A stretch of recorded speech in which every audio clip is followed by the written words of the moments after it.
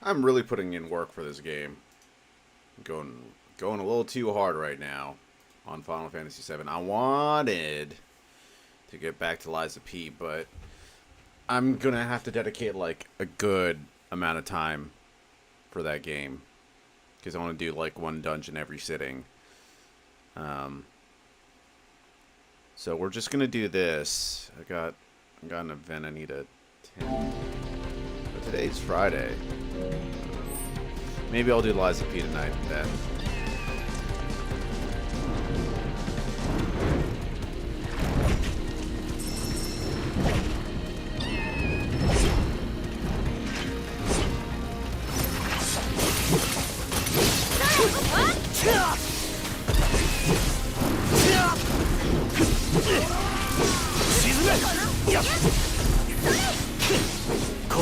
We're gonna get to the Queen Bee.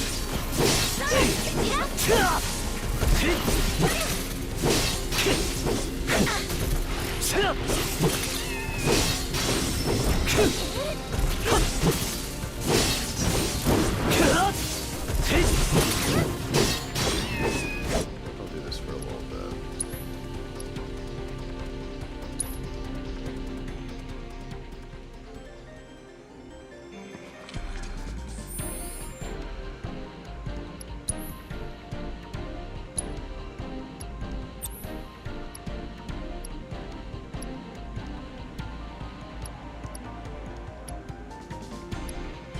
I wonder like what material levels up. Improves.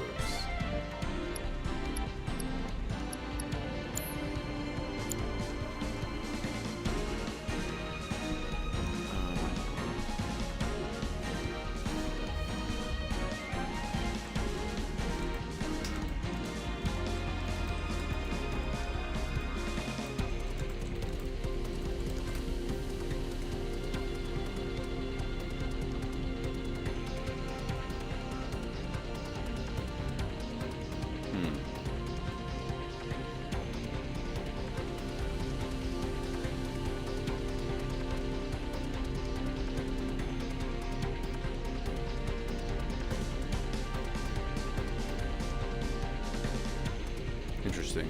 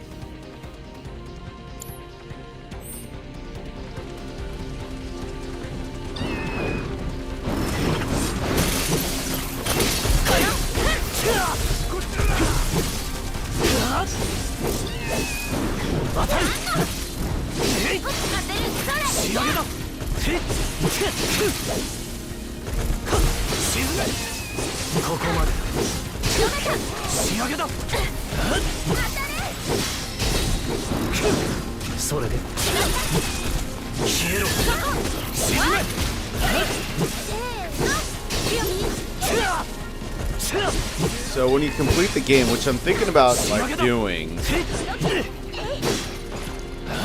your ability to get AP goes way up.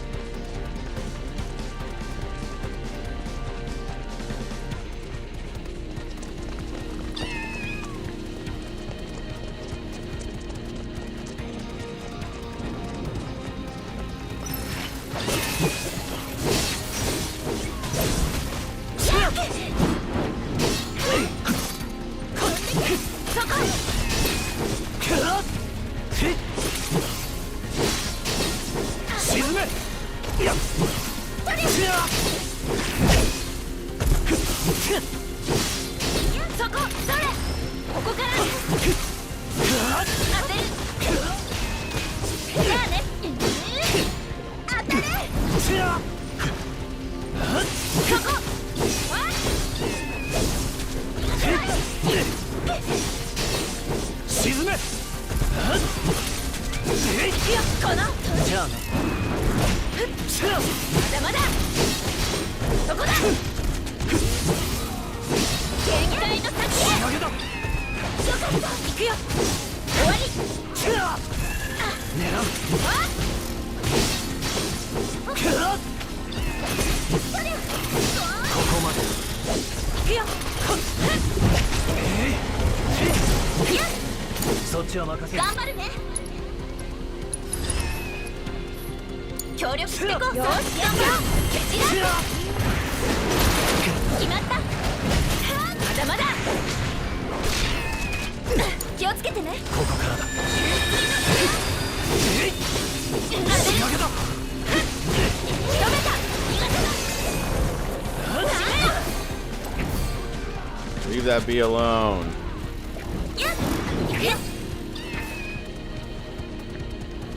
Call in more bees, you dumb bitch.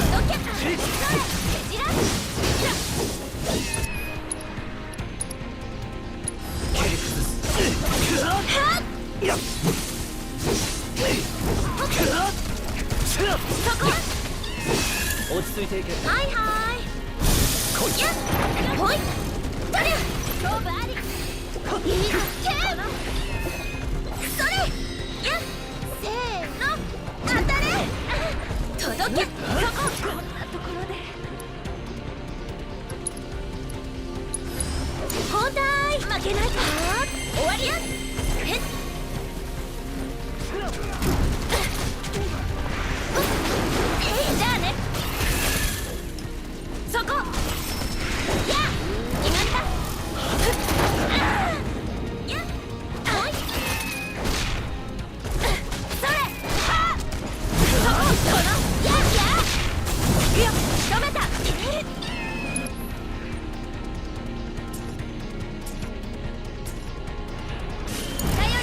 下がっていろ。連携しよう。頑張れ届けそれまだまだいっけいけそうかなさあ行くよ届け決まった当てるそここの蹴散ら当てるやっなんだ行くよそれ Going through the whole alphabet? Card B L?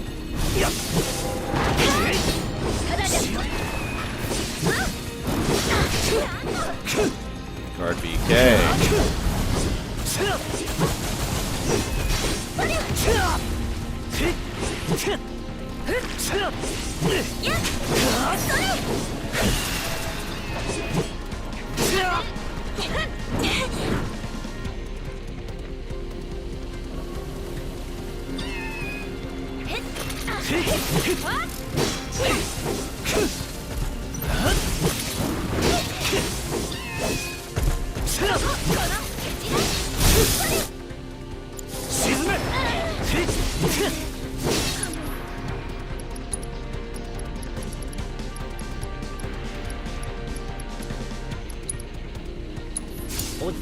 気合い気合い当たれいやそっちは振り絞るさあ当てる届けそこそれまだまださあはあ限界の先へそこさあ頼りにしてる引き受けた。耐えられると思うよね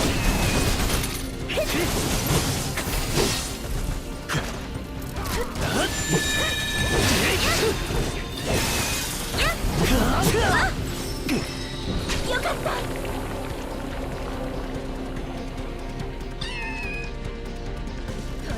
当てるこりゃみんなのために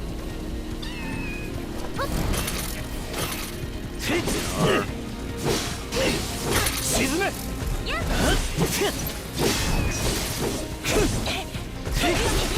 まだまだじゃあ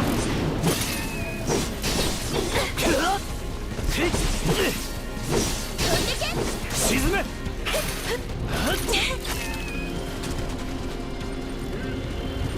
よかった悪いが頼む。はいはい終わり来い。届けそれささやきそっと包み込んでちょっと頑張るね当てるせーの出番だよいけるか。狙って探っていく。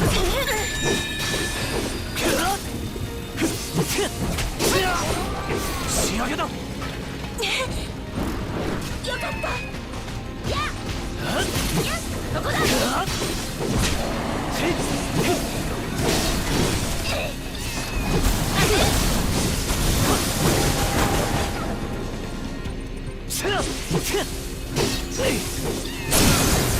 仕留める。限界を超える。ここまで。まだまだ I'm farming right now, dude. I have no choice. 当たれただじゃ済まないか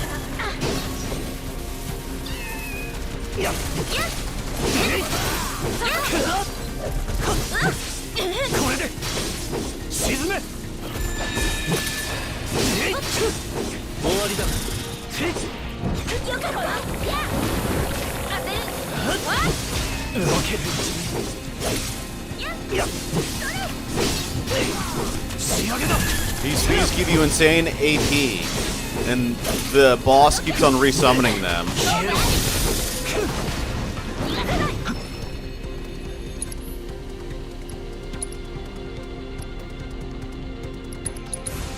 作戦を変える。頑まだいける。張りどころさっきのザコケチラ任せていいから回復が必要。お任せあれおやすみいっけやっ Where's the backup brigade?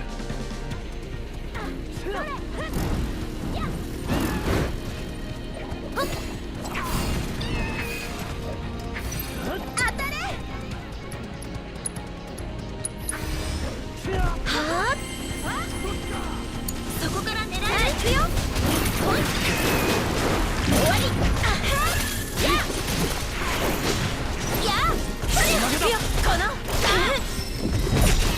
勝負ありわ当てる行くよはそれやそこ決まったいっけ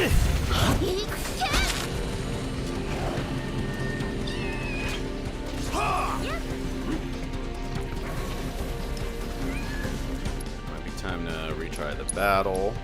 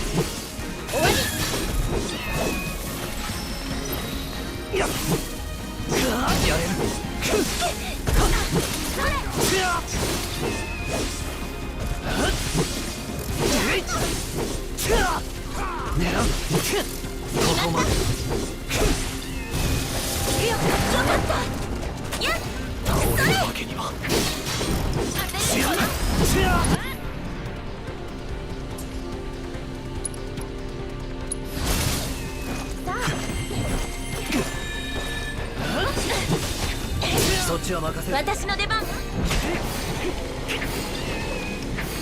当たれ行くよじゃあねいっけ勝負あり当てるそこ当たれいけそうかな切り抜けてみせるさあ流れを変えるここからだ。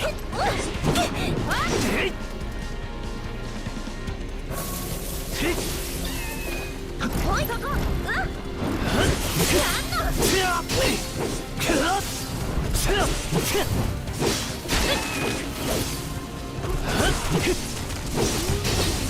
こまで。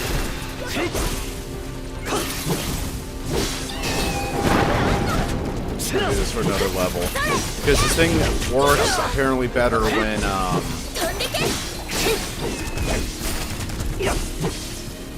during chapter select, because it increases the AP you get by like 300%, which is insane. 交代任せていいかはいはいそれこれ当てる仕上げだ。力出ないな運んで私の思い来い。いっけんやっそれそこから狙われ負けないから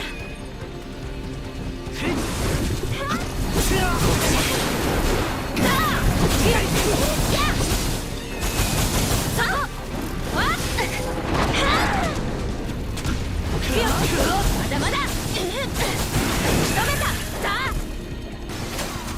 あ当たる。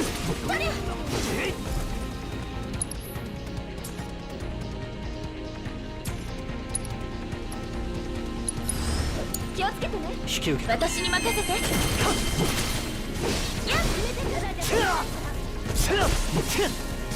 消えろ。落ち着いていけ。頑張るねやっ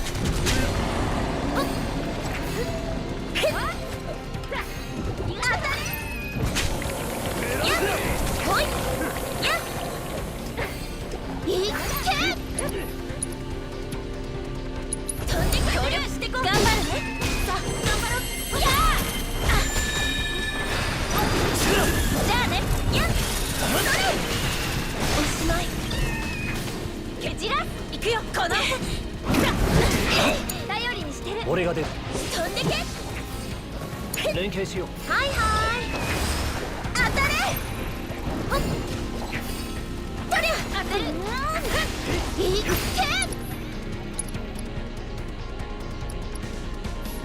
交代よしやっちゃうやっここで決めよう当たれそれやっ勝負ありわっよかったそここれで繋いでいこう俺が決める。沈め。飛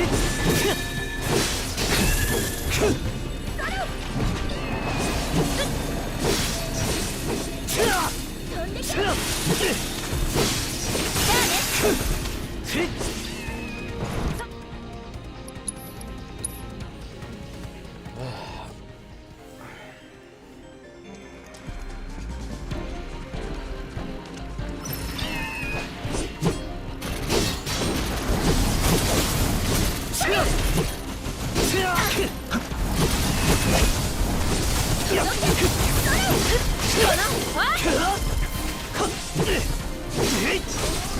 じゃあね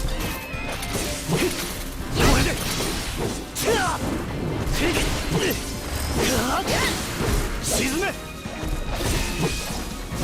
終わりだ。どけ。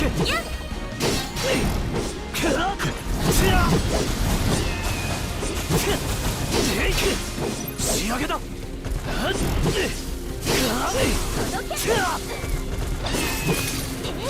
落ち着いていけ。いいとこ見せなきゃ交代頑張るねまだまだや行くよこの終わり気をつけてねやってやる。ここからIt's now level 52.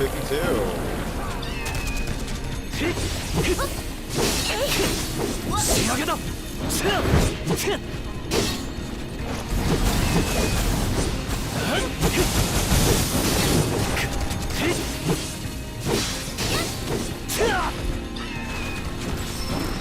なんの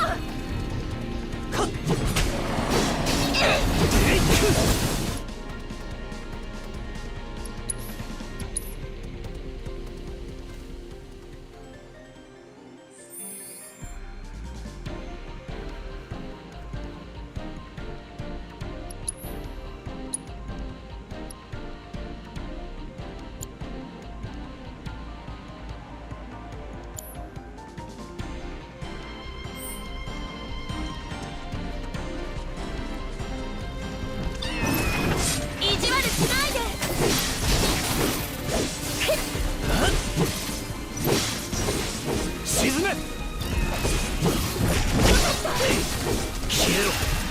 そっちは任せろ。はいはいちらやっそれまだまだせーのそっちは大丈夫よしやっちゃおうじゃあねやだほいそこ勝負あり引き受け連携しよう。頑張るねいけそうかな私に任せてやっじゃあね当てるこの当てるいくよやっそれほらだこのまだまだ決まったそれやっよかったそこや当てるこの勝負ありさあそこ So let's get to level 55. 終わりいくよケチやそこ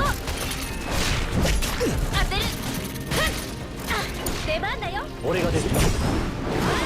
そう思わないでそこ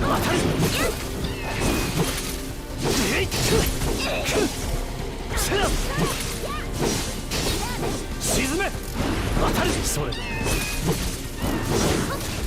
やっ。頼んだ。まずは回復かなごめん頑張れねさあ頑張ろう勝負あり届けそここのほらそれさあやこの飛んでけそこケチらったやいくよそれ来い。やそこやこのよろしくねここからやおやすみ終わりだ。決めて私の本気それいいとこおしまい当たれそこから狙える私に任せて届けほいとりゃ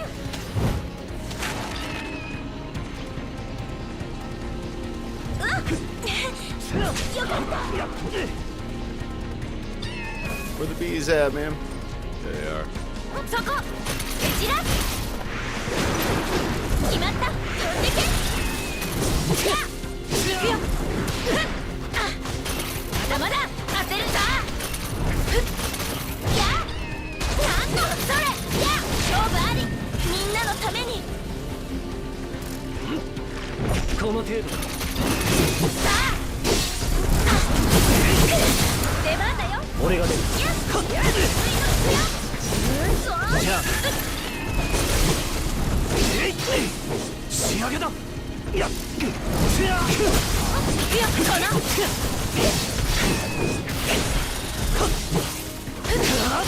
まだまだ沈め。狙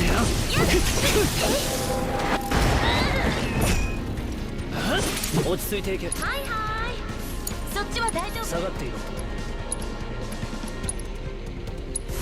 連携しよう。私の出番とりゃいっけ終わりほい当てるそれ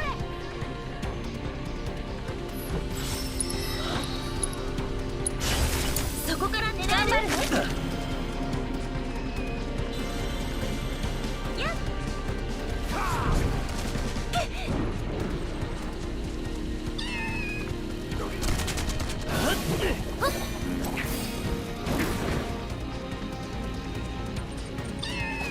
Warrior has arrived. とりゃ頼りにしてるここからわっそっちは任せる。任せるね下がっていろ。仕上げだ。やれる。ここまで。私の本気そこ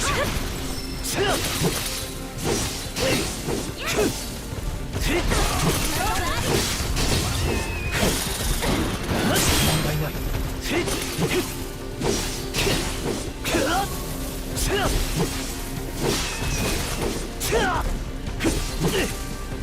消えろ仕上げだ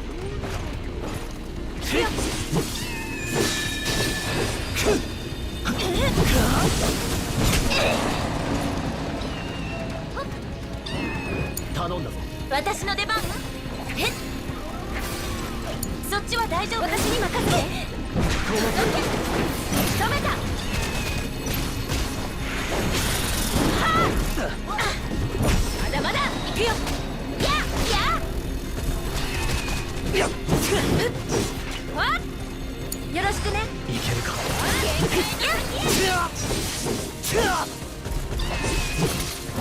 わりだ沈め飛んでけ。おやすみ。当たれ。やれる動けるうちにそこ。消えろそこだ。終わり。ここで仕掛ける力を見せここまで引き時かこのまま決めよう。協力して終わらせよう。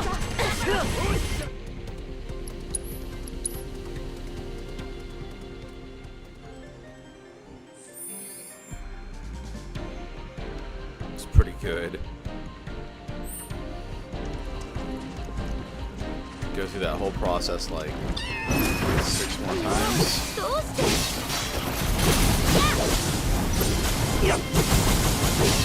届け。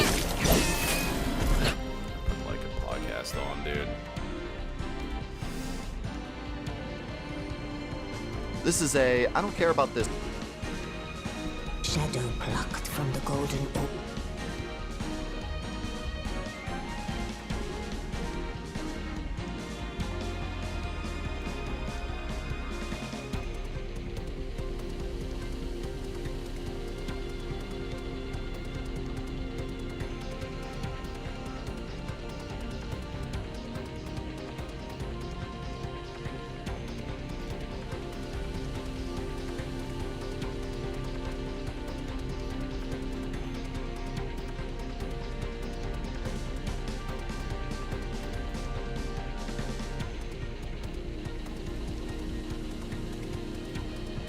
You know, at that point, like any newbie, I thought, oh, it's extraterrestrials and stuff. But, you know, you start to read these intelligent writers on the topic of ufology, and especially Jacques Vallée, and you realize that this topic, the topic of psychic phenomena comes up a lot. Now, I was a scientifically trained person. I have a degree in anthropology, and my parents were psychologists, and I sort of grew up with the sciences. And I didn't really have any problem with UFOs, but I had a big problem with ESP. Okay, like for scientists and especially psychologists, scientific psychologists are incredibly hostile to the idea of psychic phenomena of any kind. They just think it's pseudoscience, and that was my assumption at that point. You know? So I'm having a bit of cognitive dissonance. I'm reading this very intelligent, literature on UFOs, and by very smart people, and scientists like Jacques Vallée, who are also saying, look, there's people who experience UFO encounters. You know, they have precognitive dreams. They have there's these psychic phenomena too that you have to take seriously. And he was also a part of that Stanford Research Institute work on remote viewing, and he was connected. Jacques was? He was not directly part of it, but he was friends with his office was like one floor up, I think, from the office of Hal Puthoff and those people who were studying ESP and remote viewing. So he knew all those guys, and they all hung out together and shared ideas, and so he became kind of informally a part of that. And he was friends with Ingo Swann, and Ingo Swann trained him in remote viewing. Anyway, so I was he actually really good at these remote topics viewing, and as it well almost as killed UFOs. me. FYI. And like I said, this was like real cognitive dissonance for me. I didn't know anything about the ESP research, but I felt I had to do my due diligence in sort of going down that rabbit hole. Like what's really going on here, and is there anything to this subject? And quickly discovered that there was a lot. There's a century's worth almost now of solid scientific, laboratory research showing the reality of ESP phenomena. And laboratory research? Laboratory research. And especially precognition research. Now, so I was immersed in all this stuff. And then in 2011, a paper. So, I was working as an editorial director for a scientific psychology organization in Washington, D.C. And this paper crossed my desk, which was it was a draft of a paper that our rival psychology organization was about to publish. And this was by an eminent personality psychologist named Daryl Bem. I don't know if you've heard his name, but he, very prominent guy in the field of psychology, very well respected.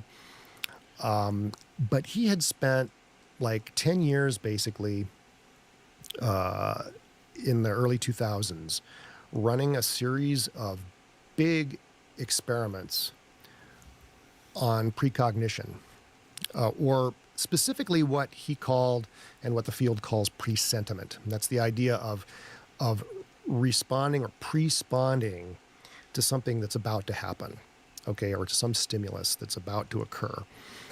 And what he did was he put these were big studies. He wanted this to be, he wanted to have enough people that there would be statistical significance in these studies. And they were relatively simple, like paradigms, because he wanted other laboratories to be able to replicate these things. But so what he'd do was he would put Cornell University undergraduates in these typical psychology type experiments, but where he'd invert the order of stimulus and response. So in his most famous experiment, he had like a student sit in front of a computer screen and try to guess which of two curtains on the screen had a picture behind it. Okay. Now, it was randomly determined after they would make their mouse click, which curtain had the picture. So there wasn't actually already a picture behind the curtains. But anyway, now you'd think that they would be accurate 50% of the time, which is exactly what he found when the picture that would be revealed was boring. Okay, just a boring like beach scene or something like that. But when the picture was erotic, they were accurate more than 50%. Oh, wow. Which meant that somehow our brains are wired for sex. There was identifying where it could possibly happen. And they were pre-sponding to that reward by picking the curtain with the erotic picture more than they should have been able to do. Okay, and this is mind-blowing. So they knew that the picture was going to be erotic? They didn't know, but they're guessing, and they think that they're just guessing randomly, but somehow they had a hunch that the picture would be behind, a certain curtain. Okay. Wow. Okay, so that was his most famous finding, and he actually did multiple experiments, variations of these things. There was another one where he gave students a word list. All right, this is a typical kind of memory experiment. You might give participants a word list, and then give them a second refresher on certain of those words, and then test them. Okay, and see which words they remember. All right, or you'll try to ask them well, what are the words that you saw on that list? And they would they'd be more accurate with the words that they got a refresher on. Or I'm not saying, or typically it wouldn't be a refresher. They'd do some other kind of task in which they were kind of subliminally primed with certain of those words. And anyway, they would pick out those words more than they would on the other words. Okay, well, he reversed that. So he gave the participants a word list, and then he tested them on, he said, now, can you please tell me the words you saw on that list that we showed you, a half hour ago or whatever. And then after the test, he would give them a refresher on certain of those words. And again, they did better on the words that they got the refresher on later.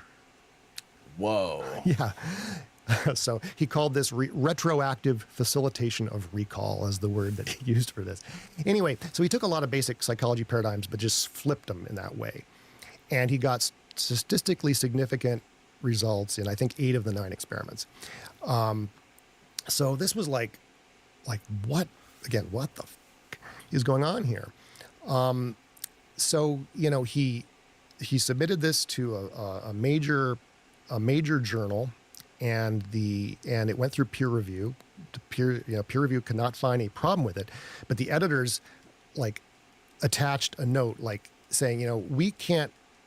We have a responsibility to publish this because it went through peer review, but we can't explain this. It goes against all of our beliefs, and so on. So they trust had the to, science. Attach a disclaimer essentially to this article. Wow. That's All right. Anyway, it's Where was it published in a journal or something? science the is journal just a religion. Don't let anybody I'm forgetting the name tell of the you journal. otherwise. It's like one of the top-ranked journals Really? in psychology. How could we It's not search it? supposed to be, Just but type it in, is. Feeling the Future. Feeling the future. Yeah, Daryl Bem, B-E-M is Okay. his last name. Feeling the Future. It's very famous now. Okay. And of course, there's like 1 million people trying to debunk it. If you go on Wikipedia, there are cadres of people who just debunk. There you go. Feeling controversial. the future. Right. Experimental evidence for anomalous retroactive influences on cognition and affect. Wow. He gave a Joe Rogan. I Wow. have something else here that's it's like Oh, this is him, Daryl. this is the same. Yeah. It's like this is a list of a whole bunch of top 90 articles, and Daryl's is one of them. What was the year again that it was published? This is 2011. 2011. And okay. then he subsequently, with some colleagues, published a kind of meta-analysis of a bunch of other laboratories that then who had mostly replicated his findings. So something like 80 or 90 separate replications, most of which got the results he got. And anyway, so this is just one corner of the topic of precognition that I have since immersed myself in for the last decade and a half. Have there been any other studies done since then? Yeah, there's a lot of people are doing this work around the world. No, I won't say a lot. Some people have. There are a handful of researchers in neuroscience that are open-minded enough to study this stuff, but no one can get the funding necessarily that's necessary to do. Because the a institutions big know, major and they don't want you study to on know this because they don't want you to be powerful, because they want you stupid no one and just living in the physical big realm funding only. Institutes are going Because to once they know that you take can it seriously. traverse the astral Right. Because realm, there's so much- it's over for them because so much that's where they resistance to operate. this topic. You find that with any paranormal topic. As We're- above, so below. I hope things are going to These change. nuts. Because I think, honestly, the way the UFO topic has opened up in the last few years, I think this may help some of these other topics. Now, I honestly have come to believe that there's no intrinsic connection between UFOs and, ESP necessarily. But the fact that all these things are sort of stigmatized in the same way and kind of get lumped together under the heading of the paranormal. Well, I mean, helps. I think what's happening in the UFOs UFO are scene basically right now, mainstream now, hopefully will dude. kind of help Right. move. If people are move like, things know. in the realm of ESP research. So ignorant to this sort of okay, stuff, so that's I part think of the it's just story. In the end, I'm not or honestly that willfully interested in the ignorant, may I scientific say. research, because again, right now I think it's it's, like little studies just, and it's easy to dismiss them. Yeah. But indication of their IQ. one thing, if you start reading about precognition at all, you realize that most Their people low experience IQ. this in dreams. At that. All right. And a lot of interesting things have been written over the last century about precognitive dreams. And the first was an aviation engineer in the very early years of flight in England. It was a guy named J.W. Dunn, John William Dunn. And he had precognitive dreams since childhood. And he was fascinated by this topic.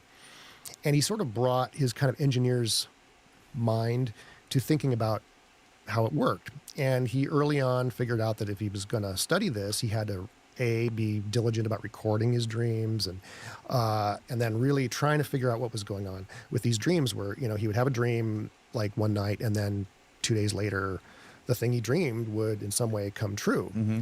And so he worked on this problem sort of as a sideline to his main work in aeronautical engineering for a couple decades, and published a book in 1927 called An Experiment with Time. And this book is fascinating. The first half of it is just tons of examples of his own precognitive dreams. Here's the dream, and here's what happened 2 days later, or here's what I read in the newspaper, 3 days later. I mean, most of his dreams turned out to be about things he was going to read in the media. Interesting.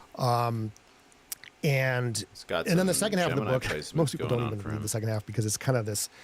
He goes into theories of time and developed his own theory of time based on Einstein and stuff like that. It's very complicated, and that's it. That's the book. That's the book. An Experiment with Time. Yep. And but it was really compelling book, and it was actually super influential on writers and intellectuals in the sort of middle years of the century. You said it was in the 27. Published in 27, then it went through a lot of reprintings over the next decade or so, and a lot of writers of the time, like C.S. Lewis, J.R.R. Tolkien. Nobody knows that. I mean, J.R.R. Tolkien was super influenced by this book on precognitive dreams and the nonlinear nature of time. In fact, the elven races in Tolkien's stories, he developed this whole kind of way in which the elves live in this kind of nonlinear time. Interesting. And it was all based on this book about precognitive dreams by J.W. Dunn. T.S. What Eliot. elves? The elves. I mean, that's Tolkien's novels are all about. They're all about elves. Okay. Well, I mean, the elves are like these immortals that inhabit Middle Earth, and really? and they have this, because they're immortal. This guy they never have seen Lord of this the totally Rings? different sense of time than humans do, and they live sort of outside of time.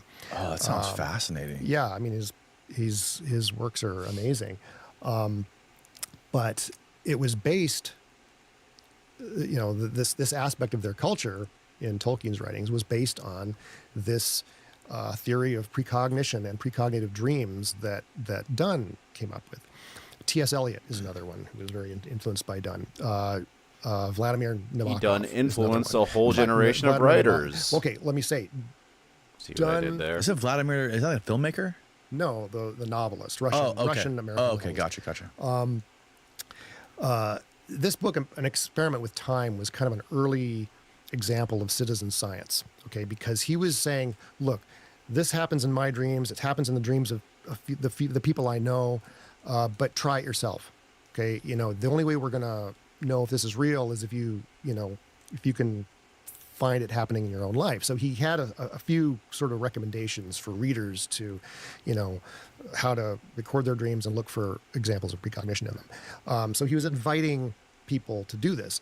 Vladimir Nabokov, in the 50s, came across Dunn's book and tried it, and he got positive results. He tried it for a month, and he got several dreams that were like very exactly about things he would see on TV the next day.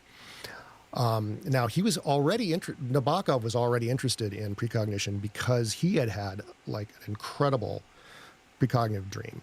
And I'll just tell you about that. The dream actually was when he was, I think, 17, and he was still in Russia outside St. Petersburg.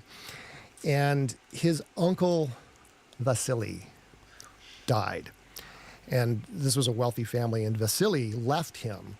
He's like 17, and his uncle leaves him this huge estate outside of St. Petersburg. So suddenly, this 17-year-old poet, and he's butterfly collector and stuff. He's suddenly a rich man. A really rich man. He's set for life. He's got this estate and everything. Okay, well, a year later, all that is washed away by the Russian Revolution. Okay, Oh, wow. it's like all the elite, the titled elite in Russia, are sent into exile, and their wealth is confiscated and whatnot. So his family had to emigrate. But around this time, he had a dream. His uncle Vasily, his dead uncle Vasily, appears to him in this dream and says, "I will return to you as Harry and Kuvirkin." Harry and Kuvirkin. Okay, well, whatever. What does that mean? Dream mean? Who knows? Okay, he interpreted those names as circus performers. Kuvirok in Russian means somersault. So he somehow associated these with circus performers, but he didn't know what it meant. Anyway, okay, so fast forward, I think, my math may be off, like more than 40 years, I believe.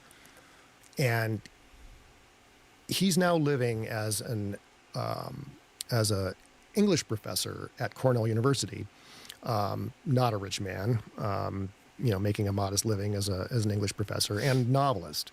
Okay, and he's just written. I'm going to have to adjust this. Cloud Yeah. 54. Take your time. Nice. He's Also, just. I know you said you like nootropics. These are great. Oh, okay. Super brain boosters, man. Oh, awesome. Well, They're I like need that, little definitely. nootropic shots. They boost your energy and mental. It's like amazing. It's awesome. called Magic Mind. I can always use a magic mind. Yeah, me too. Anyway, so he has just written his novel Lolita, his most famous Oh, novel. that was him. And he suddenly gets word. In fact, I think he reads, a friend calls him up, a fellow professor calls him up, and he says, "Have you read the New York Times today?" And there's an article in the New York Times or maybe it's not the New York Times, but in some paper, there's an article that Harris and Kubrick Pictures, that's Stanley Kubrick's production company, has just purchased the rights to Lolita for this Wow. massive sum. It was like $150,000 at that point, which was in today's money would be, huge. And so he basically learned that he was now a rich man. And indeed, Vasily, his wealthy benefactor, had come back to him as Harry and Kuvirkin. Kuvirkin, if it's anglicized, would be Kubrick. Oh, wow. Really? Yeah. So, but it sounds amazing, but this happens all the time. There's so many examples of this. And if you do what I call So precognitive dream work, his we can talk about that. A his little bit uncle if you was a want. symbol of fortune. It's essentially a variant of what J.W. Dunn recommended. So J.W. Dunn, he came up with He's a the protocol. pioneer. He came up with a protocol. Protocol, right? Yeah. So you could have precognitive dreams. Right now, not all dreams are precognitive, though. Well, let's talk about that. Okay. He came up with a protocol not to have precognitive dreams, but to notice. Okay. Notice precognitive dreams. His presumption, and it's one that I agree with, is that first of all, we're all dreaming all through the night. We have, and they flow one to the other, so it's hard to say how many. People have tried to quantify how many dreams you have in a night, but you're dreaming throughout the night, not just in the REM sleep periods, but even in the deeper non-REM sleep periods. You are dreaming, and we can talk about what contemporary sleep scientists say about dreams and what their function is and so on. But Just talk to a hypnotherapist, dude. They know what's his up. argument was that Dunn's argument was that, well, dreams are reaching into the future, reaching into our future, as well as into our past. Okay, reaching into our memories and reaching into the future somehow to create these dream scenes. Okay, now this was a time when Sigmund Freud was very influential. Everyone was, well, not everyone, but his ideas about dreams that he had written about right at the turn of the century were that dreams were the symbolically disguised fulfillment of repressed wishes. Okay, that's Freud's dream theory in a nutshell. So Don't know if I J.W. Dunn believe sort of that fit his theory into Freud's fully. by saying, well, Freud would say that we're reaching into our past. I mean, our dreams are full of things from our past, basically, but jumbled up and rearranged. Freud, would say that we are expressing our repressed wishes in this disguised fashion using these symbols and using things drawn from our past memories, but juxtaposed in new ways. Okay. Dunn accepted that basic thesis, but said, well, instead of just reaching into our past, they're reaching into our future. And so some of the things that happen in our dreams are actually things that haven't happened to us yet. Okay. I lost my train of thought. Time is So linear, man. so Freud's basic idea Maybe in was the that 3D realm it dreams is, were but everywhere else, wishes of the subconscious mind, or desires that we're not aware of consciously, Right. but that exist deep down within us. Yes. And Dunn kind of took this and said this somehow has to do with the future. How does it have to do? What is Just it? that what he said was that like I said, he accepted the idea that dreams are our wishes that are disguised somehow. But he's saying that the disguises are built from events that are happening in our future as well as the past. Now we can move beyond that and say that I think that he kind of got it backwards. And what I argue in my book on dreams and in my first book, Time Loops, is that in fact Freud was wrong about the function of dreams, that they don't have to do with repressed wishes, that the function really is precognition, that we are reaching into our future and it's helping as a guidance system to the individual, and that we're using materials from our past to help represent those future thoughts and future experiences. We're using experiences from our past, memories right, from our past to process events that are going to happen to represent. in the future. Like, imagine a dream is like a little diorama or like a little tableau or whatever. Okay. And you take this old friend and this old coworker and your mom and stuff like that and put them together like little action figures in like a tableau and make them do things. That story of the dream. Freud said it was a repressed wish that you're acting out. I'm suggesting that it's acting out important realizations, important experiences in your future is what those memories are helping represent in your dreams. That's wild.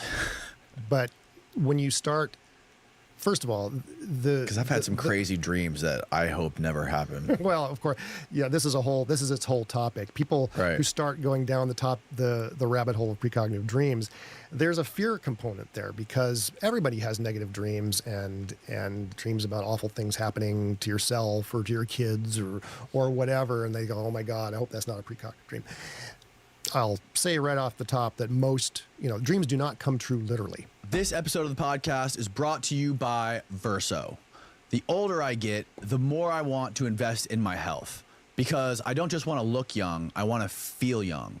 Recent scientific findings demonstrate that it is not only possible to slow down the aging process, but it's also possible to reverse it. That is why I use Cell Being by Verso. Cell Being contains scientifically proven ingredients that target the root causes of aging, and that way you can avoid the whack-a-mole process that you get when you use regular supplements. It contains NMN, resveratrol, Nearby Plus, came on the show. I use it in the so also you pay SDANNY. Presentation. Okay, these are they're symbolic, mostly symbolic representations of things that are going to happen. Like even in Nabokov's case, this was not a literal dream of him getting a check, $150,000 check from Stanley Kubrick. Right. It was a dream of Harry of his uncle Vasily, this rich man, who had died decades earlier, returning to him as circus performers. There was no movie industry at the time. He had the dream. So entertainers, circus performers. That's the nearest thing to movie industry executives, or people in the movie industry, and named, Harry and Kuvirkin again, which is incredibly close to Harris and Kubrick.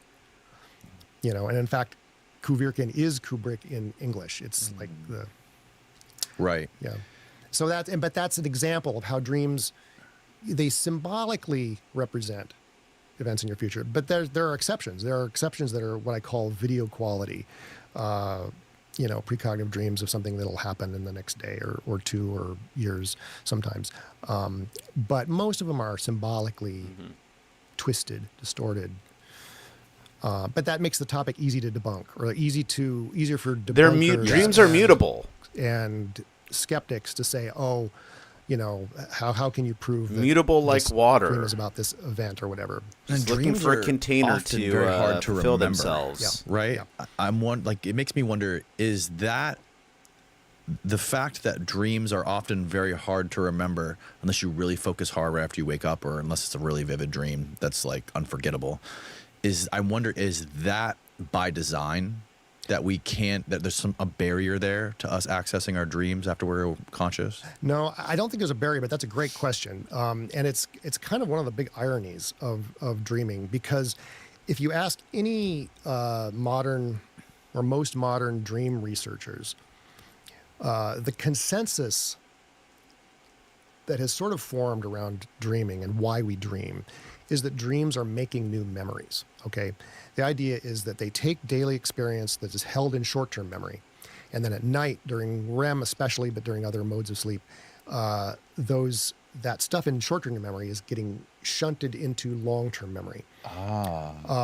And Like backing up your hard drive. Well, not just backing up, you're sort of creating, you're sort of cleaning out your I don't know what the word is in Your computing. RAM. Your RAM, maybe, cache. yeah. Okay. Right. And you're moving Your desktop. Right. Yeah. Yeah. And you're moving that into the longer term storage. Okay. All right. That's the basic idea. Okay. Well, I basically agree with that. I mean, I think that dreams are making new memories. I just think that they're making memories based on future experiences as well as past Making experiences, not abstract just memories. past experiences.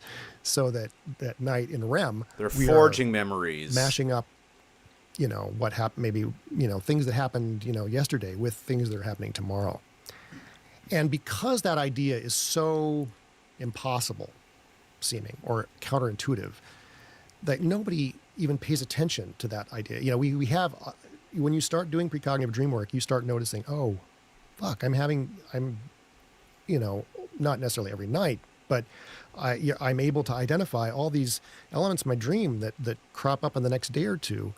And this is happening all the time, and we're just not attuned to it. If you don't have a concept of precognition or any idea that time may not be as simple as we've been led to believe since the Enlightenment, you just won't even look for it. So what is this protocol that Dunn came up with to recognize or to do this dream work?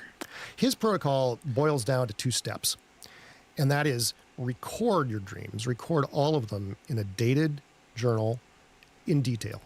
Now, anyone who's interested in dreams, whether they're interested in Freudian or Jungian or, there's all kinds of ways of approaching your dreams. A lot of metaphysical approaches to dream interpretation. Anyone's going to say you have to record your dreams. I mean, if you're interested in dreams, you got to record them. That's number one. But his second step, and it's actually my third step, I add a new step in the middle, but his second step is so write your dreams down in the morning and then set them aside. Then at the end of every day, go back and look at your dreams from that morning and the previous couple of mornings, and just reflect on any similarities that you notice between the events that intervened, over the course of the few days during waking life and what you recorded in your dreams. Now, he was living in a time before there was computers and hard drives, and one's written records of dreams would quickly be too massive to deal with. I mean, you can't compare every experience you've had in your life to every dream you've had over the course of your life. Right. So he recommended just tossing out your dream records after a couple of days. So just look at the last few days. Nowadays it's easier to keep longer term dream records. You can keep in a searchable. I've kept dream journals for decades, even long before I even knew about precognition. And you can search them on a hard drive, whatever. So this is the other aspect, getting back to the biographical thing of how I got interested in this. Yeah. Around the time I was reading around the time I was reading Bam and Dunn and so on, I was realizing, oh, I've had these dreams before. You know, I had a dream the night before 9/11. You did? Yeah, I had, I had other dreams that were just stunningly what I dreamed about, or some variant of it would happen the next day. What was your dream before 9/11? So I dreamed on the morning of 9/11. This would have been about 3 hours before the events. It was one of my last dreams before waking up. And those are typically the ones that are easiest to remember. Those are the ones, if you remember any dreams at all, you're going to remember the last dream you had before Because you're waking kind up. of awake. Yeah, you're kind of semi-awake. So the dream was this, and it's not on the surface going to sound that compelling, but just wait. I was driving down a certain street in my hometown in Lakewood, Colorado. It's a suburb of Denver. And I was living at that point. I had just moved a week before to Vienna, Virginia, which is right outside of Washington D.C. Okay, but dreamed about this street near where I grew up, and on this certain part of the street, I drove past two identical buildings with corrugated facades, like gray corrugated facades, and somehow these buildings were mosques. Oh. Now, I'd never once dreamed about anything to do with Islam or mosques or whatever. Is he But I saying dreamed that about these Bush didn't two do identical 9/11? corrugated facade, very square, a pair of them, okay, that were mosques, all right, and I drove past them, okay, and I got up and I wrote this dream down. It's like, it doesn't seem very remarkable. They weren't tall towers, they were squat, very square, a pair of them, and they had that kind of, in fact, I think I wrote down they looked like corduroy, kind of gray corduroy. Yeah. Anyway, okay, so, you know, the events of 9/11 happened. Didn't even think about this dream until the next day. I looked at my dream record, and I started thinking about it. Well, actually, I didn't. I thought, well, that's, you know, weird, because like that pair of buildings, the same gray facade, and like the fact that they were mosques, and that all of a sudden, you know, the media chatter was all about Islam and you know, Islamic terrorists and stuff like that. But I didn't know what to make of it. You know, it's not like I didn't dream, like a lot of people had literal dreams of towers falling and explosions in New York. A lot of people had those dreams in the days before 9/11, but this wasn't like obviously precognitive. But then when I went back to this, after having read Dunn's book and having, you know, being more open to the topic of precognition, well, I realized all you have to do is free associate. That was Freud's method for interpreting a dream, was like, you take every element of the dream and just think, what's the first thing this reminds me of? Okay. And, well, free associating on this dream, like, oh shit. So the certain place in my dream where these buildings were, in actual fact, it was what's there, it's still there, is this little old, like, one-story office building where my father had his psychology practice for just like a year when I was in, I think in junior high school or around that time. And I have one association to that building, and the time he was in that office was that he had to be called late one night by a patient who was having a suicidal crisis. Okay, this patient was on the verge of committing suicide, and he had to go to that office to meet this patient and help, like, talk him out of suicide. Okay, so that's interesting because that's an association to suicide. Additionally to the association to Islam and those corrugated facades and all that. So it's like all the big parts of that story on 9/11 were like mashed up into this little dream diorama that was meaningful to me. I mean, it wouldn't be meaningful to anybody else. Right. Your dreams are all about you and your thoughts and your experiences and your associations from childhood on up. But, you know, that's not going to be super convincing to someone who's not a believer in precognition, which most people aren't, and B, to anyone who thinks you have to interpret your dreams symbolically. I mean, Freud went out, you know, about the middle of the last century because scientists didn't find his approach compelling. They say, how can anyone prove that this dream means that if you have to symbolically decode it? Okay. Right. So there's that problem. But And there's the problem of recording them too. Like you can't just say, "Oh, I had this dream." And Right, This you happened. have- You have to have evidence that you recorded it. and that's why Dunn was so adamant. You have to record your dreams, But anyway, so that's just one example. But I had like a lot even more compelling examples where the event that happened the next day was, obviously what I had dreamed the night before.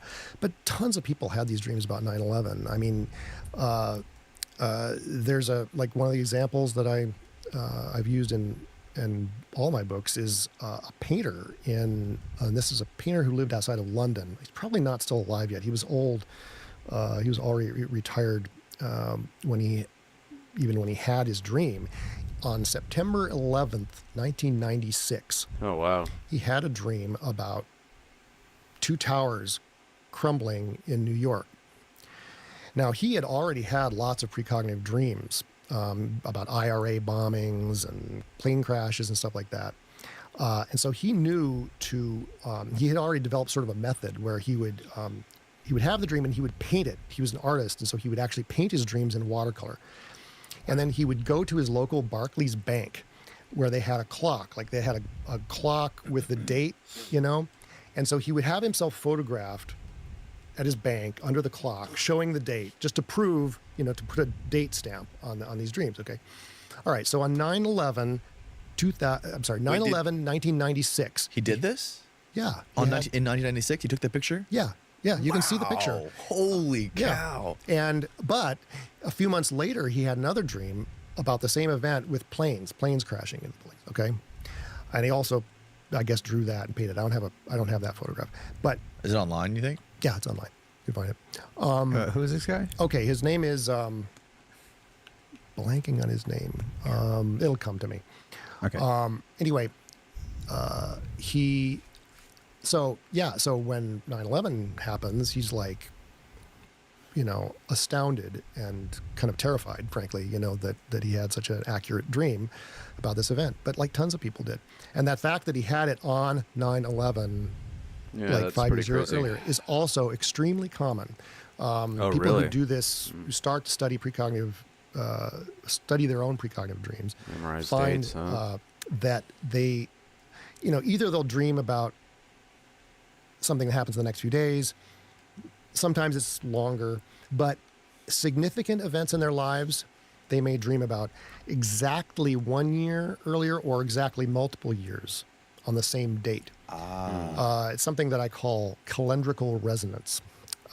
And it's very common when you start to record your dreams and keep a dated dream journal over multiple years. People who do this find that there's something about dates. There's some way in which we unconsciously keep track of dates. And, it's a very common phenomenon to you suddenly feel sad, on a certain day. And then you look at the calendar and go, oh, this is the day that my dad died, 3 years ago. And I wasn't consciously aware of it, but, the date, the anniversary, is our unconscious keeps track of it. Well, Right. I think it works in reverse too, and a certain date might prime us or pre-mind us about an event that's going to happen on our future on that date and prompt a dream. I've worked with other, frequent precognitive dreamers who've noted the same thing in their dream journals. And wasn't there another guy who was an artist who was actually had rented a space in Yes. one of the towers? Yes. This is the first chapter of my new book, From Nowhere, is about artists and writers. So his name is Michael Richards, but this is not the Michael Richards, the comedian. Right. Michael Rolando Richards. say He's the word. American sculptor. And he was sort of a rising star in the kind of the New York art world in the 1990s and approaching the millennium. And he made a a lot of very striking sculptures. So he was black and very, his sculptures were all about the struggles of a black artist in a white-dominated art world. And his sculptures were all on the themes of aviation. And so he was really compelled by aviation, but he would do these sculptural self-portraits where he was in the flight suit of a Tuskegee airman. Now, the Tuskegee Airmen in World War II were black pilots who flew in World War II and distinguished themselves in World War II. But the name Tuskegee also calls to mind the Tuskegee experiments, if you know about that. So it's like it was kind of a double meaning there for Michael Richards. But anyway, he would do these sculptural self-portraits.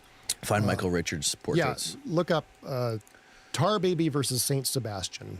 You'll see it. Want to hear something funny? A little synchronicity right there. No, guys talking about that's black not- pilots and whatever, and Michael Richards was Tar Baby famous versus for melting down, Tar Baby destroying his versus career Saint for using the Sebastian. N-word. Anyway, he painted these self-portraits as a Tuskegee Airman, often where he had like parachuted to the ground or where he had crashed to the ground, and in this one case, Hard R. in 1999, he made this sculpture of himself in bronze, Cloud is now levitating level off the ground, 56. I impaled like it. by all these airplanes. Wow. Okay. Now, Let's get to level he 60. at the time, We'll continue. in 2001, he became part of what was called the World Views program, where the World Trade Center gave some of its unused office spaces to artists. Like there'd be for like 6 months. And anyway, he was. Oh yeah, I was just watching a video about this on Twitter. And so he was working in his studio. Actually, he'd spent the night in his studio. He was the only one in his group of his cohort of like 15 artists who had spent the night of September 10th in his studio, and he was killed on the morning of 9/11 by martyred by planes. So he's like he's a self-portrait of himself as a saint martyred by planes. Oh wow. So, but my book is full of examples like this. I mean, this is a particularly striking one, but this happens all the time. I mean, this is what I'm trying to get people to take seriously in my work, is that precognition is not only real. I mean, people kind of imagine, well, okay, maybe it happens occasionally, or maybe certain things like 9/11 are so awful that they somehow ripple through space-time and can cause people to have a precognitive dream. But the fact is, 99% of precognitive dreams are about like the sink backing up at work the next day, or some relatively trivial event in your own life. There's so many crazy examples of people predicting 9/11. It's freaky. There's remember the X-Files episode? Yeah, I think it was a pilot of an X-Files. Lone Gunman. It was a spin-off series. A pilot episode. X-Files of had Lone a Gunman spin-off series? was about some faction in the government, trying to remote control planes into the World Trade Center. But there's a million other examples too. And chapter Bush did 1 of 9/11. my book is full of these examples about 9/11. It focuses mainly on Michael Richards, but yeah, a ton of people had these dreams. Same with the Titanic. I mean, people. Really? If you know anything about precognition, you might know that in 1898, a sea adventure writer named Morgan Robertson wrote a novel called Futility, which was about the biggest ocean liner ever, named the Titan, which hits an iceberg on an April night and sinks, and almost all the passengers die because there's too few lifeboats. Oh my so God. It's like exactly what happened 14 years later, in reality. But This is real? This is totally real, and totally, and he wasn't the only one. I mean, people know, if they know anything about, premonitions of the Titanic disaster, they may have heard that story. But tons of people had dreams about it. Titan. If you wanted to find that, it would be called what? Titan story, written in Morgan Robertson. Futility is the name of the novel. Morgan Robin Futility novel. Robertson. Robertson. Yeah. I don't think there's going to be an interesting picture of it. I mean, really? Yeah, it was republished. Okay, so the publisher republished it as the Wreck of the Titan because they were trying to capitalize on the Titanic disaster. Oh, so they really? reissued it in. Oh, wow. They changed the title. That is 1912. That ain't Slow art, down, man. Steve. That Oh, ain't you're art. not. Okay, what does that say? It features a fictional British ocean liner named the Titan that Yeah. sinks in the North Atlantic Ocean after striking an iceberg. The Titan and its sinking are famous for similarities to the passenger ship Titanic after it sank 14 years later. Holy. 14 That's years. freaky. Huh? What to you is the most compelling premonition or precognitive experience that was documented, like a dream that was actually documented? The 9/11 ones. And proof that I it don't get happened. I don't get how later. it gets bigger than that. Well, as far as dreams, I love the Vladimir Nabokov story. I mean, Yeah, I that just one's think pretty that's insane. wild. And one of the things that it shows is that that precognitive dreams can be very long range. I mean, they can span decades of a person's life. Okay, I'll give you two examples of very compelling dreams. That one that anyone can look up, and one that I've written about in my precognitive dream work book. That's from a friend of mine who's highly precognitive. One of the famous public one that people don't realize is a precognitive dream is Sigmund Freud's most famous dream. And it's the dream. It's the dream that gave him the theory of to him, the idea that dreams are the disguised fulfillment of repressed wishes. It was a dream that he had in 1895, where he was. He dreamed this. He was staying outside of Vienna at like a summer villa or whatever that he and his wife rented, and he has this dream that there's a party. And a bunch of his friends, his doctor friends, are at this party, and this one patient of his is at this party, and he goes up to her, and she's reluctant, she won't open her mouth or talk, and he finally compels her to open her mouth, and he looks in her mouth, and he sees these white patches on the back of her mouth, and scabs, a bunch of scabs, and he can somehow see the bones inside her nose. By looking at her mouth.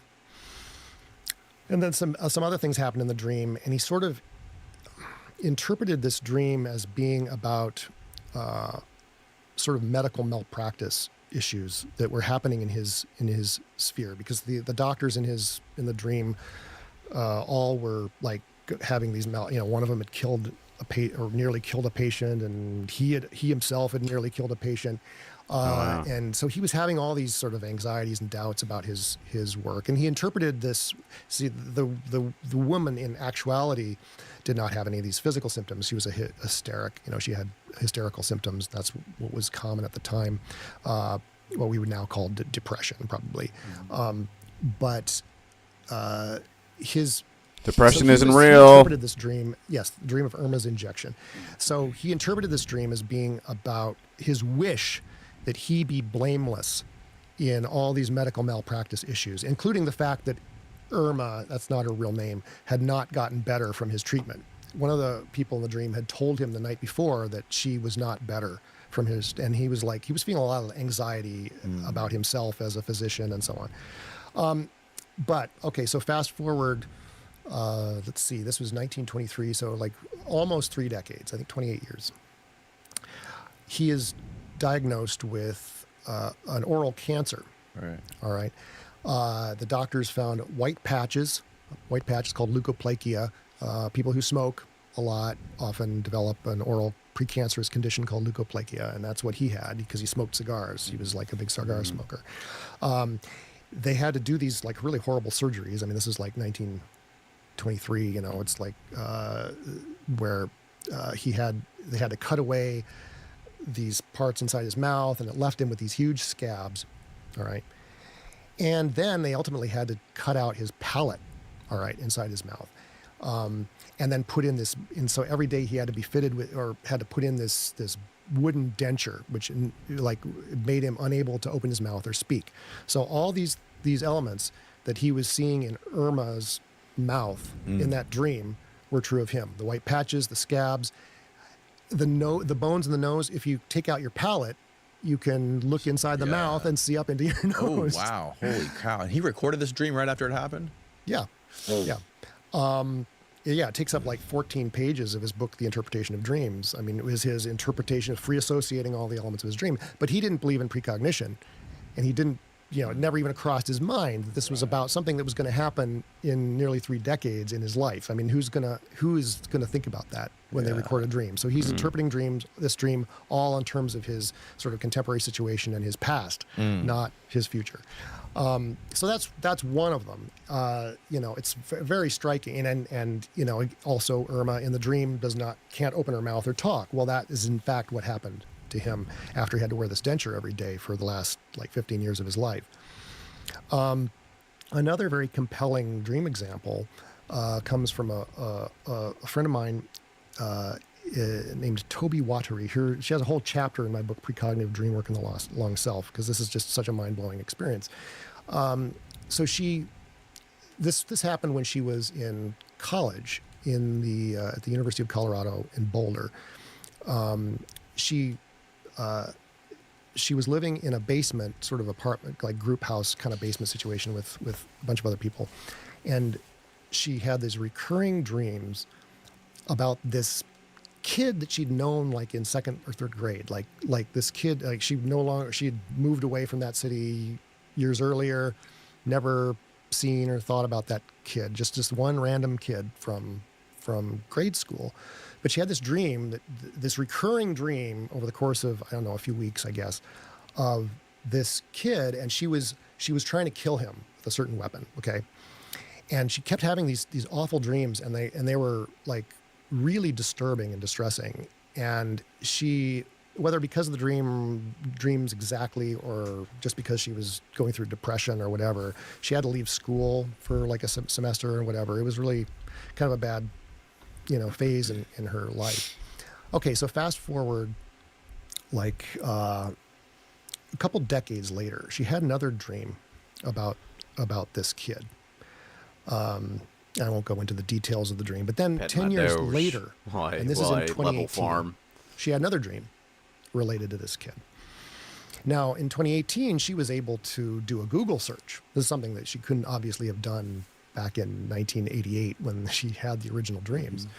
And so she Google searches this guy, and she discovers terrible news that he had been murdered in exactly the way she had dreamed. Holy cow. In 1988. And that the date of the murder, she had been, like me, she had been keeping a detailed dream journal for years and years by this point. She happened to be interested in dreams and was interested in Carl Jung and stuff like that. The date of his murder was exactly the date of that second in-between dream that she had, like about 20 years after the initial dreams. It was not the same year, but it was exactly the same date of the year. And okay, so that but it gets better. More levels for Cloud. So it occurred to her, so she's like, what the fuck is going on here? So she, among other things, decided to Google her classmates that year at the University of Colorado in Boulder. And one of those classmates was me. I was one of her housemates. She was a friend of my girlfriend. And we had completely lost touch after college. She did not know, and what she found out when she Googled me was that she thought that I was an anthropologist because I'd gone off to graduate school after college. Well, she did not know that I had been writing about precognition and had just published, like literally a couple days earlier, I had published my first book, Time Loops. So she reads my blog, orders the book, and discovers, holy shit, I'm a precog. I mean, that was Phil Dick's word for, someone who has, recurring precognitive experiences. And she suddenly realized that, wait, a lot of her dreams, she'd been chalking it up to synchronicity. That's the term that if nobody knows the word precognition, they'll think, oh, this is synchronicity somehow. Yeah. So she had all these dreams that would come true the next few days or later. Anyway, so she then reached out to me, and then we started sort of working together, figuring all this out. But it was a mind-blowing experience for her, mind-blowing for me as well. In fact, it kind of like prompted me to write the dream work. It was part of what prompted me to write the dream work book. But amazing experience, and she's like very, very like smart about this whole topic. She had already sort of figured out a lot of aspects of precognitive dreaming and how precognition works. And so she's been an influence on me, definitely. Are there any records of precognitive experience, like conscious thoughts, not dreams? Because I had something like this happen to me like a week ago. Oh, okay. Craziest thing I've ever I was telling everybody about it. My wife was like blown away. So there's a guy, one of my dad's close friends. He's been friends with for 30 years. They work together at the post office. I've known this guy my whole life, right? It's one of my dad's close golf buddies. He's called me maybe 4 times in my whole life for various reasons. Who knows? Like maybe to borrow my golf clubs or something to go golfing with my dad, or whatever. 4 times in the 25 years I can remember knowing him. I was driving home one day from the studio, and I was thinking about something, and for some reason I was thinking about people's reaction to something that I was going to do, right? And this guy's voice popped into my head, and I was thinking of how would this guy react to this? And I never really think about him either. Like he's not a guy I think about often. And I was like, I heard his voice reacting to something that I knew he was because I knew I was going to see him sometime in the next couple weeks or whatever. And I was like imagining what his reaction would be to seeing this thing. And I had his voice in my head, like imagining what his reaction would be. 3 seconds later, he calls me. And I was just like shitting my pants. I was like, this is so crazy. And I was telling my wife, I'm like, have you ever had anything like this happen to you? And I don't know how to explain it, but have you ever heard any stories like that? All the time. It happens all the time. And the moment, the thing is, it's going to start happening all the time to you now that you know about this topic of precognition. Yeah. Because that's it starts happening. It's a cycle. Yeah. It's the thing that we just don't pay attention to. Like these things happen all the time. What you pay attention to and is because what manifests. We don't have a cultural concept for it. It's not part of our upbringing. Kids all the time happens all the time to little kids. My little kids have these. They'll say, "Oh, this thing is going to happen," and then it happens, and it's like, "What the?" But it happens all the time. But it gets socialized out of us because most people, like, kid, yeah, right. It's like, right. It's socialized out of us to even talk about these things. Yeah. And so we wind up growing up in a society that just doesn't accept that this kind of thing happens at all. But if we grew up in almost any other society at any other time on Earth, it would be totally accepted. I mean, ours is literally the only culture on Earth that doesn't believe that dreams sometimes foretell the future.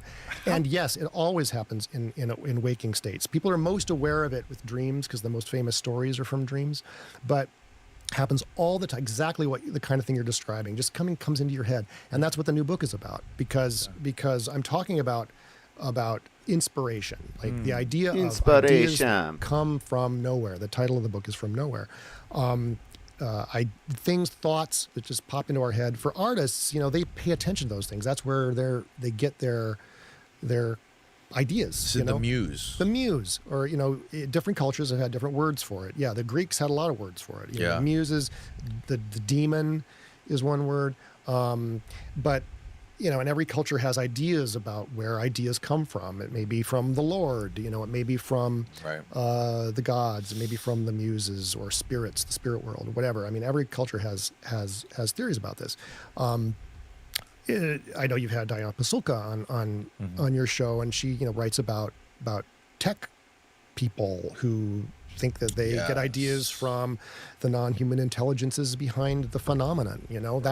That's a new kind of variant of a very old idea that that our thoughts come from some external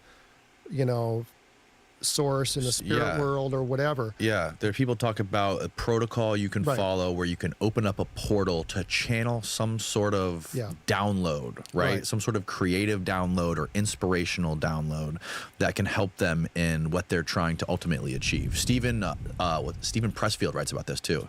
He has a book called The War of Art. He talks about channeling the muse. He's a writer, and he talks about, he spent his whole life writing, and talks about how he was a failed writer most of his life until he came up with The War of Art. And the muse, essentially, he talks about like showing up to work every day, sitting down and putting pen to paper. And he goes, every day, he goes, I have to sit down, I have to start writing every day. I don't know when the muse is going to show up, but all I know is I have to be disciplined to sit down, start writing, and then maybe an hour later, maybe 2 hours later, the muse will arrive. But you have to sit down and do the work first. And he also talks about a thing called, he talks about, what's the word he uses for it? It's like distractions or something. Anyways, he talks about all the things in life that are meant to, that try to distract you from achieving that, right? Like whatever it is, like distractions or doing other things, and it's really hard to channel that thing. Anyways, like you said, people have been talking about this, throughout history. Right. Well, what I'm arguing in the new book is that, I'm not going to say it's not spirits or the Lord or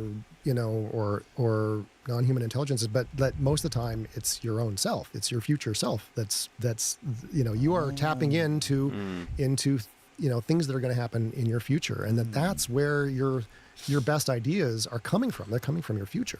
Maybe and when you use exactly psychedelics, you're able to tap into different futures. You asked about it happening in waking life. Well, that's the way it happens for most. Different I mean, some dimensions. artists, certainly get their ideas How's from dreams, that for a thought? but they're most are getting them in these sort of inspired states, or when the muse hits them, or however you want to describe it. Right. And there's so there's a million compelling examples of people channeling their future in their art. I mean, we already saw Michael Richards. Let me give you another example, a beautiful example of this that I just learned about this, a few weeks ago. It was after I'd finished the book, so I couldn't include it in the book. But this was a guy named, I can give you his actual name, Kevin Archer, because he wrote a blog post about it. A really beautiful little blog post. Where I had known him, or we had been communicating a few years ago, because after Time Loops, he sent me some of his precognitive dreams. He'd had a few really interesting precognitive dreams. I used one of them as an example in my dream workbook. But he this story was not a dream. So this starts when he was 10. Okay, he was in school he's in England, and I'm not sure exactly what grade that equates to in the English school system, but he was I guess it was the last year of primary school or whatever. His teacher assigned the class to imagine that they were some ancestor of theirs in any kind of historical period, and to just write a story about being that ancestor. So this guy's name is Archer, and he said he'd always wondered about where that name came from. Okay, so he writes this story. He's just thinking this up. He writes this story where he's a bowman, an archer on a medieval battlefield. Okay, and he sort of describes the armor he was wearing, and describes the scene of the battle and all that. And it's a pretty good podcast, man. This ancestor of his, he describes I'm thinking about stuff that's happened in my life. Prevailed as a bowman so successfully that the king said, from now on, you must call yourself Archer. Okay. So, the teacher apparently talked to his parents and said, this was such a good story. I felt like I was transported into medieval times, whatever. Okay. So fast forward 40 years. Okay. He's now about 50, and his young daughter is asking about her heritage. And so he, again, he's now in an age where you can look these things up on the internet rather than, which wasn't the case, 40 years ago. So he starts doing a little genealogy research, or not even doing the genealogy research. He just immediately finds online that one of his distant cousins had been doing the genealogy of his family, and had a vast spreadsheet of the Archer family. Okay. Well, the very first entry of this spreadsheet he sends him is the story of this bowman in Henry V's army at the Battle of Agincourt in 1415. And this ancestor was named Simon de Bois. All right. And if you know anything about the Battle of Agincourt, it was won partly because of the English bowmen. They were vastly outnumbered by the French in this like forest or near a forest, but their bowmen were superior, and that the archers sort of won the day. And it's a very famous battle, and Shakespeare's Henry V, the famous speech, we band of brothers, that comes from Shakespeare's story about the Battle of Agincourt and Henry V. Anyway, so the very first cell in this spreadsheet about this guy's genealogy explains how Simon Du Bois, was so successful as an archer or as a bowman in the Battle of Agincourt that Henry V awarded him an annual stipend of like 5 marks or whatever, which was a pretty good salary, on the condition that he change his name to Archer. Huh. Okay, so it's exactly That's what he wild. wrote about Yeah. randomly at age 10. Now, he, like any person who's at all skeptical, and you should be skeptical of these stories, he immediately reached out to his parents and said, "Did you guys know any of this history about our name? Had you ever told me this? Am I just Right, imagining that I right. didn't know this at the time?" And they were just as Huh. it was as new to them as it was to him. He never knew this history. And there's an added detail to it. Like, a lot of people are going to hear that story and think, "Oh, well, maybe he was the reincarnation of Simon Du Bois or something like that." Oh yeah, like he was remembering a previous life. A life, yeah, okay. That's what Well- Kreipel talks about too. Well, in his subsequent to this, he learned that story about the origin of the name Archer happening after the Battle of Agincourt is false. That actually the family name Archer originates a few decades before that battle, and it wasn't that story at all. really? So it's not, he wasn't like remembering some past life, because that was actually kind of fictional, or it was a fiction that he wrote, or a bit of kind of legend or folklore that you read.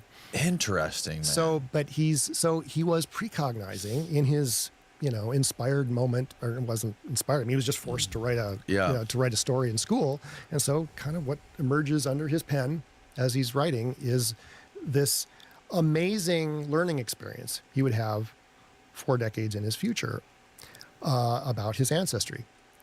It's just a lovely example of what I think happens all the time when artists are working, whether it's, getting that kind of random out of the blue, oh my God, it's this new idea, comes landing in your head, or whether you're just doing what you described, which is just kind of the work of sitting down and like forcing yourself to work. I'll give you another example that's, I think some people are going to like raise their eyebrows at this, and I would love to hear people's reactions to this, but, so I was watching. So I'm obviously, when I read artist biographies now, or when I learn about an artist's process, I'm always kind of looking for possible examples of this.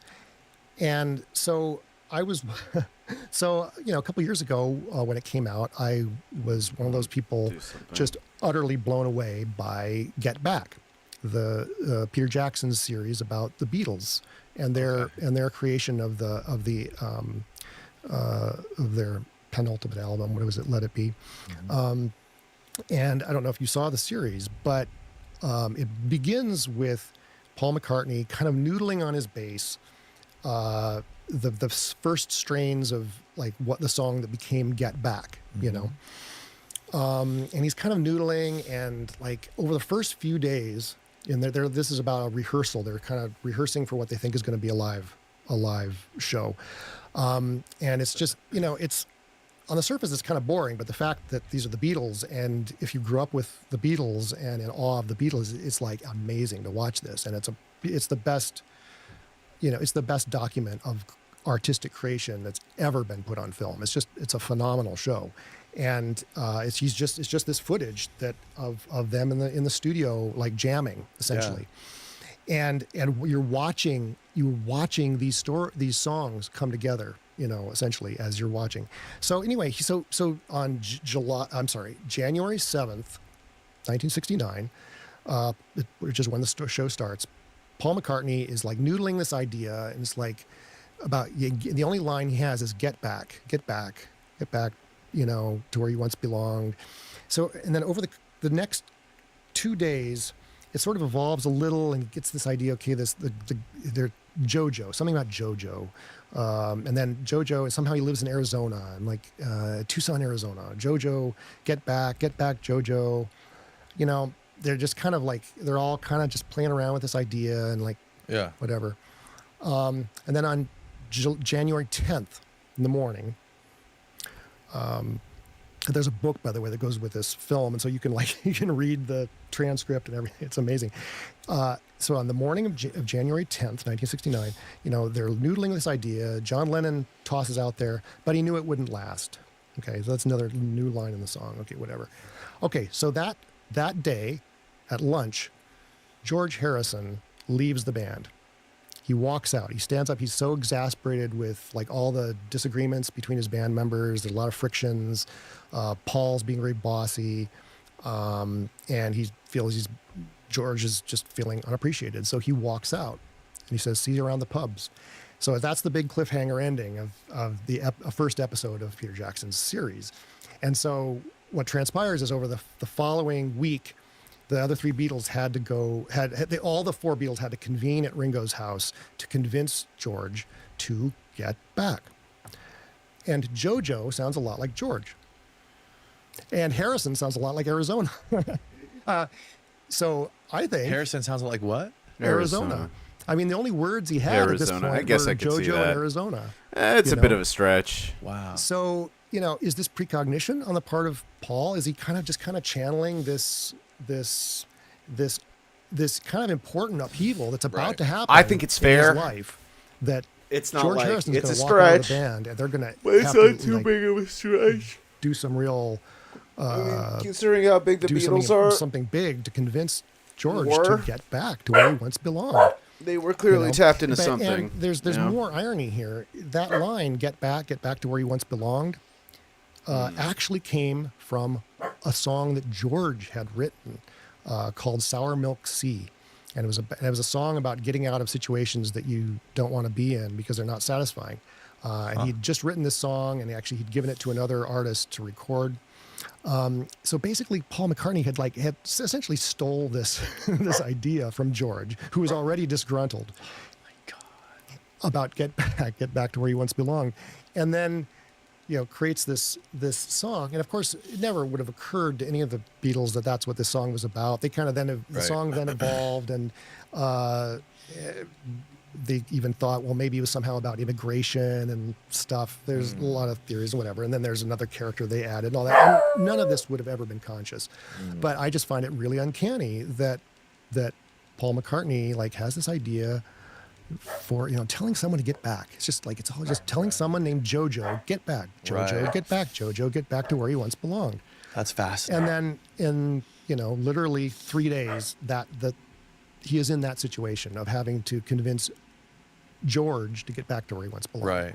So anyway, it's an example. This is not one of the main examples in my book because I think people are going to go, yeah, But if you're at all open to the suggestion I'm making that inspiration and creativity might often involve these kind of precognitive the muse. upheavals in our future. Yeah, it's really, really interesting. It's is it any way this precognitive or this precognition, is there any ties that you've found to remote viewing? Because I had this guy on here a couple times. Mr. Morehouse was on the show, and he got he was overseas training, and I think he was an Army Ranger, and anyways, he got shot in the head by a stray bullet, and he was wearing a helmet, luckily, and crazy concussion, knocked unconscious, had a severe head trauma. Came back in to see a psychiatrist, and they decided to do a bunch of tests on him, and then they submitted him to Project Stargate. In the CIA to do remote viewing, and he came on here and he walked us through how they do remote viewing and the whole protocol, and it's crazy because it's not something you can really measure or duplicate, with the scientific doesn't path scientific method muster. but it's insane that our government would spend so much money on it if it wasn't real. Oh, it's totally real. I mean, the question. This is the whole battle between science and the supernatural. The thing is, it's not it's not supernatural. This is just an uncharacterized factor of human cognition, and we don't know how it works because we are stuck with Enlightenment, models of causation and causality that really were inherited from the Enlightenment, but they have seems like the really Enlightenment outworn era their was usefulness. pretty dark era as far as I'll say a spiritual couple concepts things. go. Yeah, the remote viewing stuff is fascinating. There's an argument about whether remote viewers. There's the sort of mental model we all have of remote viewing or clairvoyance, as it's sometimes called, as somehow seeing things across space. Okay, Right. Seeing things that are happening simultaneously with us, but they're happening, in another room or another country, or or seeing into that closed envelope. Okay, They can also go across time, though. well, that's the thing. Yeah. And there are great examples from remote viewers where they're actually seeing things that haven't happened yet. Right. Paul Smith is another remote viewer who's in the Stargate program, and he writes about several fascinating examples of, in one case, is the end of the day on Friday, he gets this, he has a mental image of a missile striking a ship in some desert, off of some desert country, and it somehow was accidental but on purpose, kind of weird. It wasn't corresponding to anything that was going on in the world at that time, so he just kind of filed it. That Monday, one of his colleagues called him, say, "Have you looked at the news today?" And it was the strike on the USS Stark in the Persian Gulf. Wow. And it was, I think it was Iran, or I forget, it was Iran or Iraq, struck the ship, and it was like supposedly accidental, but there was an idea that it might have been on purpose. Anyway, so he was seeing this event that was about to happen in the future. But there is a debate among people who study this stuff whether maybe remote viewing is all precognition. That is to say, if you're going to get feedback in the future, if you're going to learn the truth in the future, are you in fact seeing across space? Are you seeing into that envelope, or are you seeing your future moment when the contents of the envelope are revealed and you get that excitement that, oh, I was right, it was this thing.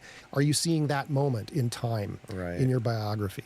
So this is a disputed thing, and a lot of remote viewers would push back on that.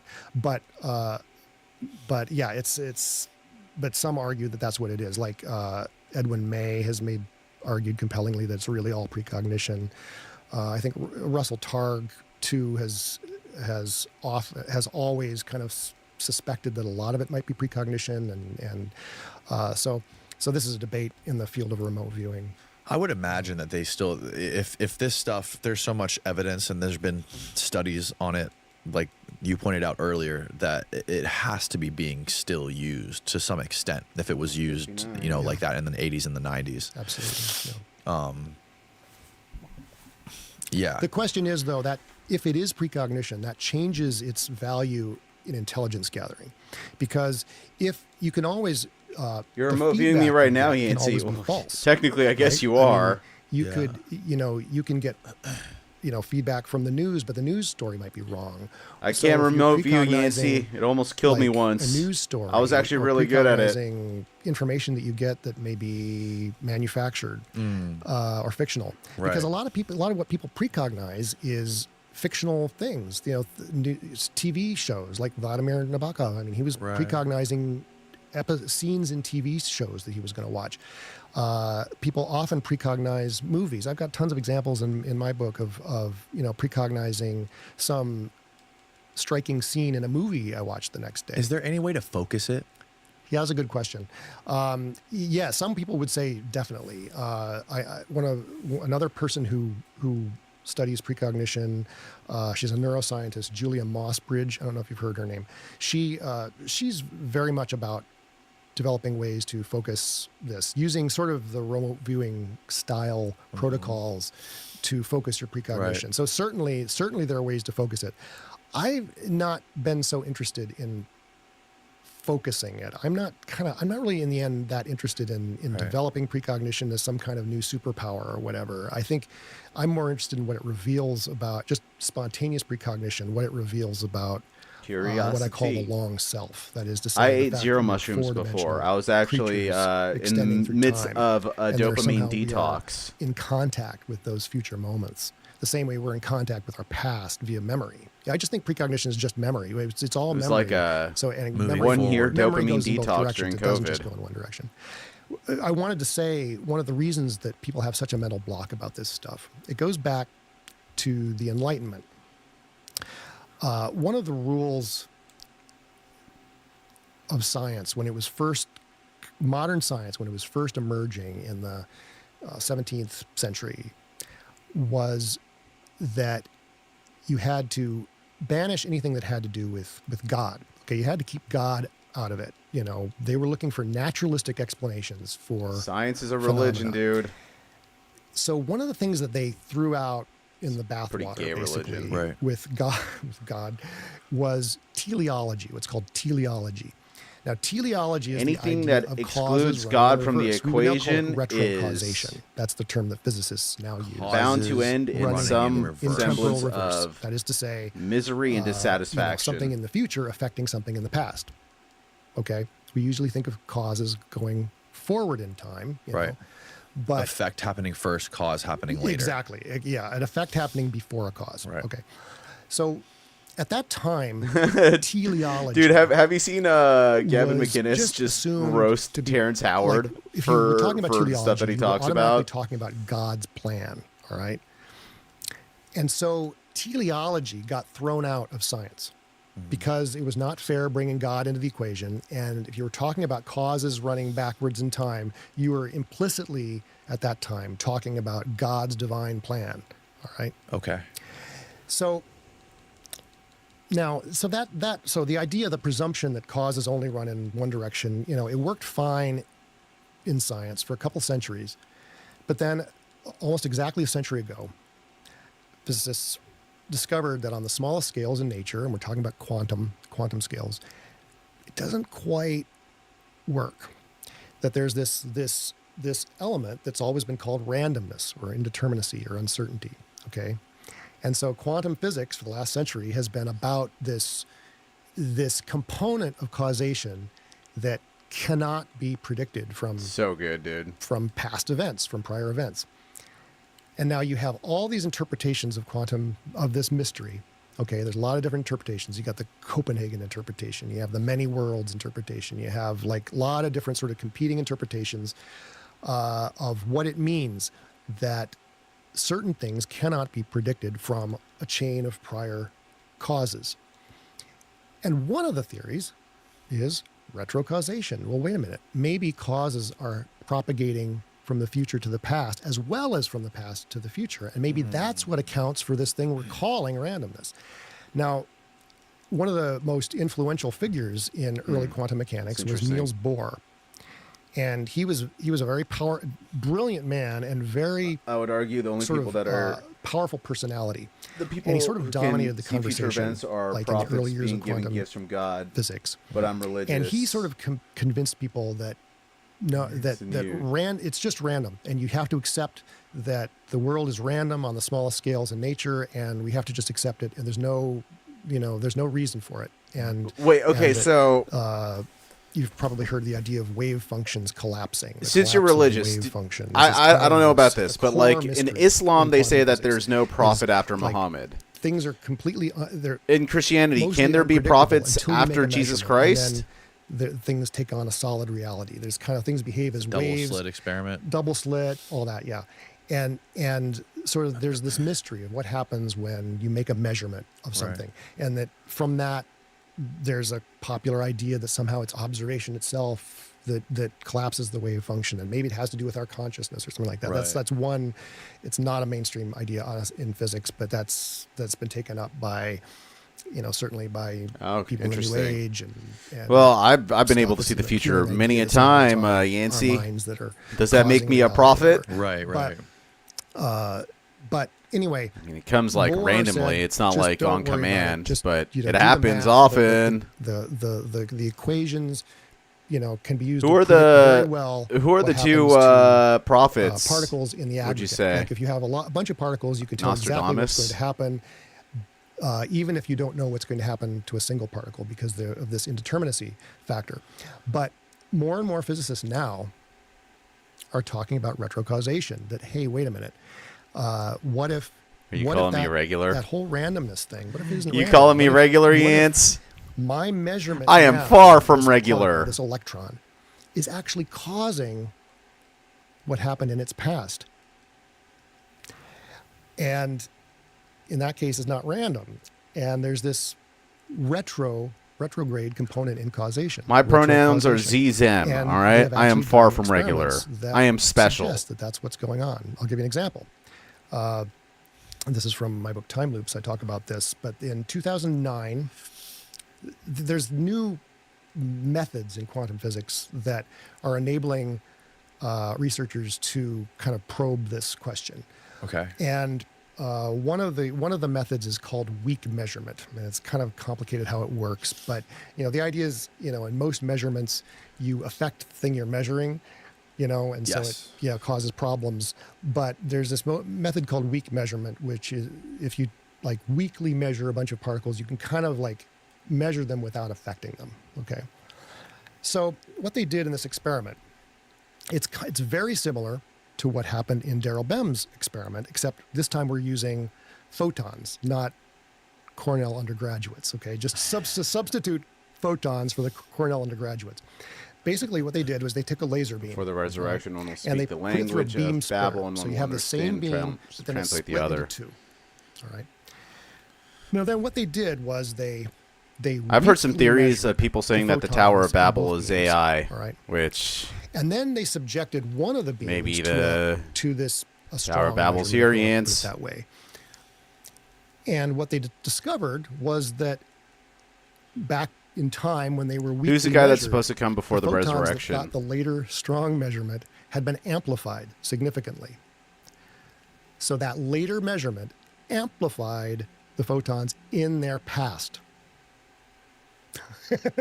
I see the look on your face, but it's the exact look, on your face when you learned about Daryl Bem's experiments. I mean, you like, what the fuck? But it means that causes that events in the future at time point B somehow affect things at time point A in the past. And the idea, I think the idea of me and others who study precognition are that, okay, so the brain is somehow, well, first of all, a lot of more and more people now think that the brain is some kind of quantum computer or a quantum, sort of a hybrid quantum classical computer, because there seem to be quantum processes going on inside neurons. You've probably heard about microtubules. Well, yes. So microtubules, one theory of consciousness is that they have to do with these little molecular quantum computers inside neurons called microtubules. Well, I think microtubules are responsible for reshaping the synapses during learning. And I think that microtubules are getting information from their future and reshaping the synapses based on what's going to happen to that cell in the future. I know it's mind-blowing, but evidence for this is actually coming from the field of quantum computing, because one of the things that's being discovered in people who are working with quantum computers and working with models of quantum computers is that you can reverse temporality in a quantum computer circuit, and sort of essentially, my simplistic way of putting it is that you can get an output before an input. in a Yeah, quantum that's computer circuit. the And there's Antichrist. several articles on this phenomenon just in the last few years. So it's looking like quantum computers, might be more than just sophisticated number crunchers. I mean, it looks like, quantum computers might eventually make possible communication across time. They don't mention the names of these this is a people in the possibility Bible, do that, they? if you saw did you see the television show The Peripheral? No. It's based on a novel by William Gibson. He wrote The Neuromancer back in the early 80s. He was sort of predicted, cyberspace Cyberpunk. and everything. Right. Well, his novel, The Peripheral, and they made it into an Amazon series a couple years ago, is about people using a quantum computer server to communicate across time. And Wow. Yeah. And so, but that if what's being shown in these early this one should these get early us days there. of quantum computing, if it pans out that this is, this isn't about sort of spatial non-locality. You'll hear that word non-locality a lot. It's about temporal Right. non-locality. And if these threads from quantum computing are true, if these threads of quantum biology hold, that indeed the there's brain is a Cloud. quantum computer or involves quantum computation, well, right there you would Tifa have and Aerith there, a and we're physical good to go. explanation for how information from the future could get into the past, and how we could have precognitive dreams, or we could have what Right. exactly happened to you, where it's like, a thought comes into your head about this random person you haven't thought of in ages, and suddenly you get a call from them. What if this is always happening? Right. What if this is always happening, and that's kind of a part of like a guidance system, or the analogy I draw in my dream workbook is to imagine the usefulness of something like this in like a safety device, and so I imagine For Christians, this would be my the one that 2030 comes Tesla, claiming that Jesus has a of quantum airbag, Islam, because they say he will and come it deploys spread Islam a second as a before prophet.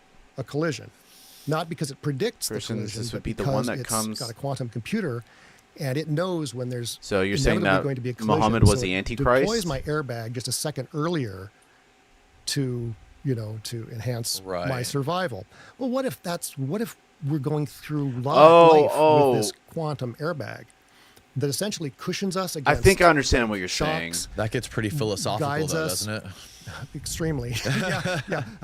I'm hoping we run out of time before we have to talk about free will, because the free Right. will question is so, it it's hovers a over scary all of question. this. But Yeah, how does that change your life when you know that everything that's going to happen in your life is already predetermined? What does that even mean? well, right, that's a great question, and I can't answer it for you. Because just sitting in here. Islam, they I mean, don't I feel can- as though I that addressed this Jesus in died on the in my books. cross. I talk about it a lot in the new book. I think They say his body was swapped with some dickhead. first of all, I think free will is, not the most helpful thing, because it bogs you down. Like, So- why worry about it? Like Does that we mean feel that like we have free Christianity will. predicted Our Islam? my actions right now affect, the next moment, affects the next, our action. We can't help, we can't escape what we experience as free will. Some I mean, bored so- philosophers keeping them busy. Right. I mean, essentially it is. I mean, so my Yeah. tradition, my spiritual tradition, I would say, is Zen. All right.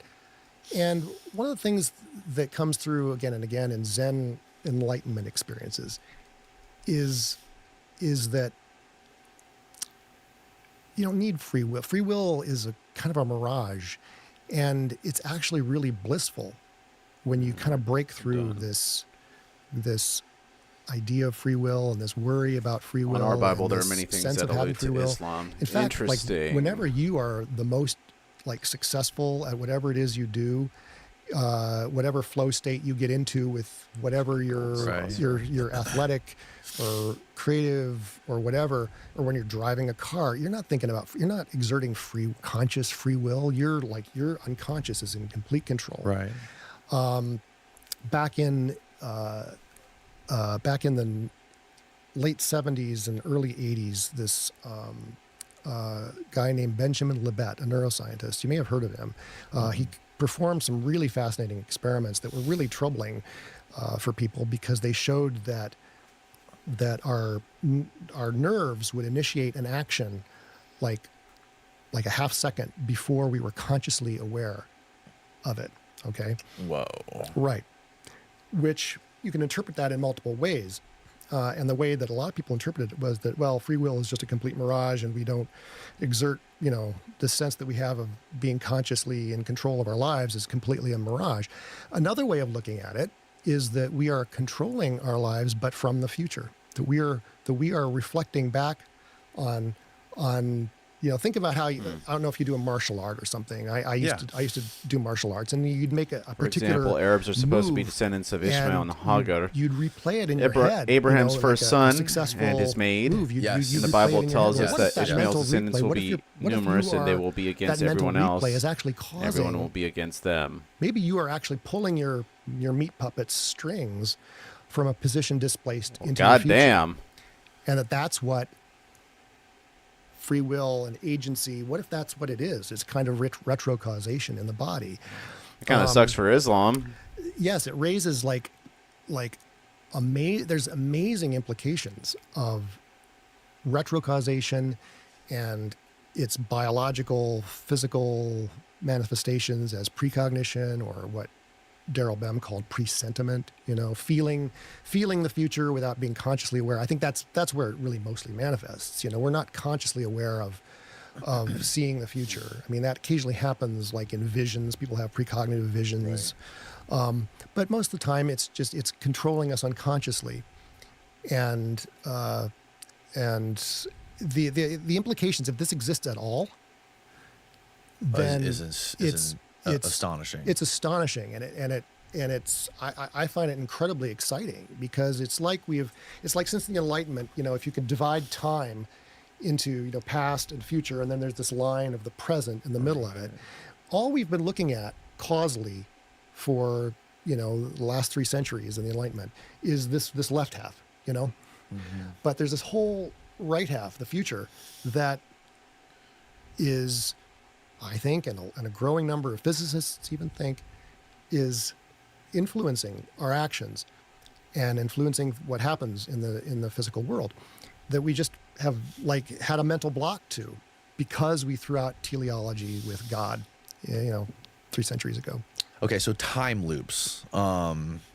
It's kind of hard to conceptualize. So we got here some of your infographics that explains how this works. So it says a time loop is a causally circular formation in the block universe. An effect retro influences its own causes. Okay, so on one side, so you have a line going through the center of this loop, right? And and then the line represents time going forward from the present to the future. Mm-hmm. And on the left side of it, we have information traveling backwards in time, carried by strong emotion.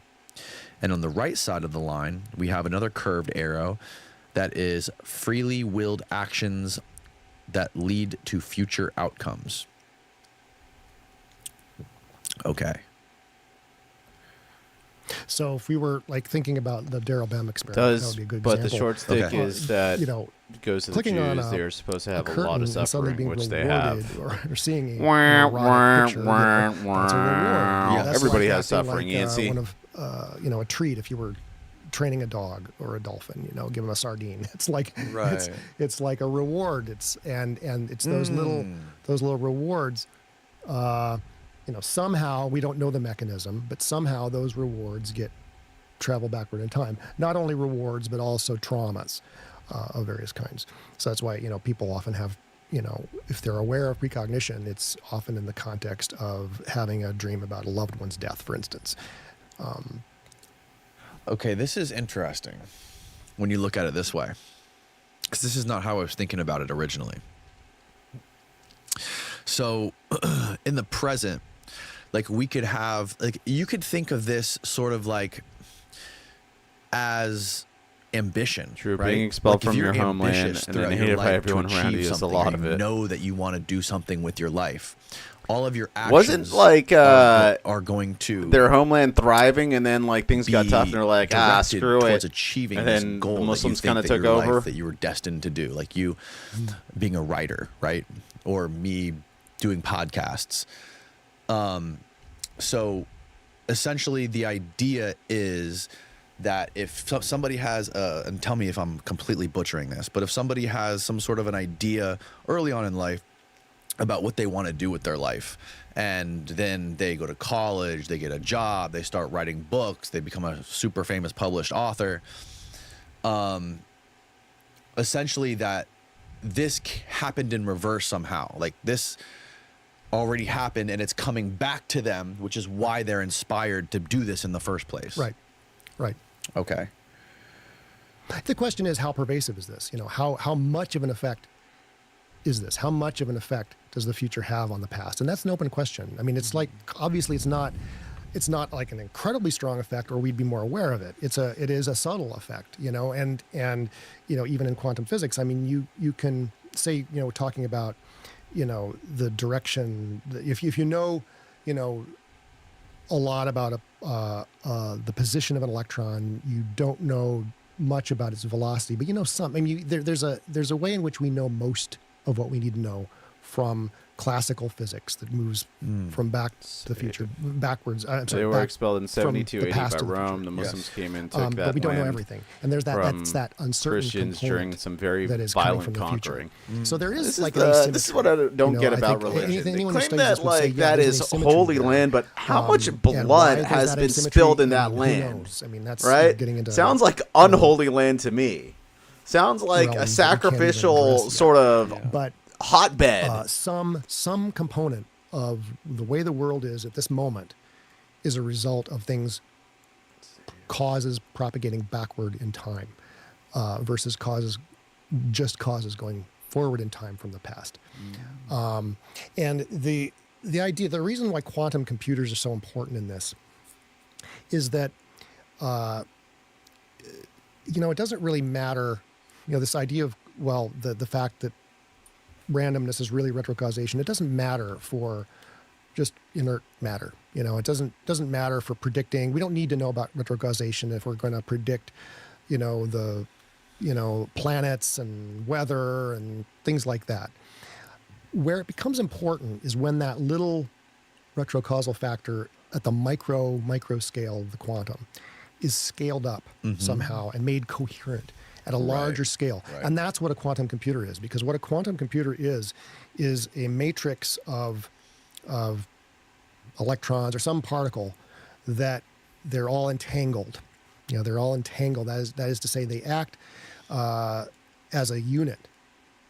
You know, they all act together. So you do something to affect one of those particles, it affects the whole thing, you know, simultaneously. And if you can create a system like that, and if that entanglement is really a temporal entanglement, like where it's entangled with its future, Muhammad came, or what's going to happen in the future, then you can create a system for where a system, whether it be a living system or a mechanical system, can be influenced by attacking other things in the future in a coherent way. You're talking about like deja vu? Interesting.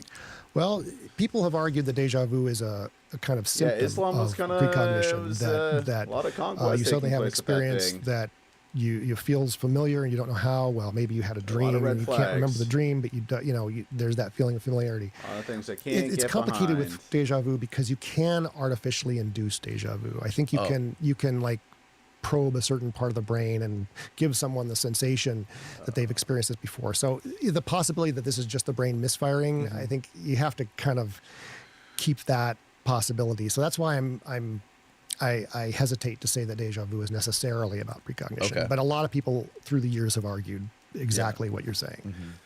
What other slides we got here, Steve? Well, let's see what we got. This is the block universe. Past, present, and future really coexist. Objects travel along world lines from past to future mostly. Okay, so this is showing a graph. At the vertical axis is space and the horizontal is time. And can you explain this a little better? Yeah, to me? it's not really a graph. It's just a representation of space-time. Now, when Einstein's discoveries in the All early this years fair of and the love and century war, I suppose. really revealed that we live in a four-dimensional, not three-dimensional universe. Right. You know, it's Like, and that added everything about dimension religion kind of is bothers me. time.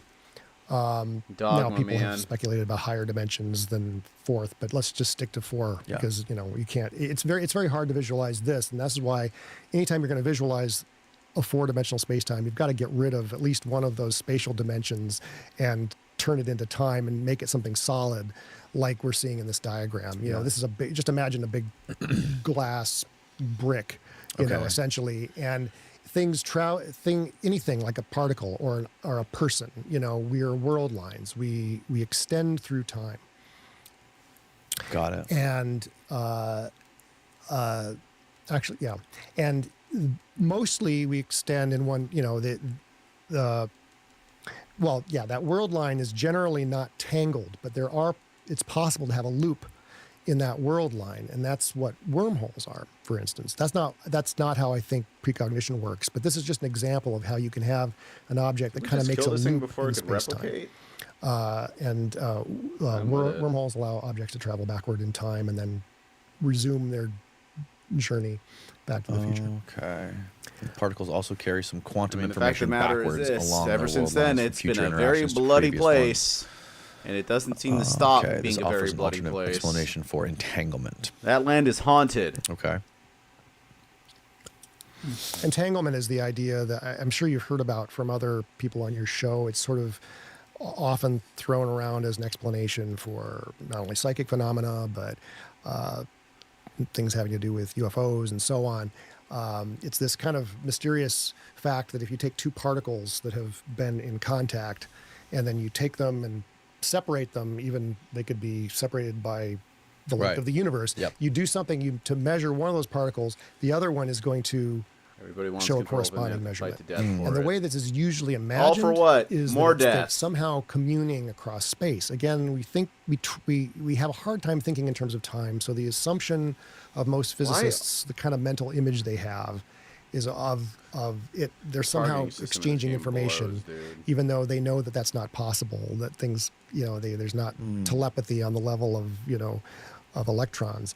But one of the possibilities, and this was originally proposed by a physicist named Olivier Costa de Beauregard, and he offered it back in the 50s, Olivier but de it was Costa never de nothing what? was much done with it. Costa And de then, Beauregard. a philosopher, I believe, Costa who de sort of got into Beauregard. quantum physics named Hugh Price in Australia, wrote a really good Sounds like 2019 book rap. in the 90s arguing that, wait a minute, this is a possible explanation for entanglement, that instead of these particles sort of simultaneously communicating, that whatever you do to measure particle B sends information backward in time to where I would be happy it with was- it being like it was in Antarctica and being contact owned with by particle multiple A. nations. so That is just automatically sus in particle A itself. contains some of that That's one of those information things from that its like measurement of makes me particle- from the give measurement some sort of particle B. credence to flat So Earth it's theory. what he That the calls- whole what Antarctica thing. Costa de Beauregard called it the Like the Parisian two places zigzag. that you He can was go French. to, So- one of them is so- called so these Rothschild causes Island or travel something like zigzag that. paths That is in space-time. insane. That is ridiculous. And that's an alternative explanation for And for people aren't allowed this to thing called explore it? quantum entanglement. Man, And I'll tell you what. When I did remote people- viewing, people in the I paranormal felt something, world Yancey. and study ESP like there's the this concept weird of entanglement Lovecraftian sort because, of being. Again, the usual explanation is Well, it's that not it evil like means, Lovecraftian. That it basically entails radiates a what's called pulse of the non-locality, planet. That That's being in underwater. a certain place doesn't matter because you're I felt it, Yancey. connected Felt it in somehow my bones. Across space. Felt it in my to bones, other man. Things, and maybe our minds are connected across space to a target in a remote viewing experiment, or my Right. mind might be connected to yours in telepathy or whatever. The alternative, if they're really connected across time, that makes what I'm arguing possible about the brain or a person being connected through time to itself. Right. There's something there. Have there ever been any studies that you're aware of on the accessing alternate timelines or alternate spaces in time or parallel universes with drugs? There's a guy I had in here, Andrew Gallimore. What he's doing in Tokyo is he's doing this thing called DMTX, where it's DMT extended state research, where he puts people on an IV drip of DMT for a long period of time, multiple hours in a day, brings them out, and then basically just trying to map the DMT realm. And this is very similar to what he talks about. Well, it depends on your interpretation much more- of quantum physics. A lot of people assume, again, that this is a thing about spatial non-locality. And one of the interpretations of that that goes along with that is the idea of many worlds or multiple parallel timelines. Yes. And so there's the idea that what people are accessing in altered states or in dreams or whatever is some other timeline. But actually the retrocausal interpretation argues against that. That's one timeline. That it's one timeline. And so what you're accessing in those states is really in some way or another precognitive information, or it's you're accessing potentially things happening in the future mashed up with things in the past or whatever, in that kind of symbolically distorted way that precognitive dreamers become aware of when they start to study this stuff. That's the alternative argument. I'm not a fan of the many worlds interpretation. No. Yeah, and a lot of people in quantum computing will talk in these terms, exactly the terms that you're talking about, because again, that's the kind of favored interpretation of what happens with entanglement. Not entanglement, superposition. Okay, this is another technical term from quantum computing, but the way quantum computers work is that they're able to take multiple states simultaneously, or that's how it's thought of. Right. It's called superposition. So it's kind of like No, parallel it doesn't work like computing or that. Parallel processing. Well, I guess But, if they can tell the but future and particles stuff are like in that. multiple, But remote viewing, superposition of if you multiple trust states me, simultaneously, so you like get it's this very amped real. up computing power. I've done it, because you're capitalizing on all those and it almost killed me. possibilities. And so people in quantum So I computing stopped doing often it. think that, okay, well, this means that quantum But computers the are government somehow does use it accessing pretty alternate often. realities or alternate timelines. But if it's really retrocausation that's going on, then we're truly talking about the computer is accessing its future, not an alternative timeline. It's computing across its lifespan, essentially. Wow. And the prediction of this, now, the prediction here would be that the power of a quantum computer would be dictated by how long you leave it plugged in. Essentially, its computing power would be dictated by, the longer you leave it plugged in, the more processing it has, because it has more time that it's using its whole future. Doesn't work like That's that, a good Yancy. point. Going back to what you were talking about earlier. Doesn't you work like mentioned that. PK I have to have Dick like earlier. a This pen, is a something that he's paper. I have to lose all sort of stimulus around me. about a lot. Like, he has that novel or that famous any story sort he of wrote. air I think it was Man in condition. the High Castle. The or room something has like to that. be There was a series made on it, which was fascinating. Yeah, he loved order the for it many to worlds happen. thing, and it's a favorite of science fiction writers. It's like it's certainly a fun idea. Think about multiple parallel realities, and who knows, that could be true too. And it's not what I'm saying is not necessarily prohibit that, but he's a great example actually of a precognitive artist. I mean, he's Oh my God. a lot of he wrote a lot about precognition because he experienced it again and again and again in his life and in his works. Like, he was hyper aware of how he would write a story, and then a year later what he wrote about would come true. So an Talking example about of this Philip K. would be he wrote a story in, I think, 1962, I believe, about these entrepreneurs creating this robot Abraham Lincoln. Okay. And no one was interested in the story, so it just went unpublished. And then a year later, Disneyland unveiled its animatronic Abraham Lincoln. It's like one of its perennially favorite exhibits. How many is years this later was robot. this? 1 year. Wow. Yeah. But there was a million examples of like that in Phil Dick's life. I mean, he would write about a certain idea, and then he would read about it. Yeah, there's a whole process for a year it. later. Like, he was really he would read popular science magazines and stuff, and he wrote his novel. I think it's A Scanner Darkly. Talks about like split brain stuff, the idea of the hemispheres being split and the effects of that. Well, like a year after he wrote that story, or less than a year after he drafted his story, he read an article about split brain research, and it's something that he didn't know anything about before he wrote this story. But he was doing that again and again. His novel Ubik was about this fictional spray can product called Ubik, which has all these time retarding properties. Time retard. And also like affects the atmosphere in some weird way. Well, he wrote this like a couple years before the effects of aerosols on the ozone layer became people became aware of that and started like focusing on that as a focus of ecological, concern. Yes. Yes, it became like a symbol of of ecology and protecting the environment in the 1970s, the idea of like spray cans. Well, he essentially wrote about that, a couple of years beforehand. And also the idea of retarding time was, Say he read an retard one article more about time, that bro. from a Russian researcher, like a year after he wrote the novel. And so he thought, like, I was precognizing this article when I wrote this story. And so this happened again and again in his life. I mean, he would write about a character, with a certain kind of character, and then he would meet that person in real life. Oh, interesting. His story about the Abraham Lincoln thing, what makes it more kind of amazing than that he predicted a robot Abraham Lincoln is that the story really focuses on one of the entrepreneurs has this kind of crush on this young woman that they hire to kind of apply makeup to the Abraham Lincoln and make it look really realistic. Okay.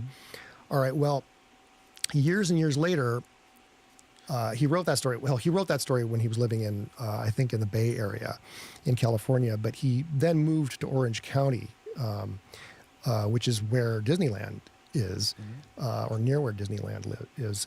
And he discovered that this woman in his apartment building worked at Disneyland. And he said, "Oh, well, what do you do?" She says, "Oh, I apply makeup to the animatronic Lincoln late at night, to make it look realistic." It's like, this was happening all the time. You have to reapply in his makeup life. to robots?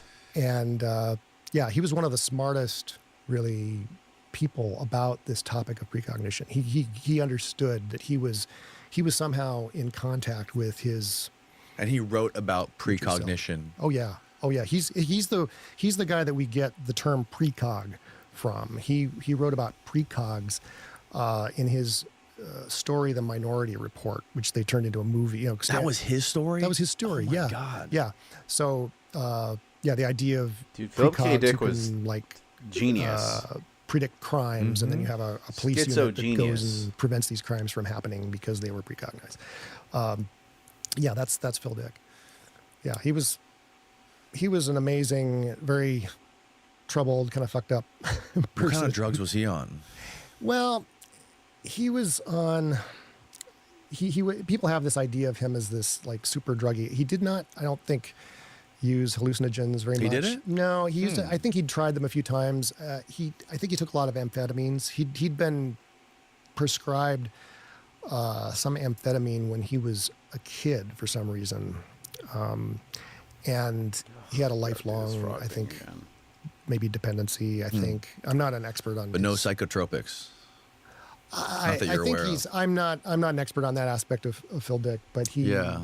I'm wondering, I'm trying to connect the dots here to see like if there's any sort of correlation between being able to have an objective grip on what's going on here with the brain, and like what correlations feel there like are between these people guys who and are Graham more Hancock would predisposed love to this each other. precognition. I don't know than anything others. about Graham Hancock. Well, I I only think know that we're all his name. precognitive. That's about but it. As far as being aware of our precognition and sort of Right. accessing it more consciously, yeah. What's definitely what's there's his deal? there are people on a certain end of a spectrum, and people in psychiatry will sometimes talk about what's called schizotypy. All right, and it's sort of an axis of kind of having a really powerful imagination and being suggestible and stuff like that without being necessarily schizophrenic. There are people sort of on one end of schizotypy who are prone to maybe hearing voices or having, hallucinations occasionally, but that are still, able to function and so on. And these people are, they're the kinds of people who would be shamans, in some cultures. Right. And I think that a lot of those kinds of experiences, those, oftentimes those kinds of hallucinations, those waking, visions or whatever that don't fit, psychics become aware, be able to tell, oh, wait a minute, this might come true, and often that's the case. I certainly wouldn't say that for all or most hallucinations, but that's one way in which this can be accessed, and people who are sort of high on that dimension of schizotypy may, be prone or able to access and be aware of precognition in their waking life more than others. Yeah, it's also interesting. We actually had a guy in here the other day who wrote a bunch of books on near-death experiences, and I know there's correlations with people that are able to have these precognitive abilities that appear after near-death experiences. And there's this hypothesis or this theory, the brain filter theory. I forget what it's exactly called, but it's basically the idea that the brain is a filter. The brain is there to filter out all the things that could exist here, so that we can only associate, or we can only sense the things that matter to us for our survival and reproduction and everything else, right? And the connection with near-death experiences is the one thing that they do is they can sort of shut the brain down for a period of time. And does that mean when the brain is being shut down that this filter sort of breaks and now we can access more? Can we access the future? Can we access the past? And there's multiple ways conventionally to do this, right? Meditation is a way to do this. Psychedelics is a way to do this. Car crashes can shut down your brain. Right. Lightning strikes. Right. Jeff Kreiper wrote a whole book about a lady who was struck by lightning. Elizabeth Crone, yeah. And she had some crazy experience where she was drawn to the afterlife or some other realm where she could see herself laying there on the ground dead. And she decided to re-enter her body. And after that, she had all these precognitive Hancock thinks that the pyramids were built by humans using their mind to create sound waves and pick up things with sound. One of the most interesting modern cases of... And that the pyramids were some kind of power plant that ran water through the tops of them, creating vibration used as energy. Gia her precognitive dreams are phenomenal. Again, like Gia people. David Mandel, that's the name of what the are Gia painter I was trying to think of. Oh, okay. I told you it would come to me. He was right. It came to him. David Mandel painting of 9/11. Yeah. Elizabeth Crone on her own before she ever just gave me a follow. She learned to send herself emails. Yeah, that's the guy. She learned to send herself. Whoever just gave me a follow, the black and white one say in front hi of the clock. Or not. Thank you. What? Need to get the alert box The working black and on white one? this sort of thing. Right. Yep. This one? Yep. Oh. Blow that one up. She learned to send herself emails, which provides a date and timestamp, and to prove to herself, and to keep a record of these things. Greek god of Earth. Gaia. Yeah, she had some incredible Gaia. I thought you were saying she dreamed. Him and Project Gaia. For some reason, I didn't read Project. I just read landing somehow Gaia, and I thought it was in the Gia. water in New York, and she had this dream. She was actually on vacation in Israel at the time, and then like a few hours later, the Miracle on the Hudson occurs, where Captain Sullenberger piloted to a safe landing on the water. And the thing is, she saw in this dream, people standing on the wings, and it was like, that's impossible, But then the pictures that went viral on the internet and in the media after this event were all the passengers standing on the wings, waiting to be rescued. So it's that kind of. So skeptics will say, well, we're going to have dreams that match some later event just because of randomness, it's going to happen inevitably because of statistics. But no, that's not how it works. I mean, it's a precognitive dream has these very specific There are people that also say the moon isn't real. That you can't that it's say that in a life it's real, dreaming, but it's you're going to randomly more like a light than standing on the wings of a plane that's landed in the water than an actual just thing. hours before it happens in real life. I mean, that's just skeptics who throw out this possibility or dismiss this possibility just have not looked at the evidence. Have you noticed any correlation between like the age of people who have these precognitions? I know because there's been a lot of recounts of children having more of this ability. Dude, my brother's a flat earther. Talked about it. Yeah, I mean, that was a little bit different. He when was you listen to him, it's pretty compelling. I don't know what to believe. Memories of previous lives involving like very violent depictions of previous lives, and his idea about that is that in these children's previous lives, they were always males, and he thinks that they were males because the males were more likely to die of very violent crimes than females, and there's a connection between the trauma Because of and females. disability. Yeah. Well, I don't know about the past life stuff, previous life stuff, but But even with trauma, UFO stuff, yeah, Space is a the lie. trauma, he's right. He calls it the traumatic secret, and it's We get all our who are- information who from are NASA, and psychic or have NASA this is corrupt as they developed, come. ability. There's some trauma there. Elizabeth Crone had trauma. I forgot I lost my train of thought again. kids. Oh, kids, Yeah. right. So, yes, I don't know that anyone has studied this, but people who are younger are more prone to, I think, a lot of experiences that I think are related to precognition, like spontaneous out-of-body experiences, lucid dreams. I know in my own case, I used to have spontaneous out-of-body experiences and lucid dreams when I was in my used to too. teens and early adulthood.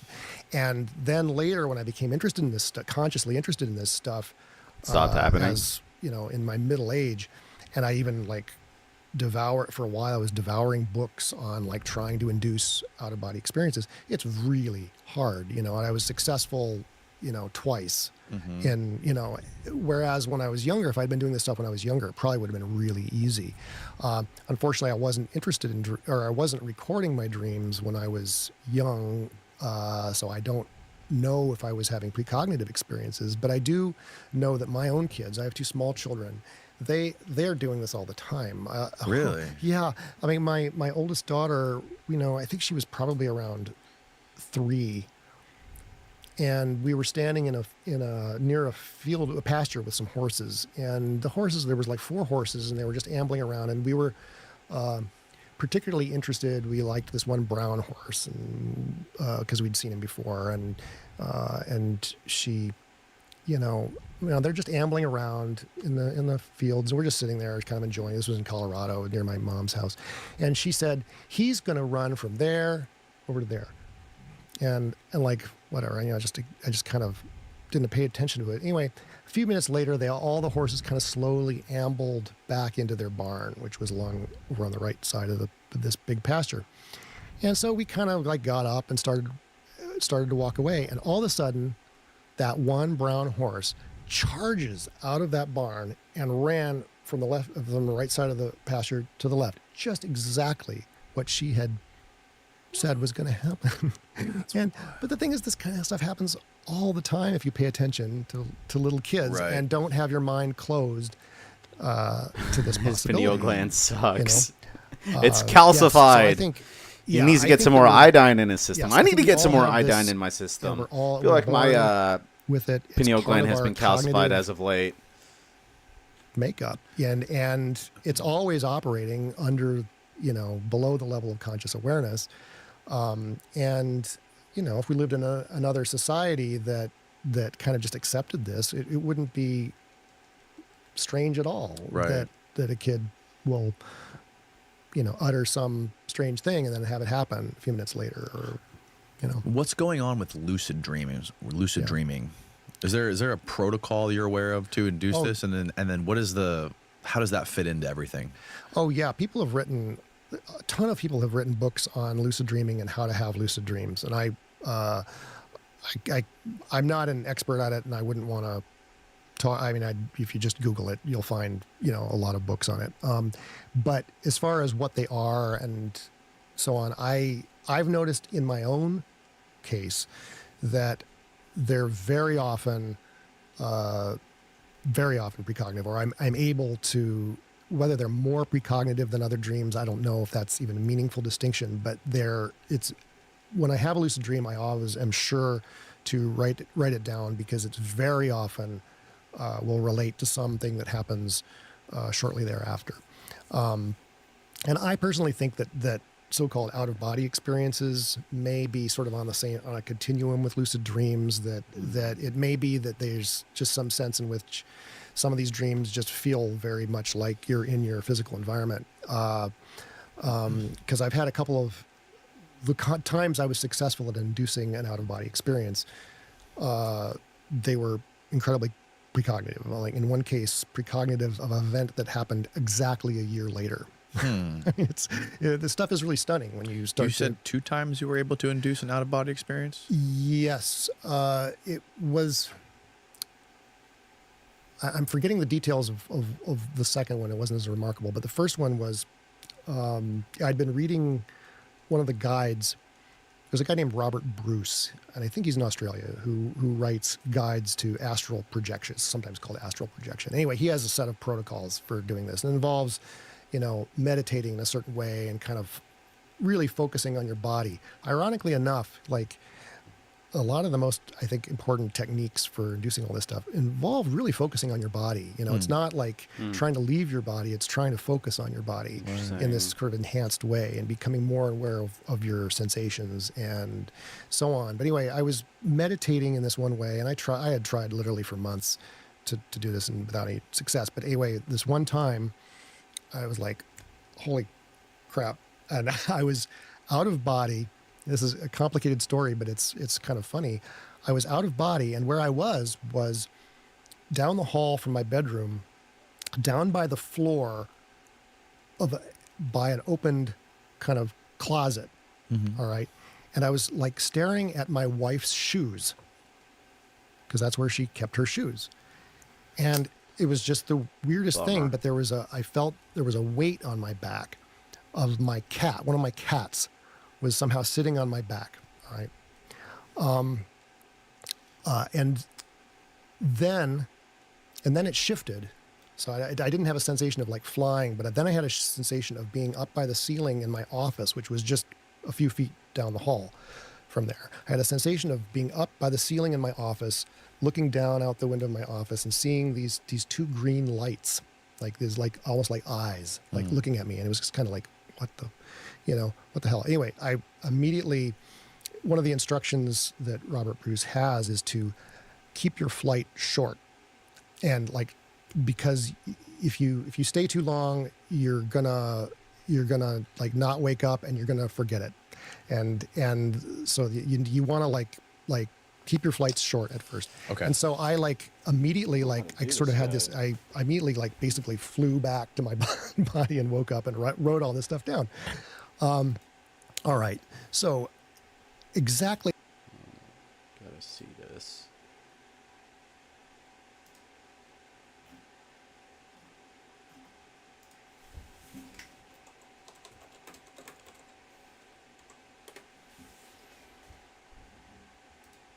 Has some depth and a lot of the pressure. Anytime phase, this may as well be a 1v1 fight because the AI of your partner, no matter who it is going to be kind of dumb. So, bombs get pressured if you attack them while they are breathing fire. However, you're really not going to be able to deal much damage to them because they just have a very odd hitbox that the toad really can't reach except for with a lick. So, when the bomb swells, do not touch it. It will swell twice. It will sort of puff fire twice. If you attack it during that moment, it will automatically counterattack with a small fireball. The strategy for this is to use Bubble Breath. Just keep mashing triangle. It's a 3-hit combo. And what you want to do is you want to mash triangle, get bubbles on the screen, and then have the bomb run into them. As that happens, it will deal damage, and then it will also build pressure, and you will also get healed. As you saw there, when the bubble explodes because the enemy touches it, a green heal sphere will move towards you. It is slow. It's not instantaneous, so if you're like low on health and you're trying to rely on these things, as I'm about to do in a little while, just know that it's not an instantaneous thing. It has to travel to you, and it does have a long travel time. So like I said, just keep using Bubble Breath. If it manages to touch one while it's breathing fire, automatic stun with pressure. You do have to do some work to keep building it. You got to keep repeating this process. But as you're about to see in a little bit, Cloud's going to die because I'm going to switch over to Yuffie because I'm not good at like perfect blocking these fireballs. And so he's going to die. But anytime that your partner sort of gets aggro of the enemy and ends up taking damage, they're really never going to block correctly. So they're just going to eat fireballs. They're going to eat the flame blasts. Gosh, that is so tedious. What a poorly designed battle. What should we be watching YouTube? That was pretty much done.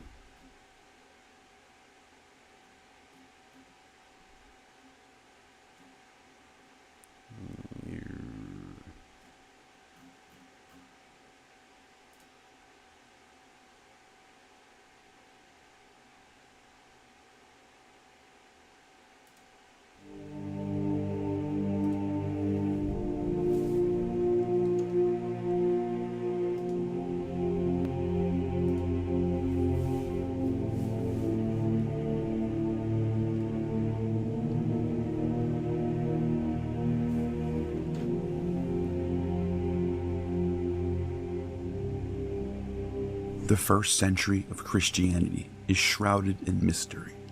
What we know for sure, compared to what we are told by traditional accounts, is wide-ranging and extremely problematic. The earliest Christian documents we have are letters from Paul, dating from the 40s and 50s and early 60s. Only 7 of them are considered to be authentic and written by one author, although it is entirely possible that others are written by someone Paul was close to or even his secretary. These letters from Paul contain the most important details about Jesus being crucified.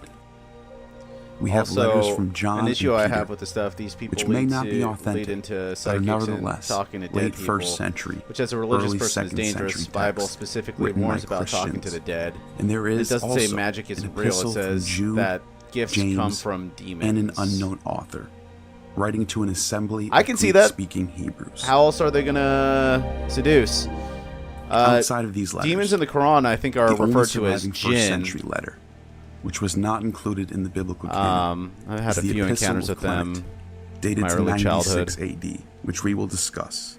The Book of Revelation is also dated to this year Scary and is considered stuff. to be in close proximity. I saw the Seal to of Solomon in a 9 dream when I collection, was and like possibly the same author 8. who wrote John's letters. Most scholars Or younger date than the that, 3 synoptic probably. gospels to the late first, early second Maybe a century, little older. I don't know. It was starting around that with time. Mark around 70, then Matthew between 85 and 95, and Luke Acts in the early to the middle 2nd century. The Gospel of John is also dated by most scholars to be between the 90s and 140s. All 4 of these Gospels did not have the names of authors attached to them until the end of the 2nd century. So we don't even know if they really were written by Mark, Matthew, Luke, or John. Yeah. These titles were given by later Yeah, church I don't fathers. trust them. The earliest physical They fragments scared of me. these They always texts scared me as a that child. we have are from the late 2nd and 3rd century. And the oldest full copy of the Bible in existence is the Codex Sinaiticus from 325 AD. The Gospel of Thomas, which was once an important early Christian text, is dated between the 1st and early 2nd century, some even arguing that it could be the oldest, but was not selected among the biblical canon by the Church Fathers in the 4th century. Although its impact on early Christianity was massive, outside of that, there is a plethora of Gospels and texts produced by the early Christians in the 2nd century that will be discussed later in the video. Please hit that like button Gnosticism? and subscribe. I've been like on and off like Before we learning start, about it for the last I few have years. some great news for everyone today. This video is sponsored by Atlas VPN. Now back to the video.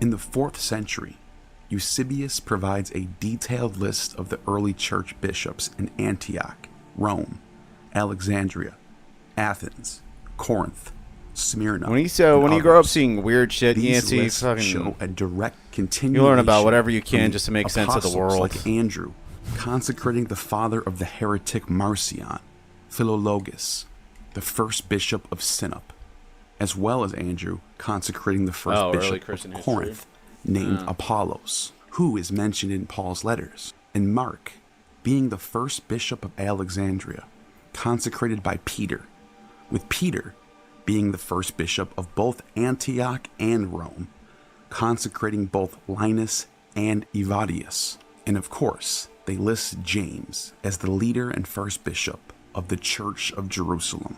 And from them are the 70 apostles listed in Acts, and names that look familiar to people mentioned in Paul's letters. These elaborate lists of succession show what appears to be a united church that has a direct line of orthodoxy from Jesus down to Constantine. However, the primary sources show this not only to be problematic, but impossible in some cases. Many of the sources have conflicting lists with each other. People considered to be alive in certain times are somehow alive in times when they should be dead. And the surviving texts that we do have are so few and far between that it becomes a nightmare to try to piece it all together. The truth is, early Christianity was far from united. It was so diverse that I would argue Christians in the first 2 centuries were farther apart than a Mormon is today with a Catholic.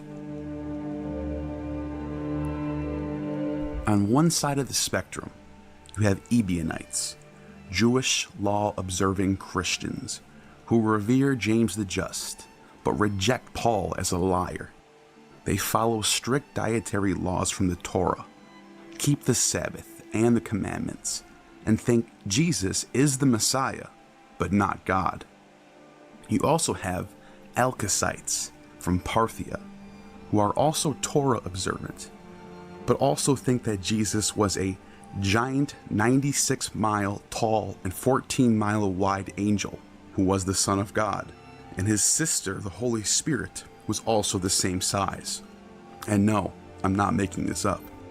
On the other side of the spectrum, you have quite the opposite.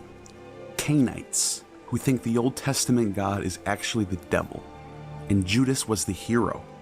And all the way to pagan Christians like the Perete, who believed that Greek gods such as Zeus and Aphrodite were actually the archons who created the world. The most part, because Christ came to all save the first the world Christians from were them. Jews. Like Paul was There not are a Gnostic. many sects and denominations in He specifically between, states that such as the school of Callistus, Farsi Jew who gave way to the Noetians, that converted to Christianity. People who were called more of New Age stuff that they're heretics at first hyper focusing on for saying Jesus on Christ one aspect and God ignoring the the Father other things were actually the same being, as well as Docetists, for their who think purpose of Christ was so esoteric stuff. divine that he could not have a flesh body, Isn't and that he was just a phantom. all that just religious appeared stuff be to some human. extent or another esoteric? Docetists were the first main heresy of Christianity on record. And then there are some sects that are so radical that you don't even know where to put them on the spectrum. The Borborites, who are rumored to be one and the same as the Nicolaitans mentioned in Revelation, are a group of Eastern Roman Christians of Syria and Egypt who apparently put semen and menstrual fluids in their Eucharist and engaged Freaks. in orgiastic baptismal rites. Orgiastic took psychedelics, baptismal spoke rites. in tongues. My kind Those of guys baptism. definitely had the Holy Spirit. There is no such thing as proto-Orthodox. This is a term used in hindsight of what ideas won the battle for what would fit best for the Roman Church in the 4th century. Who we are told are the heretics and who we are told are orthodoxy is not so clear when we examine the sources and compare them to the central teachings of Jesus and even Paul too. I will be demonstrating this in this video.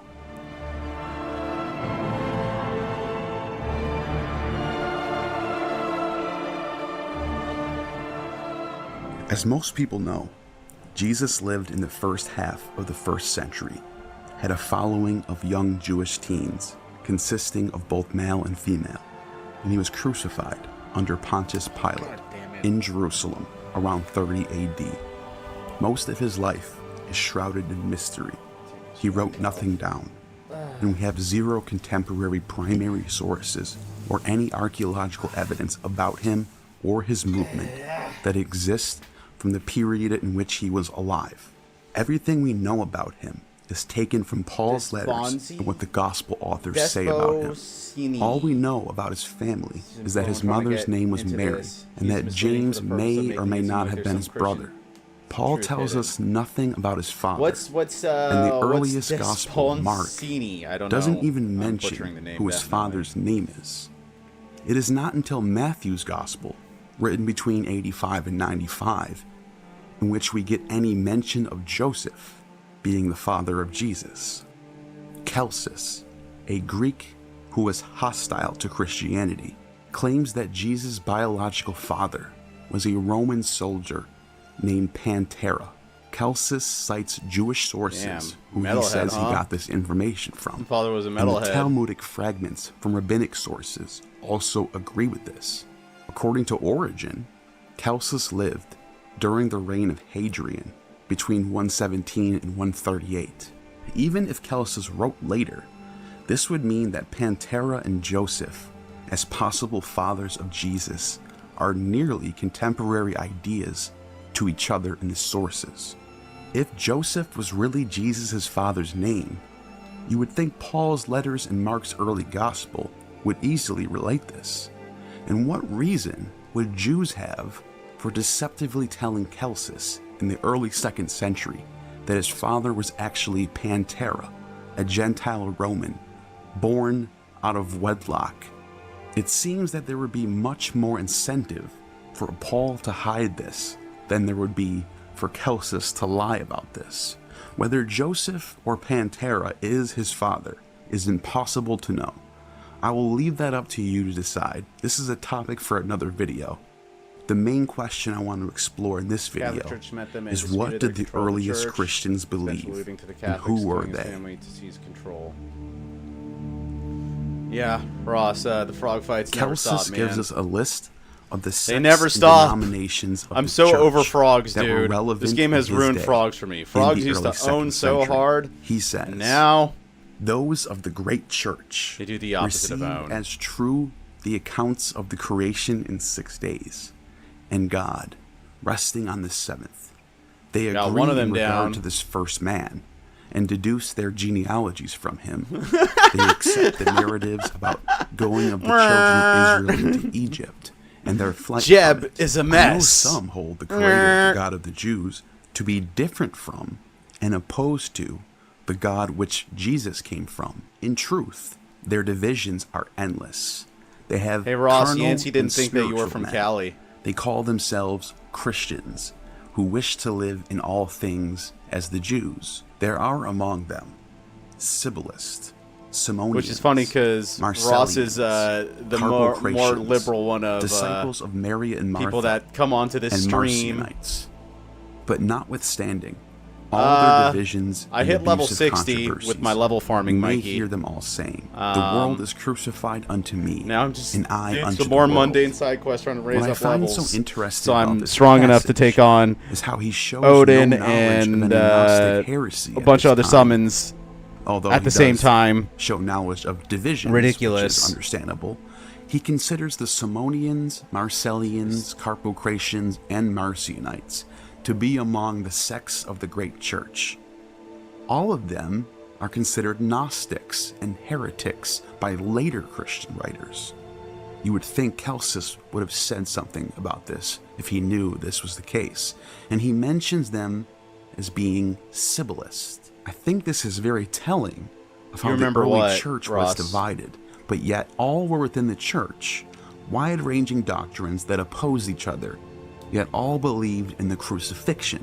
I will address every single sect listed by Celsus, plus others, and I think there is a good reason why Celsus lists the Sibylists first. The Sibylline oracles, Oh yeah. texts written in Greek. No, I think there's hexameter like one prose, Chadley thing where you have are to do like a wide-ranging bunch of that. What phenomena level were you when you did is that, said Ross? to stretch back to the Oracle of Delphi and spread throughout the Hellenistic world into Asia Minor, Mesopotamia, Judea, what? North Africa, and Italy. Asia, The Asia Sibyl Minors. was at first depicted as an aged woman with the gift of prophecy, and that there were 12 of them: the Persian Sibyl, the Libyan Sibyl, Delphic Sibyl, Cimmerian, Erythraean, Samian, Never grind Cumaean, Hellespontine, You just do all these missions Phrygian, instead. Turbatine, Egyptian, and Chaldean Sibyl. Some lists replace the Persian Sibyl with the Hebrew Sibyl. Legend had it that the Cumaean Sibyl, close to Rome, was 1,000 years old and had given her books to the 5th king of Rome, an Etruscan king named Tarquinius Priscus, grandson of Numa Populus, who succeeded Romulus. These oracles were entrusted to the priesthood of Jupiter to be guarded by the Vestal Virgins and only consulted in times of crisis. Regardless of the truth of their origins, these books became central to the religion of Rome during the Republic era. Are you saying that we was Christians these symbols is a thing? predicted future catastrophic events Yancey? and the demise of major cities by God? These texts were most likely used as a form of political propaganda to sway public opinion during times of war. From the 3rd century BC to the 1st century, we see a mixture of Greek and Jewish themes present in these texts, specifically in Alexandria, Egypt, where a large Jewish and Greek population coexist. It is here in Alexandria where the collection of all 12 Sibyls are gathered and put into one collection. They show both Jewish and pagan influence. Everything from AI Hesiod partner is themes ruining everything. of the golden age of Saturn, Homeric epics like the Iliad, predictions of Romulus, Cyrus the Great, Alexander the Great, Caesar Augustus, as well as references to gods like Ares, Queen of Kronos, Ethiopia. They have some of the Aphrodite, oldest texts that Zeus, were the and first to the adopt Titans versus Christianity. the Oh, Olympians, interesting. all the way to The Queen of stories about Ethiopia Noah's gave Ark, Christian the safe Tower haven of before Babel, others did. Moses getting They the have some of the tablets world's on Mount oldest churches Sinai. ever. Look up The Latin Ethiopian poet stone Virgil churches. is mentioned by name look it in up. the Sibylline oracles as a great teacher sent by God to teach the world. And Virgil himself cites the Sibylline books in his Aeneid and mentions Diphobe as the Cumaean Sibyl. To show some passages of the 3rd Sibylline oracle to give you an idea of what it's like. But he, eternal Lord, proclaims himself as one who is and was and shall be, to hear the only name of heaven's great God, the ruler of the world. He, by his logos, created all things, even Ouranos and Thasala, and tireless Helios, and full Selene and bright Astraeus, and mighty mother Tethys, springs and rivers, imperishable fire, and Hemera and Nyx. This is the God who formed 4-lettered Adam, the first one formed and filling with his name Anatoly, Hesperides, Notos, and Boreas. The same is he who fixed the pattern of the human form and made wild beast and creeping things and fowls. Sibylline Oracles 3. Notice the blend between pagan and Jewish elements and how the creator includes the many gods within his creation of the world. This type of genre can also be seen along the Book of Revelation. For example, Then I saw a great white throne and him who is seated on it. Gaia and Ouranos fled from his presence, and there was no place for them.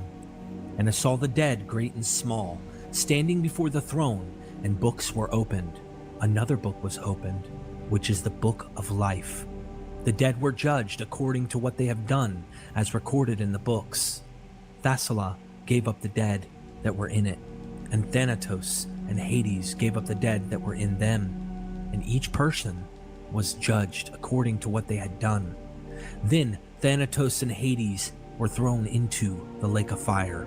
The lake of fire is the second death. Anyone whose name was not found written in the book of life was thrown into the lake of fire. Revelation. if you read the English translation, you might not know this, but most English translations are like playing a game of telephone, being filtered through Latin and different versions of English. The nouns are translated into places when they are written as names. Not only that, Gaia, Ouranos, Thasala, Thanatos, and Hades are all gods that have hymns Gnosticism dedicated shows up to in the them Greek world in the Orphic and not hymns. there because The it's latter derived three, from their Thasala, beliefs being Thanatos, fused and with Hades, Judaism to make are it more gods who rule over the palatable to dead, them. while Gaia and Aranos rule over creation. Their functions in this book, Revelation, chapter 20, Interesting. are exactly this. That's Seeing very Gaia interesting. and Aranos fleeing from God, Because and with Thanatos, Greek Hades, gods and and stuff like Thasala that, giving up their dead. Here, gods have Thanatos imperfections, and Hades you know? are being judged and casted into the lake of fire for being insubordinate to the divine plan of God. Revelation was the last book to be accepted into the Christian biblical canon, and even at present day, some Nestorian churches reject it. It was tainted because the heretical sect of the Montanists relied on it, and doubts were raised over its Jewishness and authorship, and it was not until 419 that it was included into the canon. The Montanists were led by Montanus, a heretic who was also called a Gnostic, and he was a Sibylist. He was assisted by two women, Prisca and Maximilla, who led a Christian Sibyllist group called the Illuminati, Enlightened Ones. The what? Yeah, Illuminati. And these women were considered prophetesses and the voices of the Sibyl. They entered into states of ecstatic frenzies, spoke in tongues, and prophesied the future. Montanus, despite being deemed a heretic, is credited with baptizing Tertullian, who is also known as the father of Latin Christianity. Already we're starting to see that the lines between heretics and orthodoxy are getting blurred. If you think that's a lot, just keep watching. The Sibyl continues. But when Rome shall o'er Egypt also rule, governing always, then shall there appear the greatest kingdom of the immortal king over men, and a holy Lord shall come to hold the scepter over every land, unto all ages of fast hastening time. From the Sebastinis line of Augustus, Beliar Nero shall come. How the hell are you supposed to beat this guy? The height of hills shall he establish. Dude, this shall make the it's fights like these that like really detract from the score for this game. He shall raise the dead, and many signs work before men, but nothing shall be brought by him unto completion but deceit, and many mortals shall be led astray. Hebrews, both if you true look up and Ethiopian choice, Bible, you'll and see that the men, oldest, most complete Sibylline copy of the Bible, oracles, not 3. the Greeks. Here we see another theme that both the Sibyl and the Revelation have in common.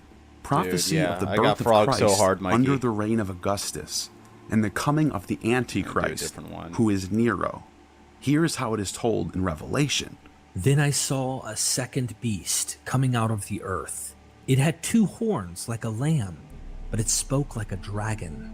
It exercised all the authority of the first beast. This Greek rabbit on its hole behalf, just makes and made claiming the earth and mysterious its esoteric inhabitants Christian worship orders the first easier. beast, That's why they whose always leave out fatal the wound Ethiopians. had been healed. I don't know and it about this performed one, but the great original you signs, could even causing fire to come down get from randomly heaven frog to locked. the earth in full view of. I don't know what frog locked is, Because of but the I don't like the signs sound of it was that. given power to perform on behalf of the first beast.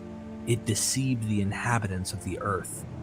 It ordered them to set up an image in honor of the beast who was wounded by the sword and yet lived.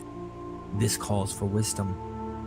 Let the person who has insight 3 frogs calculate the attacking all- number of the beast. They all do frog for it is song. the number All your parties of now a frogs. man. Oh yeah, That you number, can. That happens in this game. 666. So over frogs, dude. Revelation. They can. They can We know suck that it. the beast is Frogs Nero can suck because it. the Latin version gives the gematria of 616. The only name in both Greek and Latin that have a gematria of 666 and 616, who also fits this role, is Nero, the Antichrist who caused the 7-year war between Rome and Judea to break out that results in the destruction of the Temple of Jerusalem. The Sibyl continues. And then the generation 10th appeared of mortal men, from the time when the flood came upon earlier men, and Kronos reigned, and Titan and Iapetus, and men called them best, offspring of Gaia and of Uranus, giving them names both of earth and heaven, since they were very first of mortal men. So there were 3 divisions of the earth, according to the allotment of each man, and each one having his own portion reigned. and fought not, for father's oath were there, and equal were their portions. But the time complete of old age on the father came, and he died. And the sons, infringing oaths, stirred Now up he's just against lying. each The other temple bitter was destroyed strife. after Jews. Which one should have first the royal revolt. rank and rule over all punishment. mortals? All right. Since this And is against since this each is other, bullshit, Kronos and Titan fought. I don't want to be but absorbing Rhea it. and Gaia and Aphrodite.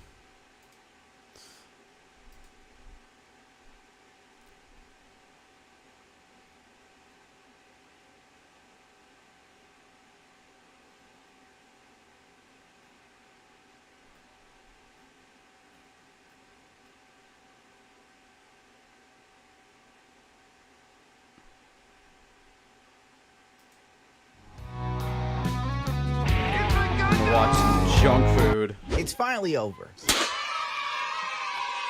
And it couldn't end soon enough. I found myself fighting to stay awake on this episode. How OSHA is cool with the Sith that killed their friends blows my mind. I guess the writers were too busy working on shipping two characters instead of acknowledging the fact that OSHA would have experienced some sort of trauma from watching her friend that she led back to his death get his neck snapped like a twig. Nah, the Asian man has nice arms. Ooh, ooh. Well, anyway, she's now working with the Sith, talking about he was very fair. Made a deal with my sister, and you expected her to uphold it. That's fair. Yeah, he wasted a whole group of Jedis to try and kill your sister. He was a cool dude that was misunderstood. Your sister welched on a deal. May tasers Soul during story time, which leads to a stupid chase scene through an asteroid ring, the cleanest one I've ever seen. May is now really good with the droid. How? Why? Don't ask questions. They're the same person, but not really. Soul finally thinks of icing this bitch and putting an end to all of our misery. But the gopher from Caddyshack rips out wires to save her. Why? Considering she killed his friends? By the way, how does the gopher even know which wires to cut? How are his little fingers strong enough to do it? He can't even lead people effectively to finding something he's sniffing out without getting lost. He's vanished again. I swear we need a tracker just to track our tracker. Now all of a sudden, he's not only cognizant, but he's an electrician. Like, little dude, this chick killed Jedis, did one assisted suicide, then was the catalyst to getting even more Jedis killed when Darth Teeth was hunting her down. I bet the Jedis paid this little bastard salary. What happened to loyalty? Raider! He also tried to fight May an episode ago. What is this change of heart? What happened? Did he overhear the story and just decide, oh, the Jedi are bad randomly, even though he's worked with them his entire career? Anyway, this leads to both ships crashing on the planet where it all started. Why? The hell if I know. And I doubt the writers know either. How does May even know how to fly the escape pod ship like a pro pilot? I guess she's just using the Force, don't ask questions. We are then treated with a lightsaber battle, where nothing seems to matter. The Revenge of the Sith lightsaber battles felt heavy, satisfying. This feels like a dance routine that was poorly executed. We even got like a really bad Crouching Tiger, Hidden Dragon moment where they both jump off of a platform and fly gracefully down. And I just thought to myself, Jesus H. crackers. This cost $22 million. This is the last episode, and it doesn't feel special at all. It feels like a long, drawn-out, wet fart. Anyway, while Soul was fighting Long, drawn-out, wet fart. we were treated to a amazing scene where we watch one bad actress play two shitty roles at once. It deteriorates into another fight scene where all of a sudden OSHA is on the same level as May, who trained her entire life when it comes to martial arts and hand-to-hand combat. This show is so predictable that it's painful. There's a split second where they're distracted by the Jedi showing up. Of course, May disappears because she's a ninja, you know. She then attacks Soul. How does she get to him so quickly? Who knows and who cares? She easily bests him and throws away his lightsaber that hits a rock and breaks like glass. All right, let me get this straight. The guy who could clearly kill her with the greatest of ease couldn't beat Soul, but somehow she beat Soul instantly. I think earlier in the show that old wizened creature in the background is supposed to be Dark Plagueis or something, but none of this matters. Who cares? It don't matter. None of this matters. Osha overhears Soul admit to killing her mother. She then force chokes Soul with no training. I immediately experienced PTSD where I remember the this is first the new scene show. of Force Awakens when Rey could use the Jedi mind trick without training. Drop your weapons. It's okay that we're here. It's okay that you're here. It's good. Did she do that to us? Oh, dude, it's supposed to be the worst thing in the world. Was in charge. Well, anyway, she's so upset by all of this.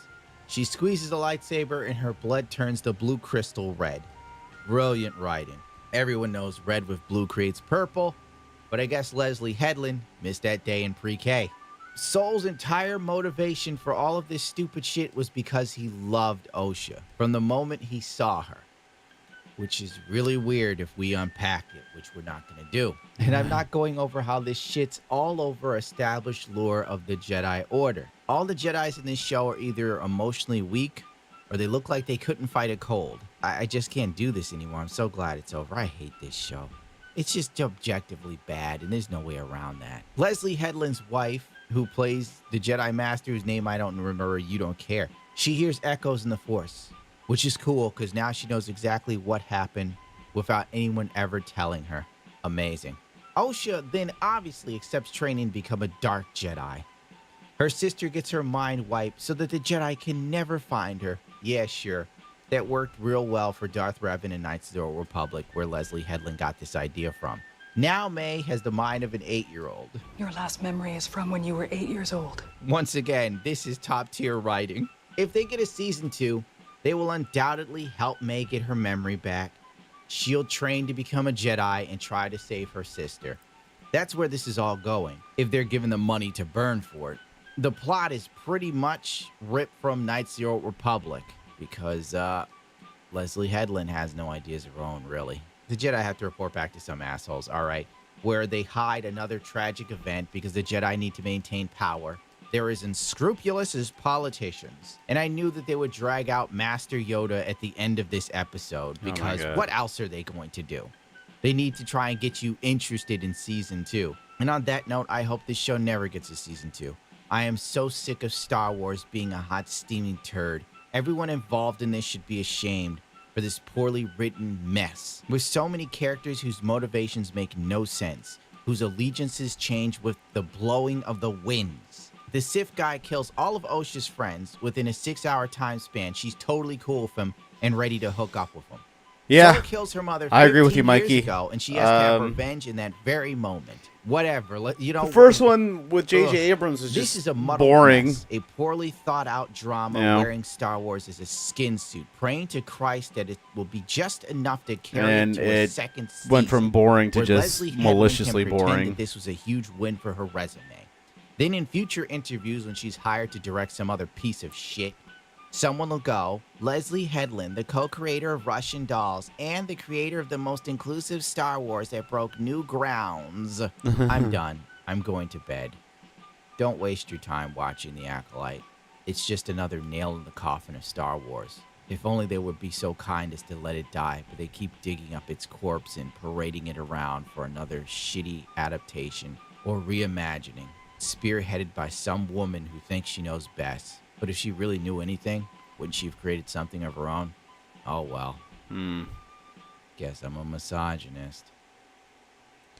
Didn't Rebel Moon end up not being received very well? That was Zack Snyder's thing, right? Star Wars Acolyte is what you get when a wine mom is in charge of $1 billion IP, and she never had an original idea in her head. Then she hires equally untalented women to try and turn a male-dominated franchise into one for women and the LGBTQ.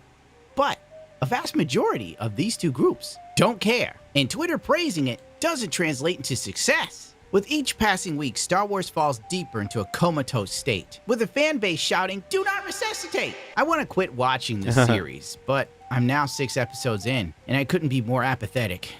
2 more to go. But it's not Headland and Disney that's to blame for the failure of Acolyte. In fact, it's me for being a bigot. Star Wars' biggest problem is the fans. Thanks, Collider, for the incredibly thought-provoking take. Maybe the fans are wrong. At this point, Legacy Media handles Star Wars criticism as well as Darkside Phil handles criticism about his streams, which is actually fucking weird. Here's my laundry list of gripes with you. Now read this on your show, and if you don't, it shows what a horrible person you are Goddamn because you don't frogs, accept dude. constructive criticism. It's not bitch fest. Or maybe George Lucas isn't that talented, and we were all fooling ourselves into believing that he was, due to misogyny. Acolyte showrunner Leslie Headland points to the Star Wars creator George Lucas as an example of the misogyny of the auteur myth. And I quote, "But you look at McCurry's work and you realize what an incredible mark this man has made on culture via the one role he played in this film. And the idea that, like, when you are hiring a director that everyone is sitting in there waiting for, George Lucas, and not for the person who's going to know to hire Ralph McQuarrie's. That's the problem. And that's the misogyny, the problem with the auteur myth as it stands today." Headland giving interviews about Acolyte is always a head trip. If not for Lucas's vision, there would be no McCurry's art. And let's face it, some of his concepts couldn't be made possible in the 1970s. So you needed a Brian Muir to take those concepts and translate them into real-world pieces of art and armor. Not only cool to look at, but could Those be made damn functional bigot to fans wear. like me. Each episode Yep. of The Acolyte now has the budget of Mikey Godzilla says, minus I made a one, pile of shit but and none ignored of the heart the core or fan the base soul. for the new one. The I costume won. designs It flopped. are on the What? scale of an indie No film, but bigots? with a multi-million-dollar And budget. racist But and hold on a sexist? minute. Old According fan to base Leslie ruined it. Headland, Yep, the costumes yep. were meant to look kind of like shit because Elden Ugh. Ring's popular. The Acolyte showrunner Smoke Leslie some Headland more says Elden copium, Ring bitch. community inspired the lack of armor on the Star Wars show villain. When you summon people, you always summon the people that aren't wearing anything. Yes, everyone has let me solo her. The saber battles are put to shame by dudes in their garage making fan films playing around, and the writing is Tumblr post level. It seems that Headland's team not only lacks a Lucas, but a McCurran and a Muir. Frankly, this series is another creatively bankrupt cog in the diversity wheelhouse that will be forgotten in a year like Obi-Wan before it. But wait! Legacy Media has more hot takes. The comic space. New data reveals that The Acolyte is the second most successful Star Wars show of all time, outperforming pretty much everything else. Sure, Valentina. And I'm a multimillionaire with a massive dick. Screen rant. Dang Ferrick, there's actually a history of Jedi creating derogatory terms for the dark side users, so it's not too much of a leap to think that Sith itself was a derogatory term used by Jedi to describe their enemies. Khmer even hints at this. Hard-hitting journalism right there. At this point, it feels like there's so much political BS you can't even enjoy entertainment because there's some people that just don't have the mental faculties to separate art from reality. Well, if you hate yourself, Star Wars Acolyte is the show for you. Each episode will fill you with a sense of self-loathing you would have thought unattainable unless your career focused on lonely fans. This episode goes back to basics, relying heavily on anemic writing. Much like Leslie Headland's interviews, Clanker. there's a lot said and none of it matters. I found myself slowly fading Dude, it's into like consciousness. These people, they don't know how to see I life call it the outside unknown of plot. pop Where is culture. it? Because the writers have lost it. Everything is Harry Potter. Everybody that they don't like is Voldemort. Is like Voldemort. There's In no, this episode, there's no room Master for Soul nuance. finally figures out If you're Mace bad, switch if you're places with OSHA, if you're which, right wing, you're thinking about it Sith. Objectively, it would be really difficult due to the lead actors having less range than Brie Larson when it comes to acting. Why support women on this show being paid less? Come to think of it, it was the right move to make. We are also getting more screen time with the gopher from Caddyshack. I'm so glad that he beat his heroin addiction, and he's making a comeback in Hollywood. But sources tell me that after his role in Acolyte, the poor little guy fell off the wagon again. Ripperoni, little dude. Anyway, the golfer, he hunts down May on the ship and fights her with that tiny robot. In a scene that was humorous, only to the children and middle-aged Disney adults. I'm sure Eric Butts saw this and cried tears of joy. I just know when they finished filming this scene, everyone on set laughed like it was the most amazing thing they had ever witnessed. While deep down inside, they could feel their souls fading to the creative abyss known as Disney Plus.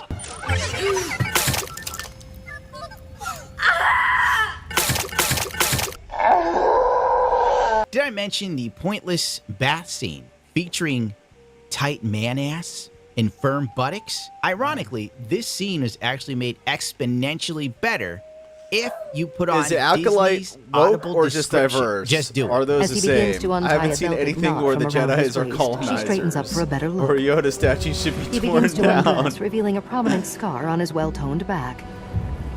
Dropping his billowy-legged hakama pants, he steps forward with the sunlight accentuating his taut muscles. If they incorporate He DEI wades barefoot into the pool. the hiring practices, it's quote-unquote Osha woke. stalks out from her hiding place, tightening her grip on May's knife. It's funny. You get a little giggle from it, and then you'll realize you're watching Acolyte and feel dirty again. The rest of the interactions between these two are wooden, thanks to the lead actress's dynamic range. I Dude. was on a roller coaster ride of blank stare to blank stare to blank stare. Star Wars now feels like a CW show with a bigger budget and maybe slightly worse writing. I don't know. Meanwhile, thirsty Twitter users were My absolute absolutely favorite. gushing over how That's why I'm gonna attractive watch the they show. thought Darth Teeth was.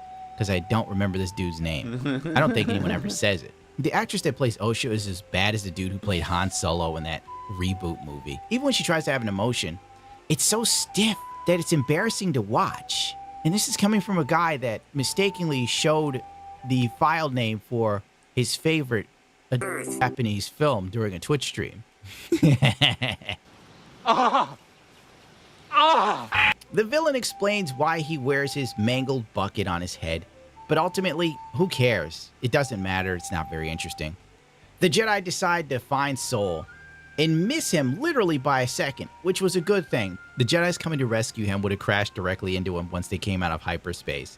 It was weird how close they were, but I don't know, maybe I'm nitpicking. The Green Lady Jedi gets warp drive sick when she's flying, of course. You get nauseous when you travel through hyperspace? I don't get sick. I find it unsettling. She's so relatable, it's Oh my funny. God. She's like me for real, for real. After Soul knocks out May, she wakes up and he decides to tell her a story. Osha puts on the stupid bucket and starts breathing heavily and the music stops. It mirrored a scene featuring Darth Vader from past Star Wars installments. As the Bare Naked Ladies once said, it's all been done before. I'm falling asleep as I watch this episode again, and I can thoroughly say it's amazing how absolutely meaningless all this is. You get 4 episodes of fuck all. Then you get 1 episode where something actually happens, and now we go right back to nothing again. Headland is clearly trying to give layers to the Force, like Chris Avellone and BioWare did with Knights of the Republic, but she lacks the sophistication, complexity, and the subtle nuance and a clear understanding of the Force itself to do so. This All right, feels Evan, let's like see a what you person got, who man. was inspired heavily by someone else's work, but didn't understand what made the original piece they are trying to emulate good. If anything, Headland is one of those fans that liked the Lucasfilms video games back in the day, and didn't take her fandom of Star Wars any further from there. And to somebody who's not into Star Wars at all, like everyone she hired to work on this show, Headland seems like a major Star Wars fan. Maybe she did this on purpose so no one would question her stupidity. Headland herself admits in an interview to just now buying McCurry's Star Wars concept art book. This was like a week ago, not years ago. So I've just recently got the 2-volume Star Wars concept from Ralph McCurry, and I'm like, this is insane, she remarked. This guy created Star Wars. Like, really? Like, you see the evolution of the idea from George Lucas trying to express to him to what he puts down on a piece of paper. Fucking and what hell. eventually becomes and why we make particular decisions of blah, blah, blah, blah, blah, blah. Even the shit talking Here's the just problem, causes Leslie. me Ralph was a pain. great artist, but you needed Lucas to express what he saw in his head for Ralph to translate, and then it went to the prop team for Muir to turn into a reality. Without the guy coming up with the ideas, everyone's just not there. She's trying to downplay George Lucas's influence over Star Wars. That's and it's crazy, just so dude. weird. It really is. This reeks of someone that can't accept the fact that her iteration of Star Wars is pretty trash. Garbage. But anyway, PlayStation has canceled the Knights of the Republic reboot. And I hope and God pray damn that it. Disney isn't dumb enough to let Leslie Headland do a live-action Knights of the Republic. She doesn't know what she's doing. And on that note, I'm done. Happy 4th of July, you little bigots.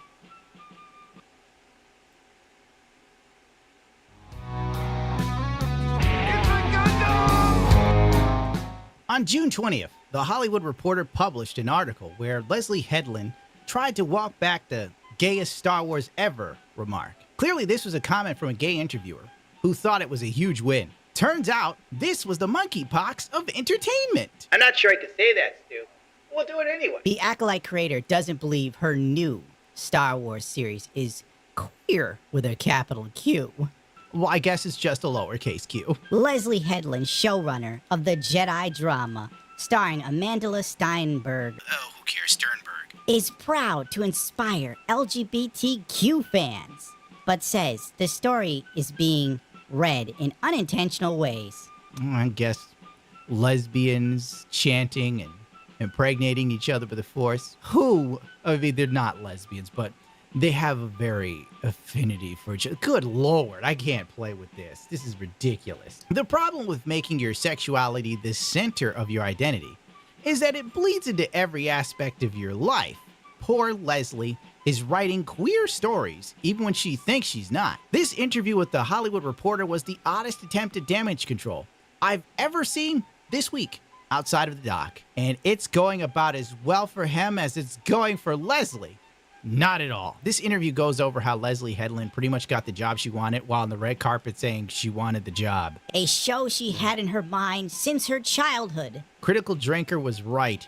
This show is a therapy session for Leslie Headland, and it only cost $180 million, which, judging by today's inflation numbers, seems about correct. The Rise of Skywalker premiere, when she was asked if she had any Star Wars ideas of her own, Headland responded that she's had a Star Wars story in mind since childhood, and that the Oscar-worthy performance urged Lucasfilm boss Kathleen Kennedy to give her a shot. Modern Star Wars is total clown shoes, and journalism is also a joke. This article uses the phrase queer, gay, or LGBTQ every other paragraph, as if you'd forget. But when the show's only defense is everyone is LGBTQ, you know that you have a bomb on your hand. You can't dislike the show. They're gay. Ensured that the LGBTQ plus community was well represented on her Disney Plus series. She immediately envisioned the hate you give star Amanda Steinberg in the Acolyte's dual lead role of identical twins Osha and May. She even had concept art created with Steinberg in mind before approaching her about the role. So basically everything here was like nothing but like nepotism. It was like, ooh, I know that you're they, them, and you're gay. You're in. I know you're gay because you're on my last gay show. You're in. Representation. The only thing that wasn't represented was a good goddamn story. Steinberg identifies as non-binary and gay. See, I told you. I don't care.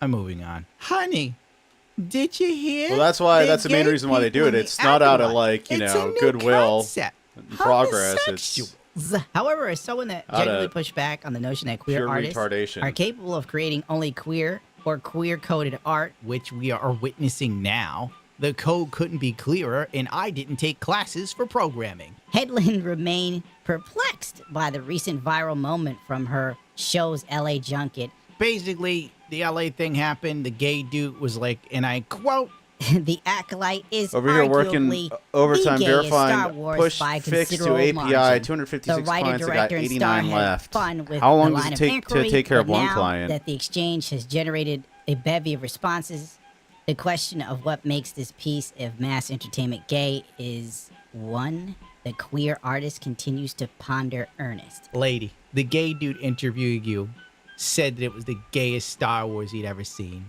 And I think he knows a thing or two about the subject of gay shit. Perhaps the most queer-adjacent story point is that the 24-year-old twins were born to two moms. It's eventually implied, not confirmed, that Anastasia used her brand of force powers to impregnate Coral. Yeah, like that happened. It's not implied. That was the story beat. I carried them. I created them. And what happens if the Jedi discover how you created them? What do you mean by that? They are a matriarchal society. As a gay woman, I knew it would be read that their sexuality is queer. But there also aren't any men in the community. So, a closeness between the two of them would be natural. It seemed plot-driven, she added. I would say it's really reductive to call them lesbians. I think it means you're not really paying attention to this story. Right. This is our Witch from Mercury for Star Wars, bro. I broke the code. Well, anyway, if you thought that they were gay, you're not paying attention to the story. Really, lady. There isn't much story to begin with. But that brings us to The Acolyte, episode 5. I think it's episode 5. I don't really know. The episode starts Depends, off it's how all I relative to predicted pay it rate, would. so if The they Sith are Lord hourly, then I would have to do come the in, math. he'd totally Salary, then it's dominates easy. the Jedi. The Pull Jedi two you different just ends saw up that and never compare. spoke, of course they were going to be dead. Like, it was Get so your predictable. money, Mikey. One single Get force your push money, takes baby. out tons of trained Jedi Knights. Osha, on the other hand, seems to only get knocked out by them, while other people just die. Okay, calling this show a thriller is like calling Darkside Phil a prolific content creator. Whatever happened to your gout? Whatever happened to my gout? The fight scene in this episode is okay. Is it Revenge of the Sith, the last fight between Obi-Wan and Anakin, just tearing ass? No, it's definitely not that. You don't even bother getting yourself excited. But this is by far the best episode because something actually happens. I find it odd that somehow this Sith Lord, Dark Teeth, he has a helmet and armbands that not only block lightsabers, but breaks them. This makes lightsabers seem like something you would buy off of Wish.com, and then you'd use it at San Diego Comic-Con before it would inevitably break in the middle of your cool duel as like your girlfriend takes photos for you to show your mother. After this dude 1v7s the Jedi that trained their entire lives, Osha shoots him with a stun gun, and it does nothing. I guess his cape is somehow made of stun gun block. I don't know. It's like the dude's Batman. Look out! He force throws a lightsaber. Headland really loved Knights of the Old Republic, and she was truly inspired by it. Too bad it didn't inspire her to be a better writer. And Dave Filoni saw this and said, "Yes, Queen Slay." The Jedi Master's soul, while fighting Darth Teeth, can sense something familiar about this dude. But later on in the show, when the twins switch places, wow. the Jedi doesn't notice anything. How the hell are you or supposed to the do fact that one? The evil twin has a forehead tattoo. He just doesn't see What level are it, you not supposed to even be for? glances at it. Listen, it makes a lot of sense if you don't think about it. Wouldn't he sense she was lying too with the Force? She's like, May's dead. And he's like, okay. Like, what?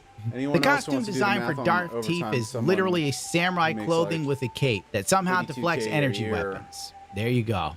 It didn't get a scratch on it, bro. What I is need that to cape go made dunk my of? head in This the episode's ice only chest. redeeming quality were the fight scenes, which aren't great. But then again, The the lowest writing first funding catches up from to the show financial and it goes back firms. to being kind of stupid again very quickly. Like, you start to go, okay, something's happening. Okay, it's dumb again. They start killing off major Jedi characters. If they died in the last episode of the series, it would have given the audience more time to get to know and like these characters. But right now, they seem like cardboard cutout people. And then the second they face some sort of a adversity that makes them seem human, they're already dead. I did like Jackie, though. She was probably the best character. She reminded me of Ziggy Stardust. Justice for Jackie. Another gripe I have with the show is the evil Sister May. This bitch watches the Jedi die to protect her and her sister. And at the end of the episode, she's like, the Jedi got what they deserve. Not conflicting at all. Considering literally she just betrayed her master by not wanting to take out the Jedi and turn herself in because her sister was alive. And now she doesn't want to get turned in because her sister's alive. The show doesn't make any sense. Osha also watches her friends die. People that she grew up with as a Jedi youngling. She watches him get his neck snapped like a twig. Nothing but a blank stare.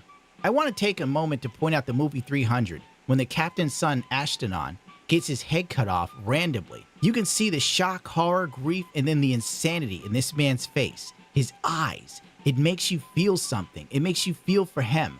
Everything that happened to the Jedis and the way that Osha responded, I felt nothing. Such wasted potential. The Jedi Master's soul had more range of emotion than the American actress, and this dude barely understands the language. Darth Teeth's real identity was a welcome surprise, simply because I honest to God assumed they would put a woman's head on a man's body like they did Taskmaster in the Marvel movies, or they would have like one of those sister witches controlling his mind or something. Soul wins the lightsaber duel. Of course, he doesn't kill the villain, which would have made everything a lot easier. Then, Osha sacrifices her droid to get the bug bats to attack the villain. Why? I don't know. I mean, they would have attacked him regardless of him using a lightsaber. Turn off your saber. The light attracts them. I forgot the part where the stun gun hits May and it only knocks her out for 2 minutes. But when May wakes up, she somehow gets the stun gun. How? I don't know. And then she uses it on Master Soul and he's out for a day practically. The twins have a pointless talk. They get into a fight. May force pushes her sister. It only knocks her out. They switch costumes. Then you find out the bugs didn't kill Darth Teeth, and he ends up with Osha. I guess he's going to keep her alive. Maybe the plot twist is she starts learning the Force from him. I don't know. So the it's show bad is to use dumb. sword, But it good was to the use least bomb? horrible of all the episodes. So I guess they put a little less terms of what? concrete in my milkshake this time. 3 more to go. And this is so going to end on a cliffhanger. And then the show's going to get canceled. Typical Disney Plus.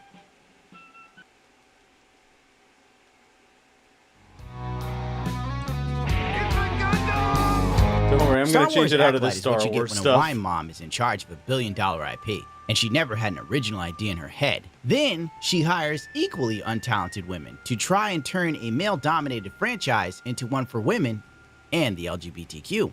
But a vast majority of these two groups don't care, and Twitter praising it doesn't translate into success. With each passing week, Star Wars falls deeper into a comatose state, with a fan base shouting, "Do not resuscitate!" I want to quit watching this series, but I'm now 6 episodes in, and I couldn't be more apathetic. 2 more to go. But it's not Headland and Disney that's to blame for the failure of Acolyte. In fact, it's me for being a bigot.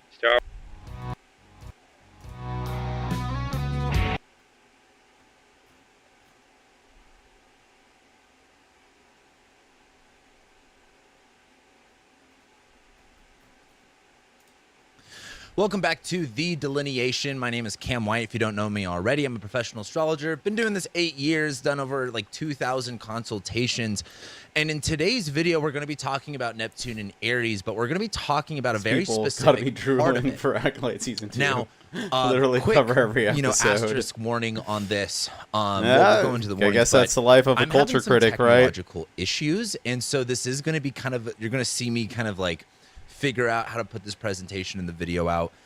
Is it just me, or has Jupiter and Gemini felt like a really big Mercury retrograde? I'm having so many Mercury retrograde issues right now. It's crazy. But anyway, the reason I'm making this video is Neptune's going into Aries. It's a really big deal. I've talked a lot about it on things like the Civil War video I did, the Saturn-Neptune conjunction video I did, and you're going to be seeing me talk a lot about this. And the one theme that I keep going back to is war.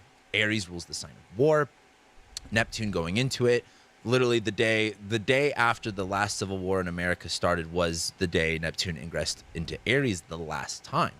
Now, there's kind of, it's not going to look exactly like it did in the 1860s. However, there's some stuff that I have found on my research when looking into this that I think is really helpful. And specifically in this video, I want to go over some of that stuff. So let's go ahead and begin. Give me... like I said, I'm doing my best here to put this up. So, let's see. Kino, and then it should be this one. There we go. All right. So, this video is titled Neptune and Aries, the Fog of War, and 5th Generational Warfare. So, before we begin, this is a litmus test. If you didn't eat breakfast yesterday, how would you feel? There's only a small percentage of you that are going to understand that question and why I'm asking it, but that is a small litmus test into getting into this discussion. And we have some more rules. One of the things I want to bring up is I was looking up quotes on deception because Neptune's one of Neptune's main qualities is deception. Memory is that's what a lot of because it is colored by astrologers are today's saying. Events. The astrology of become modern a big times theme kind as we of keep matches continuing the astrology So, that was taking back to the place rules of this during presentation, because this is really important. the Civil I only War. want a certain type of person to be consuming this content. Simply I- because I've been needing to it's get for one my for own a sanity while. and for the sanity of And I wanna everybody get one else. before, I believe you Gavin can be Newsom that person. outlaws I it. believe anyone can be any person, but it's up to you to decide to be that person. So, the type of person I'm looking for is capability of critical thinking of what you think is real. You have to be the critical thinker. You have to question what you think is real. Okay? And I'm not saying this to call you out or to make you feel lesser than. I'm saying this because this is an important part of this discussion. Neptune is about obfuscation. Neptune is about confusion and illusion. To think that what we're going to be discussing is super evident and clear, or again, for other people, this might just all be conspiracy theories. Well, let's just move forward and I'll explain a little bit about that. You're gonna make me a also, gat. You I have can to also the have Mikey capability of make me a suspending cat your in perceived his lab political reality. with his lab skills. Really big emphasis on perceived political reality. Even if you think you are in the camp, which no matter what side you want, if you think you are in the right camp, I still want you to suspend that. Just for this, I want everyone here to leave their identities and their labels out the door. And we can sit here as human beings. Okay, so how would I take that the gun on an airplane? That's a real question, Yancey. There is no we're the good guys, we're the bad guys.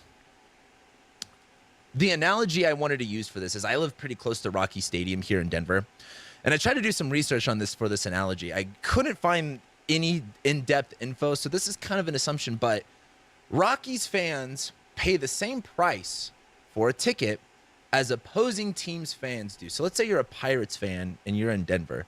You're going to say that you're going to pay the same price as a Rockies fan would. Why is that important? If you think you will be treated better because your perceived team will win, you are wrong. We all lose. The reason I'm making this video is, again, this goes with the theme of the World War III, Civil War stuff that's going on, and you're going to see why I'm bringing this up. But just because you are on a team that you think is supporting you, you're mistaken. We all lose in terms of what team we think we're on. You ever heard that saying, like, you know, the left wing and the right wing are just on the same bird? The boot of authoritarianism stomps on all citizens, and you are not special, even if you love the boot. And that goes for the left and right. So I'm going to just quickly go over this, and you're going to understand why I'm opening up with this as we go on. But this is a really important thing to just kind of set out as context. So let's go over some lines. You're not Gina walking around with it. First, starting off with a quote from 1984. Doublethink means the power of holding two contradictory beliefs in one's mind simultaneously and accepting both of them. Let's use an analogy here. The government lies about a lot of stuff. Open carry? But they're telling the truth about this. Okay, a little bit more context of where we're going here. We're going to just quickly go over this because a lot of this stuff is what we already know. I pulled some quotes from an article from, I think it's the Helsinki Times. I have the source here later on. But let's just talk a few of the lies about the war in Iraq. Today, it is widely accepted that there was no collaboration between Iraq and al-Qaeda regarding the 9/11 attacks. The 9/11 Commission report confirmed that there was no evidence of a collaborative relationship between the two. The second lie was that Iraq was an imminent threat to the United States and had weapons of mass destruction. Despite the overwhelming evidence that Iraq did not possess weapons of mass destruction, the U.S. government continued to push this narrative to justify the invasion and killing 1 million Iraqis. The U.S. intelligence community was pre-war assessments were also flawed and relied on unreliable sources, including forged documents. The third lie was the U.S. had evidence that Iraq had weapons of mass destruction. This was a claim that was used to justify the invasion, but after the war, it was revealed that there were no WMDs in Iraq. The fourth lie was that the U.S. needed to invade Iraq to protect America. This claim was used to gain public support. Listen to that for a minute. This claim was used to gain public support. Is Ross going to get a gat? War, but it has been widely criticized for its lack of evidence. The fifth lie was the U.S. had the support of the international community for the invasion of Iraq. The U.S. did not have the support of the United Nations Security Council. Not a bad idea. Several countries opposed the invasion. Again, this is from the Helsinki Times, and it's titled 20 Lies About You never know when someone's going to ask you what Very kind of interesting American read. you are, Ross. Other examples that I think we all know what I'm talking about here, but for the sake of my own channel here, we're just going to kind of talk about it as if we know. It came from a bat. You don't need to wear a mask. You do need to wear a mask. It was only 2 weeks. It's safe and effective. You will not get it and you will not spread it. And then this article came out. For some of you who might have seen this, this is from The Telegraph, which is definitely not a very right-wing source from the UK. And it says, oh, there was just so happened something, again, I'm censoring my own words here for my own safety, may have helped fuel rise in excess deaths. Yeah, there was a lot of excess deaths in 2021 and 2022 that weren't actually happening in 2020. Interesting. Yeah. So we all know about those, right? So we're just building some context here, right? Let's talk about the Cheeto Man. I had to involve this. When they kid. canceled I think the any MC6, mewing, how do you see Sigma solutions chat right there in filter on Trump is RSR? just too funny. I don't know if I like that. Trump was right. Russian collusion was a hoax. Good luck regaining public's trust. Why is this important?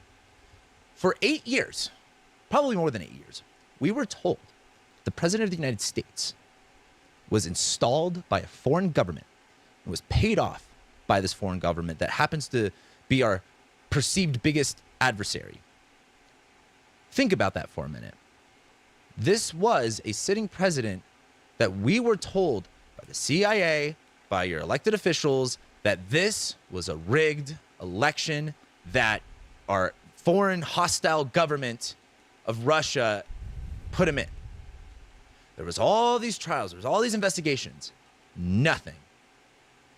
What else are they lying to him about? And the reason I bring this up is like, you know, I've told people before, like, I'm a human being, I have political biases. Nowadays, I lean a lot more conservative, although I would never put myself in a Republican Party. But the reason I'm bringing this up is 2019 Cam White hated Trump. I believed everything that was said. But as I got more into the astrology and understanding the current times, you do a little bit more investigation on Trump. I'm telling you, man, it's you realize it's a lot easier so to be many open for your things support for Trump were now. fabricated about him. Like, for example, did he pay off Stormy Daniels? Yeah. But how it was connected to campaign finance, and it was this felony, and now it's a 34-time felony. Well, before you just take that as truth, right? So from my left people that are actually left, you know, they call it a war in Palestine, but we all know what it actually is. Correct? So why are we taking what this institution that we know lies about everything? Tell me one thing the government told any sort of truth about in the past 25 years. Name me one thing they told the truth about. They haven't. So why would we take everything at face value of what they're saying? Dude, astrology is incredibly complex. Another good example is, without going into the context, because we all know what the context is, I love this definition of this word. An insurrection is an organized attempt by a group of people to defeat their government and take control of their country, usually by violence. Organize is a really interesting precursor to this. Defeat their government is also an interesting precursor to this.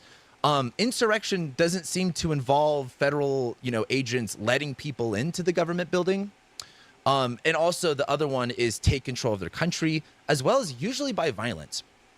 The extreme right-wing people that love guns and stuff like that just decided to try to overthrow the government without any guns. Interesting. This is Cambridge definition, by the way. So the point has been made, right? I'm just trying to put a context here of like, hey, Neptune is a real thing. The archetype of Neptune is a real thing. It is deception. It is contortion. It is illusion. It is fantasy. It's a wee-wah. It's a wizoo, whatever that line from The Wolf of Wall Street is. The point has been made. We all get it at this point. So let's talk about Neptune and the sign of war.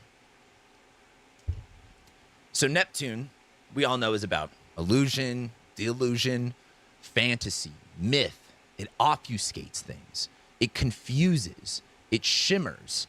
It's grandiose, and it gives you rose-colored glasses of the world. This is important to understand as it goes into Aries. Aries is the first zodiac sign. It represents the spring, the beginning, but it's a Mars-ruled planet. Mars rules war. Mars, I'm pretty like Aries, A-R-E-S, I'm pretty sure like literally means war in like Greek or Roman or something like that. And I would not, I don't think, be making the association between Neptune and Aries and war had not the Civil War in America started the day Neptune ingressed. Within 24 hours of the Civil War starting, Neptune ingressed into Aries. I don't know if I'd be making that association, but it's one of those things where, as an astrologer and just a human being, our job is to look at repetitive cycles and patterns, right? We are pattern recognizing creatures. There's one, let's see what the second one is about. Astrology is often literal.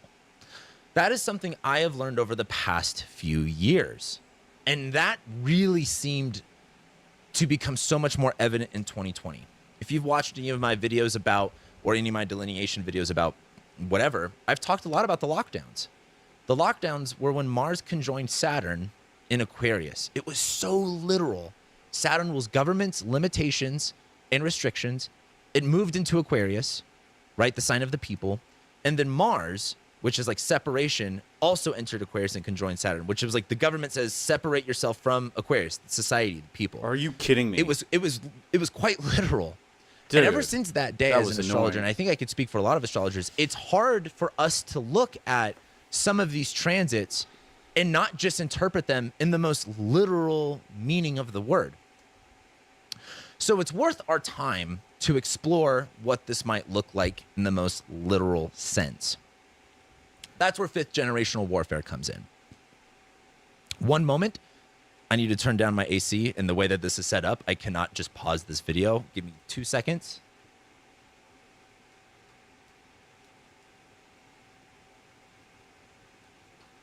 So 5th generational warfare. What's the hubbub? Well, let's meet S2 Underground. S2 Underground is a YouTuber in the tactical military LARP space.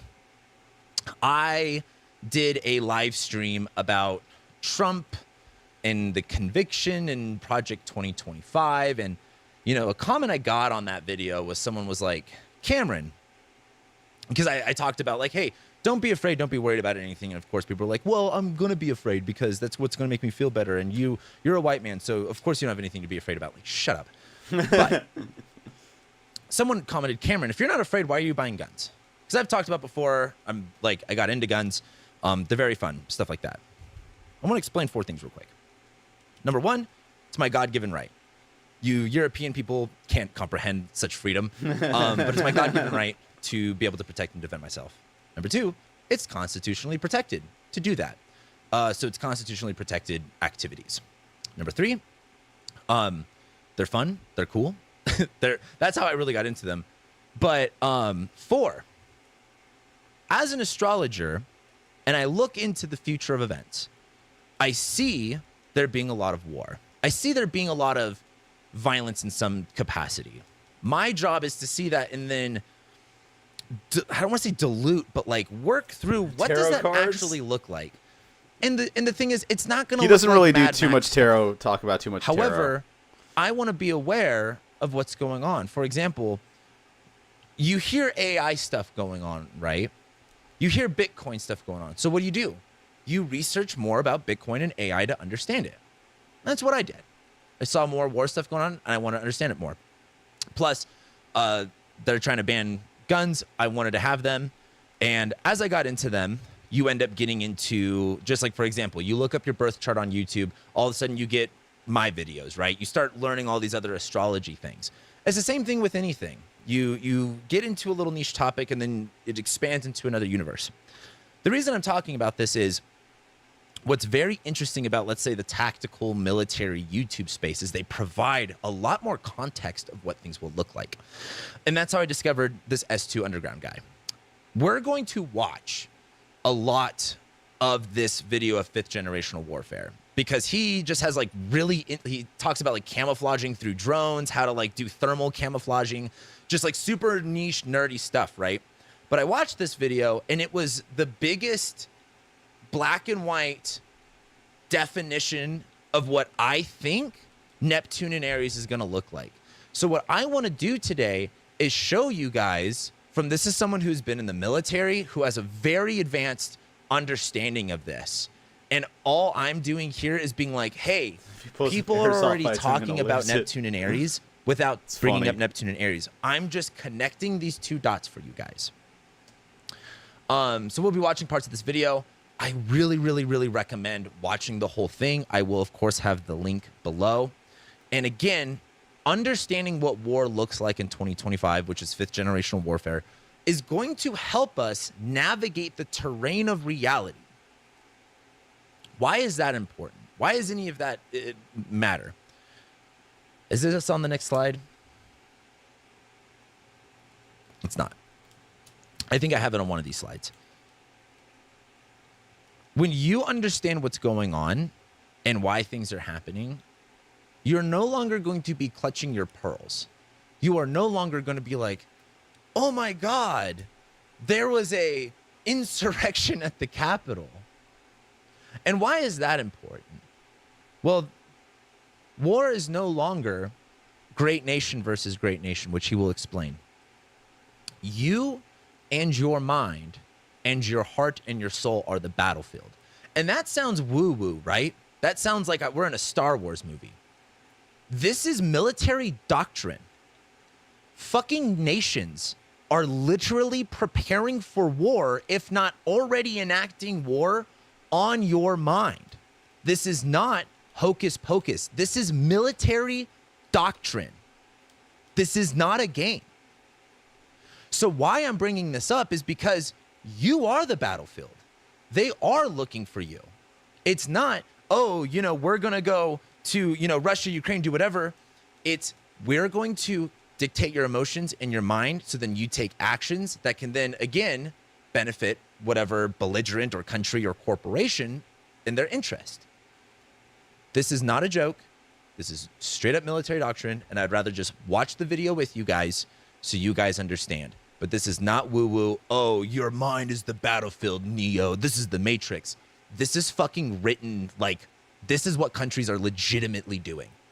I just don't want y'all You thinking should take that stuff seriously. that they do will work. And this is why I opened up with all of the lies. Because you need to be disillusioned by what you're being told. I think that's fair. You need to think critically for yourself. Because otherwise, you are going to be a casualty in the battle. And the battle is literally your mind. So let's watch the video. Give me a second here while I get everything up. Like I said, the amount of tech issues I'm having is oh no, not these guys. Quite wild. All right, so let's do this. All right. So this is the video, the 5th generational warfare video. I'll just snipe them down. Let me double check that all the microphone stuff is going to be working. World War I, we have. Okay, so it's all working. So we're going to start a couple minutes into it, and right now he's going over the 1st, 2nd, 3rd, 4th, 5th generational warfare. And we're just going to be talking, we're just going to listen to what 3rd generation is and understanding 4th generation. And then as we get through the 5th generation, I'm going to be making a little bit more comments on it. So let's just kind of jump into the middle of 3rd generation warfare. Behind arms warfare, the 3rd generation of warfare gives us World War II. But in the final days of World War II, a new war was building. The nuclear weapon and its use in combat was one of the most important events in human history. And as a result, the Cold War developed.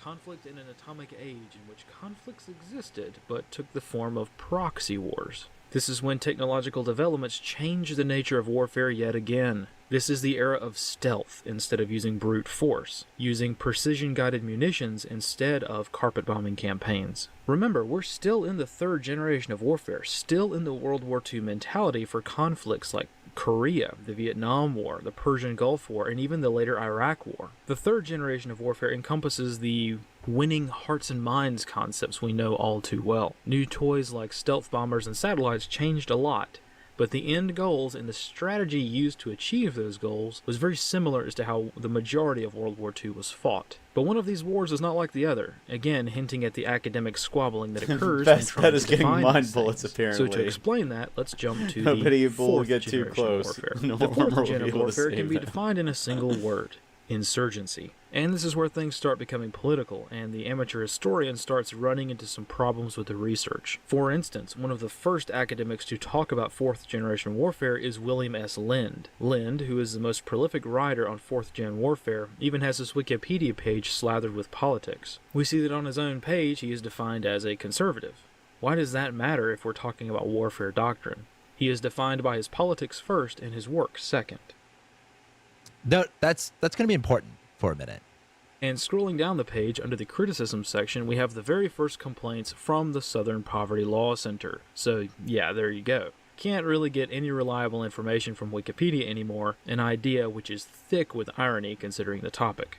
Interestingly enough, it looks like most of his criticism comes from him linking his thoughts on warfare doctrine to cultural Marxism, which explains everything. Can't talk about communism or Marxism in today's world or point out its problems without being labeled as a far-right extremist, which is exactly what seems to have happened here too.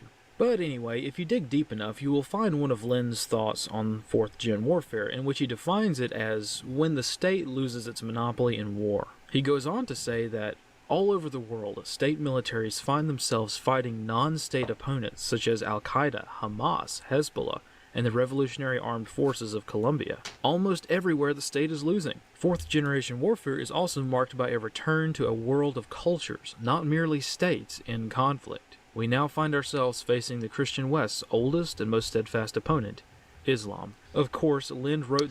The reason I'm also including this part is it's going to be better to understand 5th generation as you kind of understand what 4th generation is. And if you're not familiar with what an insurgency is, insurgent groups are like Al-Qaeda, the Taliban, ISIS, things like that. Context of speaking about the then current U.S. wars in the Middle East, but the interesting thing to note is that these wars have been occurring for a long time. Like I mentioned when explaining 3rd Gen warfare, there is a bit of academic squabbling that goes on. For instance, take the Vietnam War. Here you have a conflict that exhibits two styles of warfare. In the years since, Vietnam has become the infamous poster child for that deadly I word, insurgency. A disturbing number of people do not know that the Vietnam War was far more conventional than we think. We think the word Vietnam and images of the Viet Cong come to mind. U.S. soldiers patrolling through the jungles and getting ambushed around every corner. But there was this thing called the North Vietnamese Army, which was a legitimate conventional military force. No one knows about this more than the military aviation communities. Entire generations of military aviators have been trained with doctrine developed from the forgotten air war of Vietnam. The entire concept of the wild weasels and the doctrine of the suppression of enemy air defenses is a massive part of modern warfare, from Iraq to Bosnia to right now in Ukraine. But at the same time, the conventional 3rd generation war was raging in North Vietnam, in Cambodia and Laos. Some dudes in black pajamas were I'm not even white! 4th generation of warfare, which at last brings us to the 5th generation of warfare. And here's where we start running into problems again, because academics cannot agree on whether or not 5th generation warfare even exists. Up until this moment, warfare has been defined by what some have called the theory of sequential emergence, which is just a fancy way of saying that the 1st generation of warfare led to the 2nd, and the lessons learned during the 2nd gen led to the 3rd, and so on. Daniel Abbott came up with this graphic, which indicates that the generations of war build upon one another and exist at the same time. Each progressive generation of warfare does not totally replace the generation before it, but rather builds on it, which allows for lesser developed styles of warfare to exist and be conducted at the same time.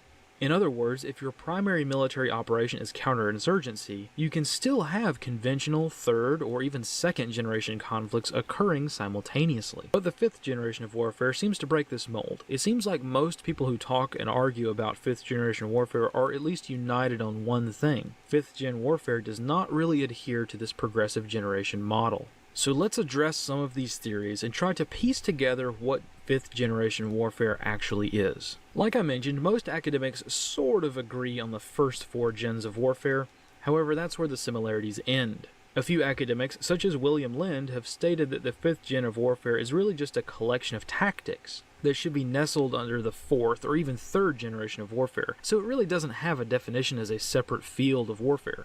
Which makes sense because he's the guy who literally wrote the book on 4th gen warfare. Remember, history is written by humans which have opinions, make mistakes, and have other faults. That's why history lies in the heart of the debate, and why we need to crack open another book. If we take a look at Daniel Abbott's book, adequately titled The Handbook of 5th Generation Warfare, he states that 5th Gen warfare is a war of information and perception, which sounds about right, but that's a really broad definition, but we'll come back to that in a moment. Others, I have such very as little the white US blood Air in Force, me. see 5th Generation warfare is simply an extension of the air war. They see it as a sensor problem, and that a military aircraft that is capable of waging 5th Gen warfare will have certain sensors, communication suites, and other various electronics and capabilities to operate in highly contested battle spaces. Not quite what we're going for, is it? This is great and all, but not really what we're talking about with regards to 5th generation warfare itself. This is defining the 5th generation of fighter aircraft, which is not the same thing. But this is important to note, because the term 5th generation was first coined in this context, which is why a lot of military strategists think of 5th generation warfare in terms of technology or sensors, which is again not the right way to think about it. In fact, the People's Liberation Army of China figured this out a long time ago. This is where things shift. In 1999, a book, or really rather a white paper, which became highly controversial throughout the defense community in the early 2000s, two colonels of the People's Liberation Army wrote a book called Unrestricted Warfare, in which they examined this topic, particularly in the context of a conflict with the West. In their book, they state that what we are referring to are not changes in the instruments of war, the technology of war, the modes of war, or the forms of war. What we are referring to is the function of warfare. So why I think that is really an important note is not only are we having Neptune ingress into Aries, we're having a Saturn-Neptune conjunction in Aries.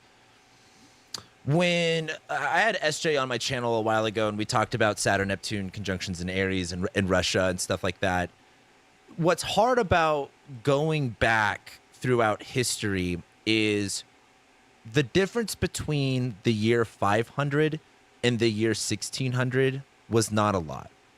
The difference between 1900 and 2025 is extreme.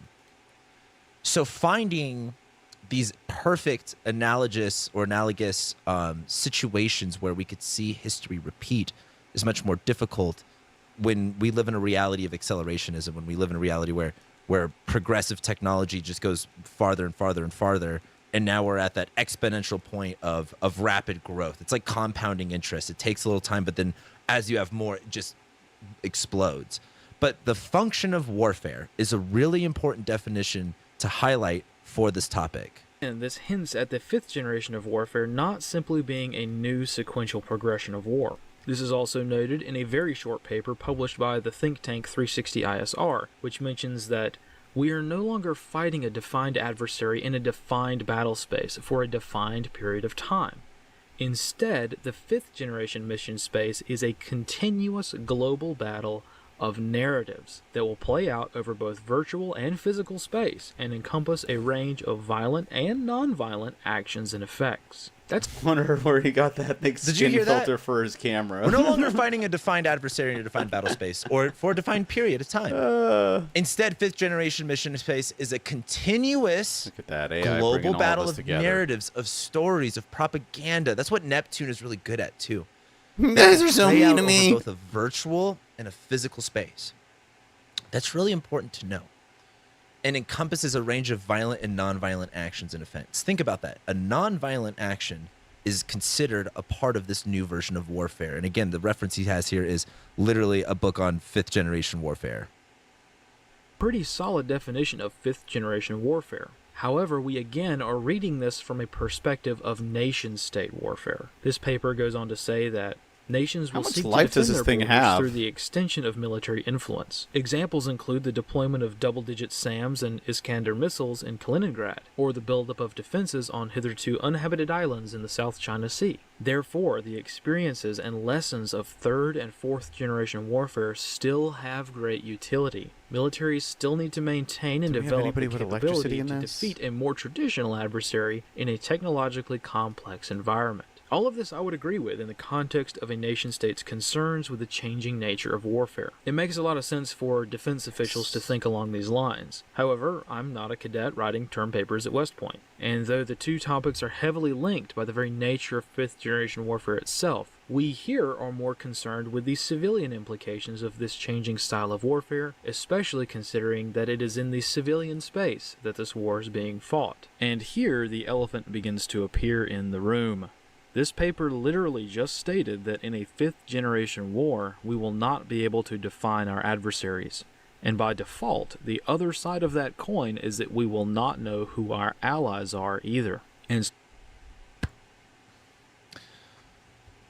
we have references of multiple military doctrines, essentially. Again, maybe it's not put in law, but we have books on this saying, you will not be able to define who your adversary is. And by contrast, meaning you will not be able to define who your ally is. Think about that for a moment. Right now, political divide, political division seems like, oh, it's so apparent. It's left versus right. Is it? Because I've made this comment before. You know, you think it's left versus right until you're like, let's say you're a leftist, you're with a group of leftists, and then let's say you're a leftist and someone's like, oh, but I support Israel. Whoa, we might be seeing different sides of an equation now. You know, let's say you're on the right too, and you might bring up again. No, like, they. Oh my God, why defend Israel, but you're like pro-Palestine, and then it's this idea that it's just left versus right that's going away. Yeah. Very soon.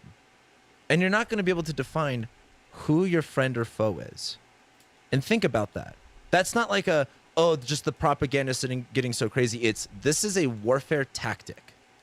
Like, these books are not like, oh, like, here's maybe what that looks like. It's like, this isn't like because what ends up happening is, for example, the U.S. military will make, like, doctrine, for example, on, like, camouflage.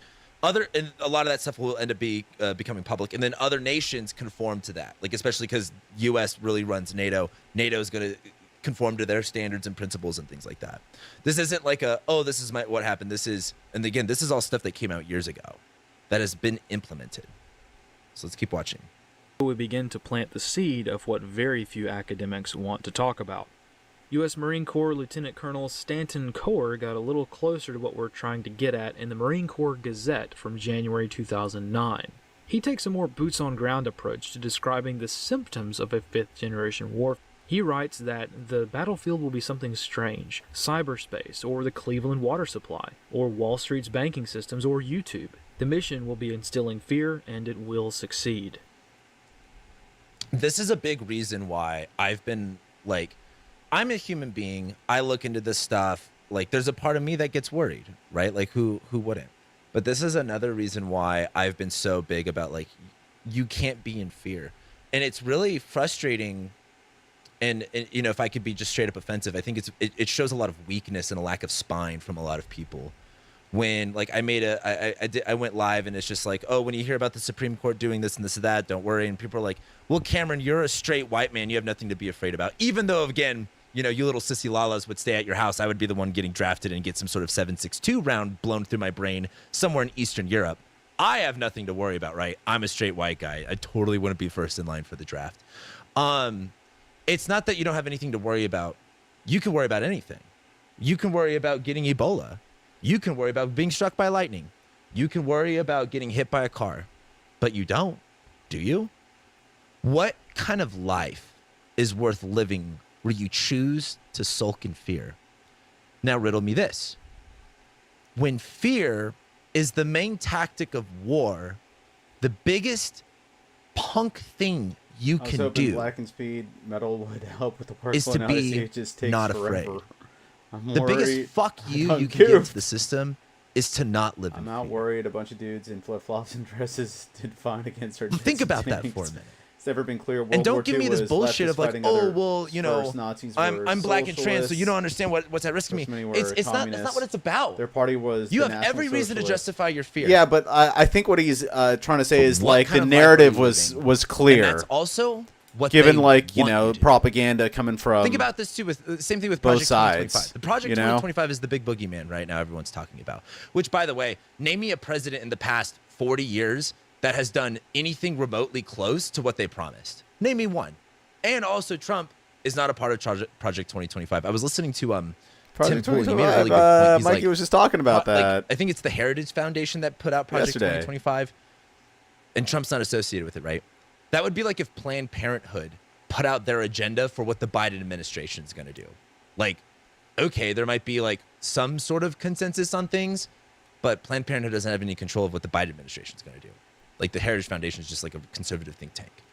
But that's the new boogeyman. They want you to be scared because, again, they want you to vote for the geriatric guy, Biden, who lied to you, didn't promise you anything, all that kind of good stuff. And again, you want to vote for Biden on your own course, by all means, go for it. But understand why. Are you voting for him because you believe in his policies, he's done good? If that's the case, that's you. Or is it fear?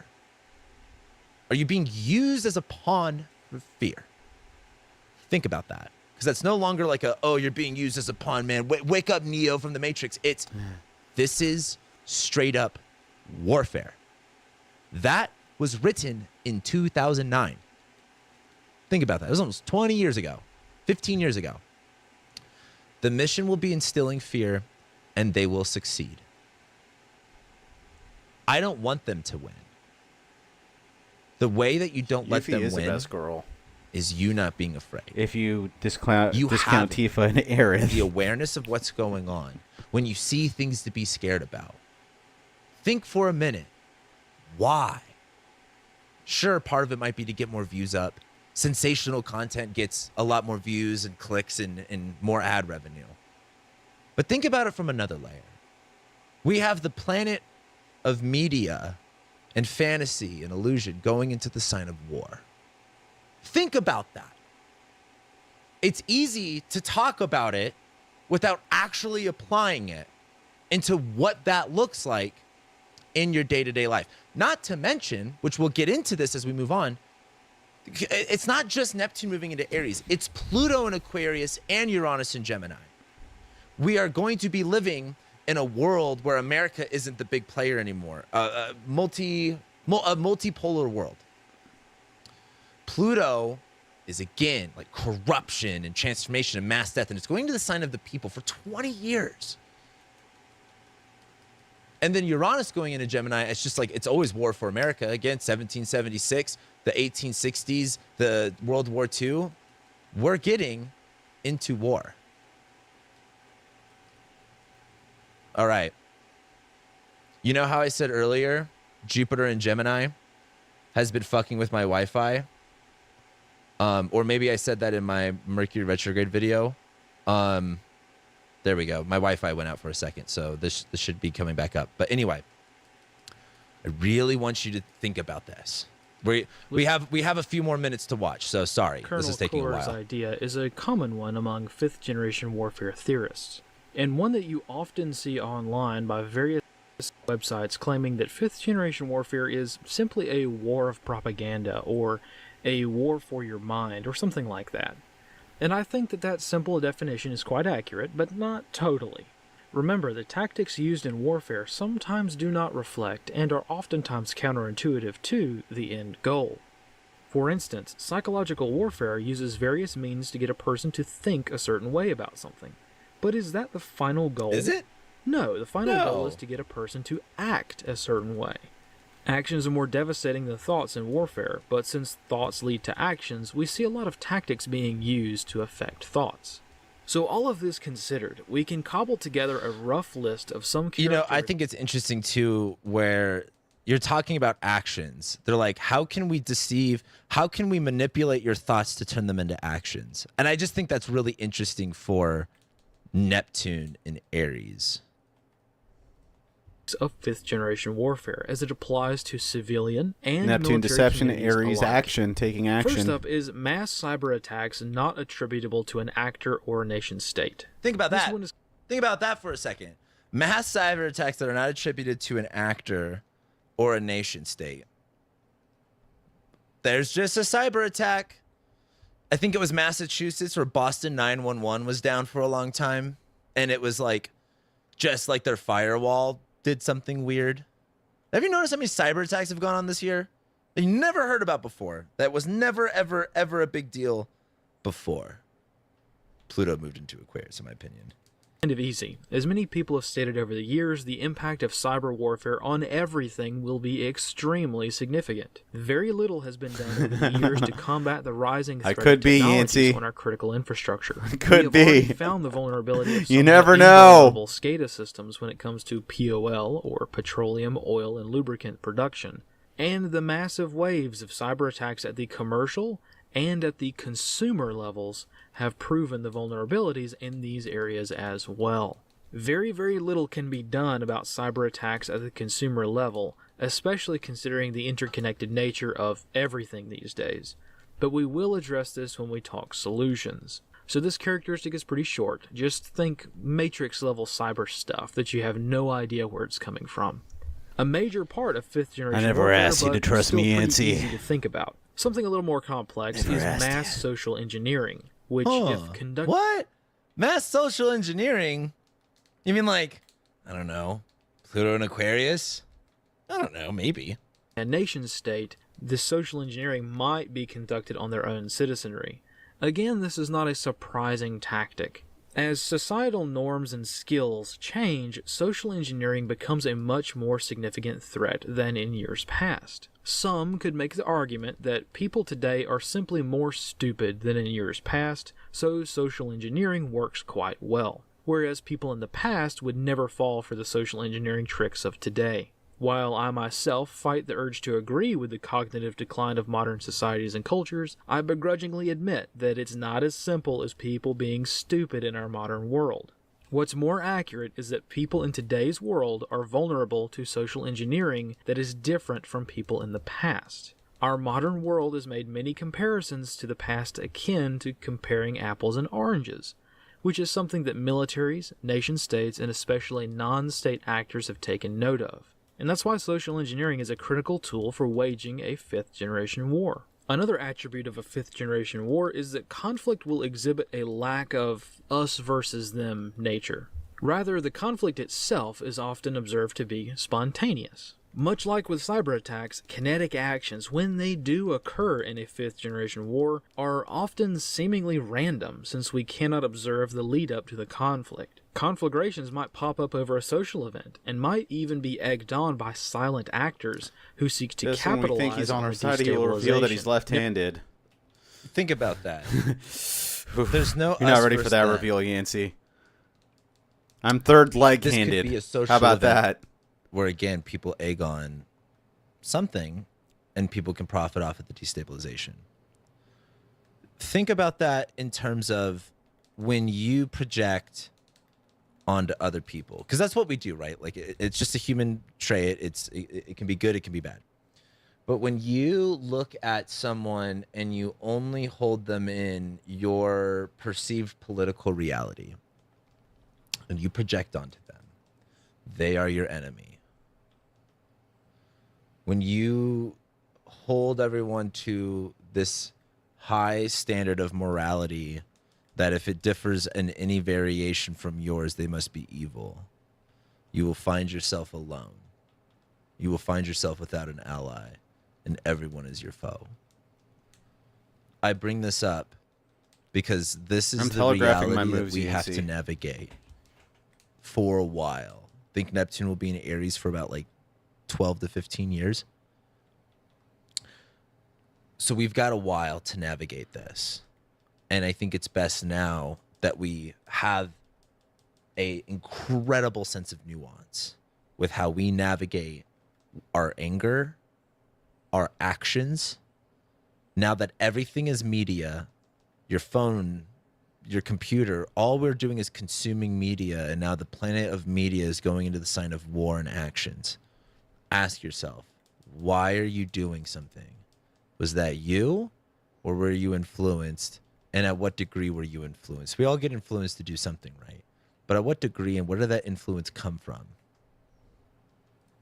Let a good crisis go to waste, right? But the conflicts that do occur will not look like your normal conflicts of the past. You might have some actors strike back against an adversary by targeting a third-party group. To the bystanders, this will make no logical sense, but to the belligerents, this makes perfect sense in the context of a fifth-generation war that does not play by the classic us versus them mentality. That's a lot of funny words, so what does this mean in plain English? Well, due to how globalization has severely warped our logistical networks, it means to get ready for some weird stuff. Russia invades Ukraine? Well, we're going to fight back by pouring out government-purchased alcohol that taxpayers already paid for. Medical tyranny no longer working? Congratulations, physically exercising at home is now white supremacy. Think about that for a minute, because this won't be a problem for me, because I've always maintained that you should know a person's view on everything just from a few common beliefs. It means that they don't think critically. This is what I love. I always love bringing up the hypocrisy of the left-right divide, because everyone really agrees on everything. Why are you but they playing just FF7? think that they don't. Is that you? We got, like, left people are like, there's medical tyranny. There's, like, why can't I have free healthcare? And the right people are like, well, I don't want to put, and stuff in my body. And so it's like when you take care of your health, that's looked at as like far right wing Nazi stuff. Dude, my mind is just a bunch then of you have tentacles. people supporting when I'm being sleeping, fat and overweight and being come a out of my slave mouth to and out of my nose the and out of my ears pharmaceutical and every single industries orifice. into the I am the not tentacle free monster. healthcare system. Our economy is failing. Oh, I Italian know what culture. will fix it. Putting uniformed U.S. soldiers in elementary schools. Oh, you're talking about Tifa. Explained You're by talking about states seeking to Tifa. increase their influence and control over the American people rather than the strange I see what nature you of did fifth there. generation warfare. But you get the point. My God. At the end of the day, this illustrates the There's so many complexity more. and the self-fulfilling nature of a fifth generation war. School teachers start teaching extreme political ideology and utter perversion in schools, which makes parents upset, which makes the DOJ upset, and they start labeling parents as terrorists, which makes the parents even more livid and brings people who don't even have kids into the fray, along with social movements, which impacts the economic sector and brings in career politicians with their own egotistical and tyrannical goals. So now you've got a multi-front war going on, which just keeps churning on its own because everyone is fighting everyone else, and all originating from a single point of origin. That's the whole thing too. Like, why are you like, it's amazing to me how much people are infighting and arguing about everything. Like, for example, I made this point on like the Trump conviction video. It's like, if I don't literally lay on the ground and throw a temper tantrum like I'm a 7-year-old kid who can't get my box of cereal I want and proclaim that Trump is the devil, I literally get hundreds of comments calling me this crazy MAGA person, right-wing conspiracy theory Nazi. It's like, get a fucking life. You are being a pawn. There's the same thing with people on the right when they get upset about everything woke. It's like, no fucking shit, everything's woke. No, like, it's how they gain the control. Again, like, something I get upset about is like, you know, for example, there's a lot of homelessness, crime in Denver. They don't do anything about it, right? Well, that gets me to be like, well, like, why don't you just fucking throw them in jail? And then I go like, well, that's dumb because then I'm allowing authoritarian, like, you know, policies to be implemented because they're allowing this because that's what they want me to do. It's really fucked up, isn't it? But you guys have to supersede and suspend your politically perceived reality because it's all a part of a bigger story. They want you infighting with everyone. They want you to hate your fucking neighbor. Like, that's what I can't stand, especially in terms of the astrology community, because so many are so fucking lost in the sauce. You guys are so lost in the sauce. Anybody that is, again, not an absolute Marxist is just the fucking Nazi. And it's really ridiculous. Like, some of you are such children and some of you have responsibilities, and it blows my mind that you guys are put in any sort of position of responsibility when you look at everyone else as if it's black and white. Like, I'm the good guy and everyone else who doesn't have my morality is bad. You're being used. At what point do you get sick of wasting the finite resource of your energy and time on hating your neighbor, on hating someone else that you don't even know what their beliefs are? You have no idea what they think or believe, but because you think they say one thing, it's like, for example, like I said one thing on one of my videos and just someone's like, that sounds actually like maybe really MAGA. Cameron, are you MAGA? It's just like, what? Again, like, what? Like, shut the fuck up. This is why I don't even like talking about the political stuff. And again, not everyone's going to agree with my political opinion, and I'm not trying to put a political opinion out here. This is just what's happening. But it's hard to understand what's happening when you're only looking at it through the television and what the TV tells you to think. You have to, again, you're allowed to be on the left. You're allowed to be on the right. You're allowed to have certain values and morals. In my opinion, no one's values and morals are no better than anyone else's, because that's all about perspective, culture, history, long story short. And that's not any of your business to figure out whose morality is higher. What, though, I think is your job is asking yourself, why am I getting worked up about this? Why can I not let other people have their opinion or how they see things? Like, I love when people are like, we have to, like, you know, like in the last election, I think it was like, what, 77 million people voted for Trump? You think half this country is like right-wing terrorists? You think half of this country are Nazis and white supremacists? You think half of the people here are that? Like, are you stupid? Mikey's asking Yancy, so did the tentacle Are you monster also fucking get to retarded? RFK? Sure. There's people with bad opinions. I see them all the time. We all see them. You But get it you because really he had a think brain half of this worm. country- You really think half of this country supports a white supremacist because they're white supremacists? You really think that? Like, again, if you didn't eat breakfast yesterday Stick a morning, tentacle how up would you his feel? butthole. Hey, why That's am what I I'd doing ask. this one? Let's keep watching. We have a few more minutes of this. Don't worry, we're almost done. Linked to the next point, which is that non-state actors are becoming primary belligerents. Another main character. This is also a left part of thing, in my opinion. He's going to bring up the World Economic Forum, but he just said non-state actors are becoming primary belligerents, which means not fifth-generation countries. war that separates it from even fourth-generation war is the nature and power of non-state actors. And no, we're not talking about a terror group or cell. That's covered in fourth-generation warfare. Remember, 4G warfare is insurgencies, right?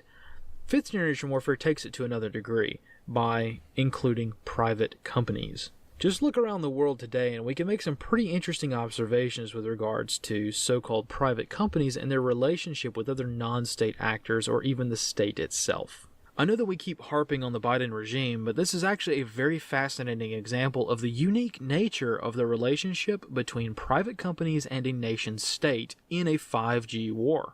For instance, a lot of people have noticed the extremely overwhelming support from private companies to protect the Biden regime, even when the Biden regime didn't really explicitly ask for it. A great example of this is the media, and again, it's utterly fascinating. Right now, it's pretty obvious that the Biden regime is directing all mainstream media sources at some point. They've openly admitted to such in the past. But it's not total control. It's influence the regime wants, remember? There is not a White House representative sitting in MSNBC's studio directing the show. No, we now live in a world of fact-checkers who have been delegated the power to broadcast propaganda and push content that supports the regime. Sometimes they guess right, and sometimes they accidentally go against the regime. Thus, the thousands of news articles that have been changed, this is a major part of fifth-generation warfare. Not necessarily the propaganda itself, but how private companies will seek to prop up nation-states and political regimes with fervor that even the regime themselves thinks is surprising. In a traditional political structure, or even a traditional dictatorship, you would think that propaganda is directed from the top down, that the nation-state is totally controlling and directing their media organizations. But there's the difference in a 5G war. It might be the other way around. Governments themselves might be the ones with the training wheels, and private companies the ones with their hands on the seat saying good job. Obviously, this is not the case everywhere, but the bottom line is that in a fifth-generation war, the nation-state is no longer the big dog in town. And due to all of the information warfare that is also present in a fifth-generation war, governments might not even know that they aren't top dog in certain circumstances. That's why people are now talking a lot about the New World Order and other similar stuff in the open now, because it's quite plain to see that there are non-state organizations, entities, and lines of effort that appear to be transnational. He's going to bring up the World Economic Forum, but I can't help to think about, I think it's the Heritage Foundation that is launching Project 2025. That is just a think tank. I don't think it's government funded. You know what? Let's double check. Because I might be wrong about that. I don't know. Let's see. Is Heritage Foundation government funded?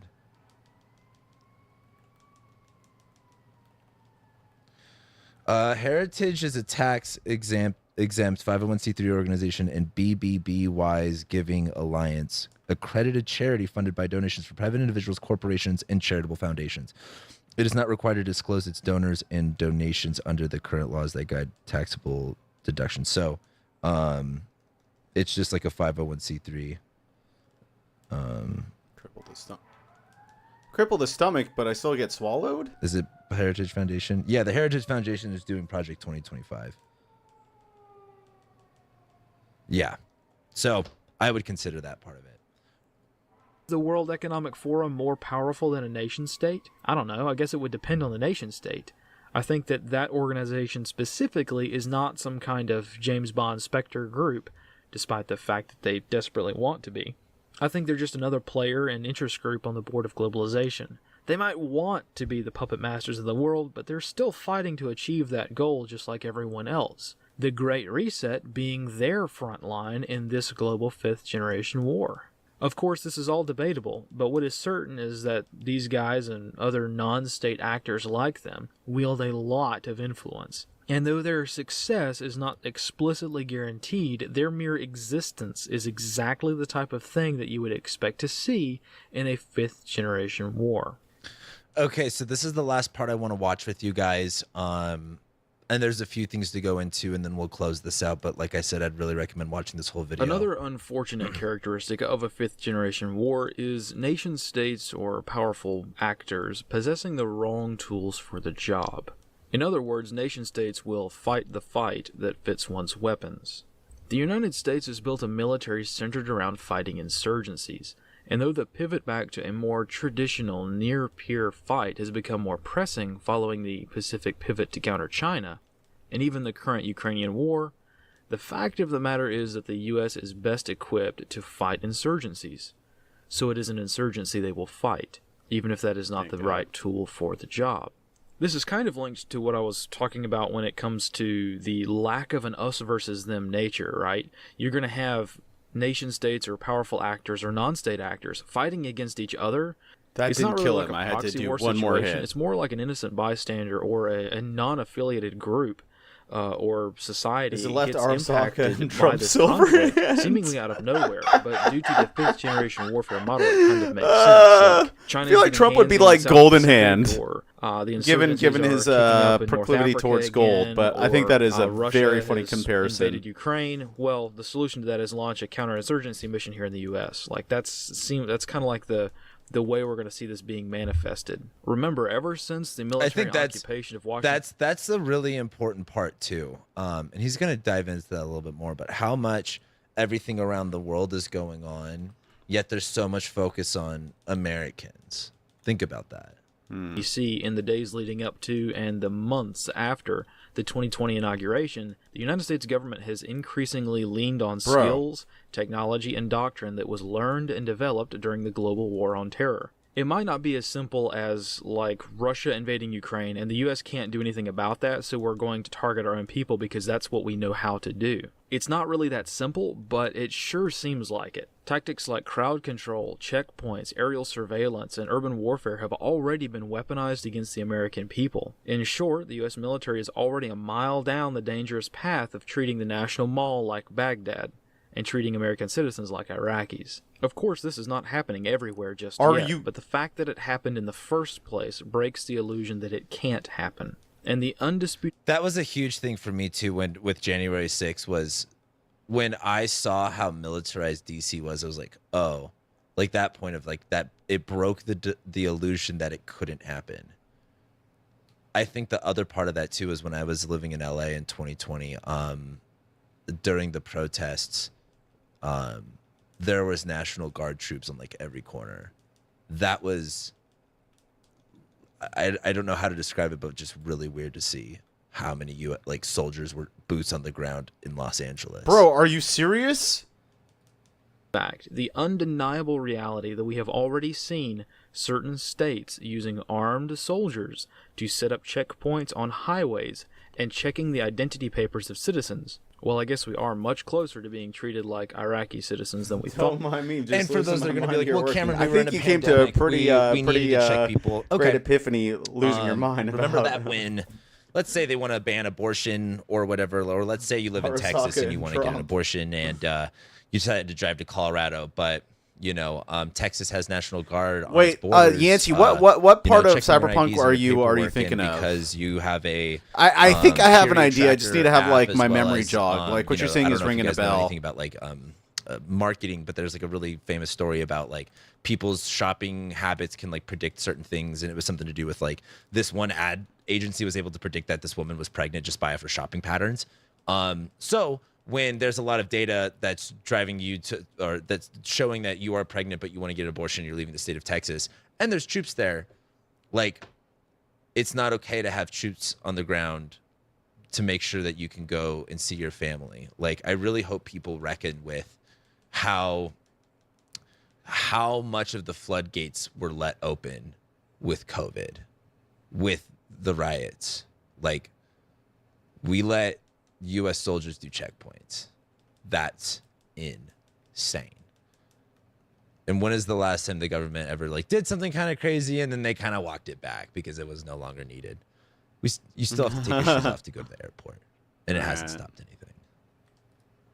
And since these comments will invariably result in a lot of discussion, let's briefly follow that rabbit hole a bit further. If all you have is a hammer, every problem is a nail.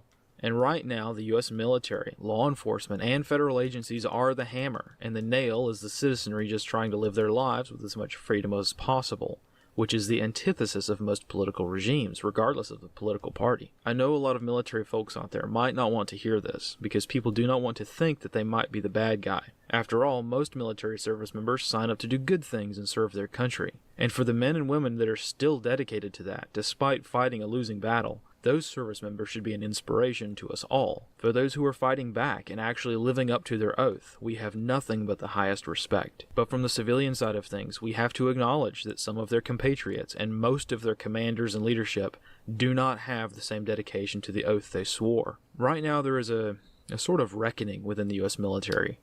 There is an increasing number of people... I'm going to pause it right here. Just bring up something that he kind of goes into, and that is... No, come on. Unfortunately, a lot of U.S. soldiers had to get an injection. And he brings up the really good point that if U.S. soldiers weren't willing to stand up to that, what other orders would they be not willing to Corporations stand controlling, up to? influencing the government, and having its own militaries. Pretty sure So, Arasaka was a family. Let's go ahead and go back to corporation. this. That makes AOC silver. So in closing, hold on, dude. Like I said, this is gonna be a little difficult for me. There we go. Notes. There are quotes of Johnny Silverhand basically saying, when you can see how implying that he's like US more government right wing has lied in so many ways in the Cyberpunk. past, you if I can remember cannot take correctly. anything they say is truth. And I've said this before. You're typically 9 times out of 10 safer believing the exact opposite thing that they want you to believe. It's worked out pretty well for me so far, to be honest with you. Same here. Because a lot of the people that had questions about the things that happened the past 4 years, we ended up being right. And a lot of people are still in denial about that, or they stopped learning anything after the year 2021. And they just decided to stay ignorant and be an ostrich with its head in the ground and not learn new information that was weaponized at first, but ended up being correct. The abusive relationship between Americans and their governments is a slippery slope. I feel like since 2001 is like the first time our significant other has hit us, and we have justified it. And since then, the violence on us has only gotten more and more. Using an analogy of like domestic violence. How much farther does it go until we say enough is enough?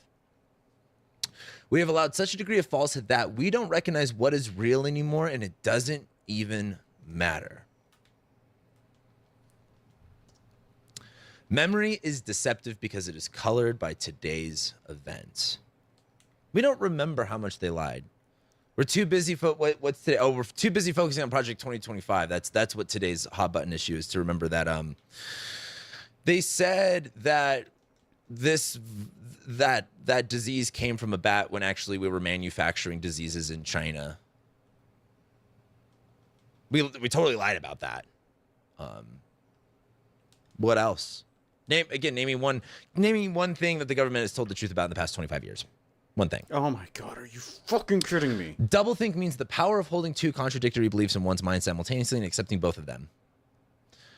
Why I'm ending on this is, again, you can't sit here and be like, yeah, the government lied about the Iraq war. That was really bad. And, they also lied about all these other things. And, they're also lying about what's going on in Palestine. But they're telling the truth about this.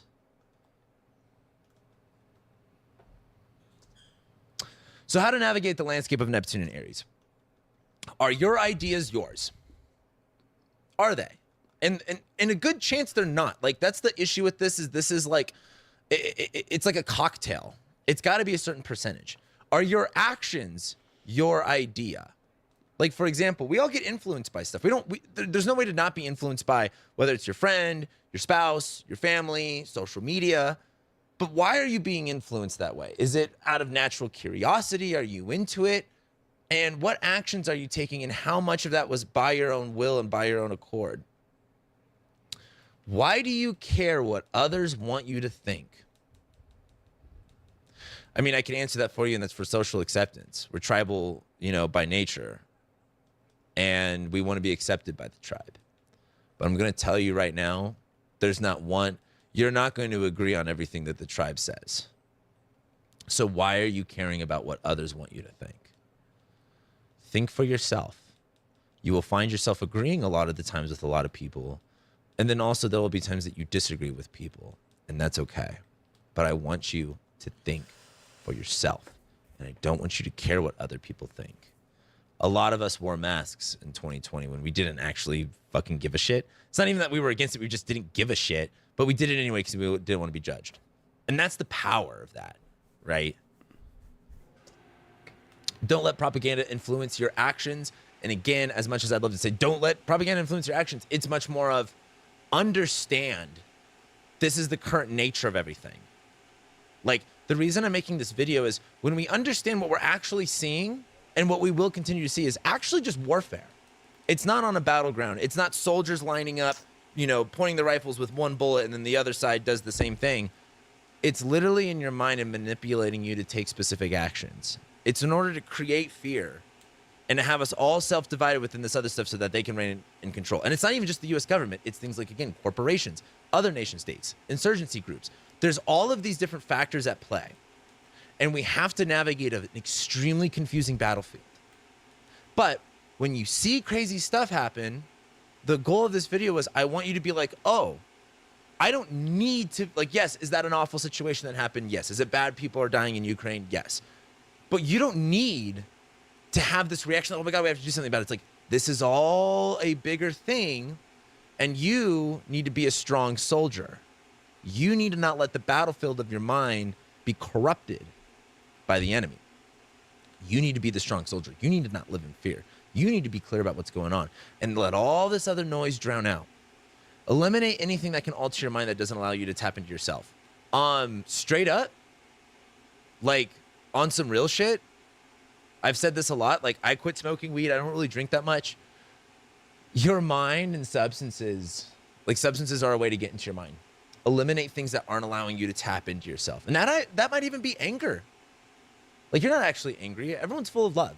The whole universe is love. Anger is just a weird expression of it. We're all under attack. We're all in this war together. That's what I loved about in 2020 in the grocery stores. And remember, we're all in this together. I'm like, it's kind of a weird, it's very true, but it's just in a different way. And your side doesn't win. We all just lose. That's what's going on here. Stop picking a side. Stop involving. And again, for all the people that say, Cameron, of course you can say that. You're a white man. You're privileged, blah, blah, blah. I am privileged. You have a privilege too. You can access that. But the more that you live in a victim mentality, and again, we're all victims. I've talked about this many times before. We've all had events where we were victimized by something, and it wasn't fair. But if you continue to let that narrative play out, you are being used. And you're not even getting anything out of it. When you understand the battlefield, you no longer get caught up in the reaction as to what is happening and why it's happening. I think I made this point earlier. I forgot about this slide. When you understand what the battlefield is, you don't need to be worrying about everything that's going on because you understand what's going on. And that's why I'm trying to make this video. We're also caught up in everything that it's overwhelming us. And we don't need to. When you understand, oh, it's not just why is this person doing this or why is that? It's a much bigger, complex issue that I don't really think we even start seeing a close reality of what it means until 2027 when Saturn's starting to move out of Aries. The coming years will only become more reactionary. They will exploit your emotions and mind to react and create consensus for their actions. Again, have some critical thinking skills. Understand why you're feeling that reaction. You don't have to react. It's okay to feel.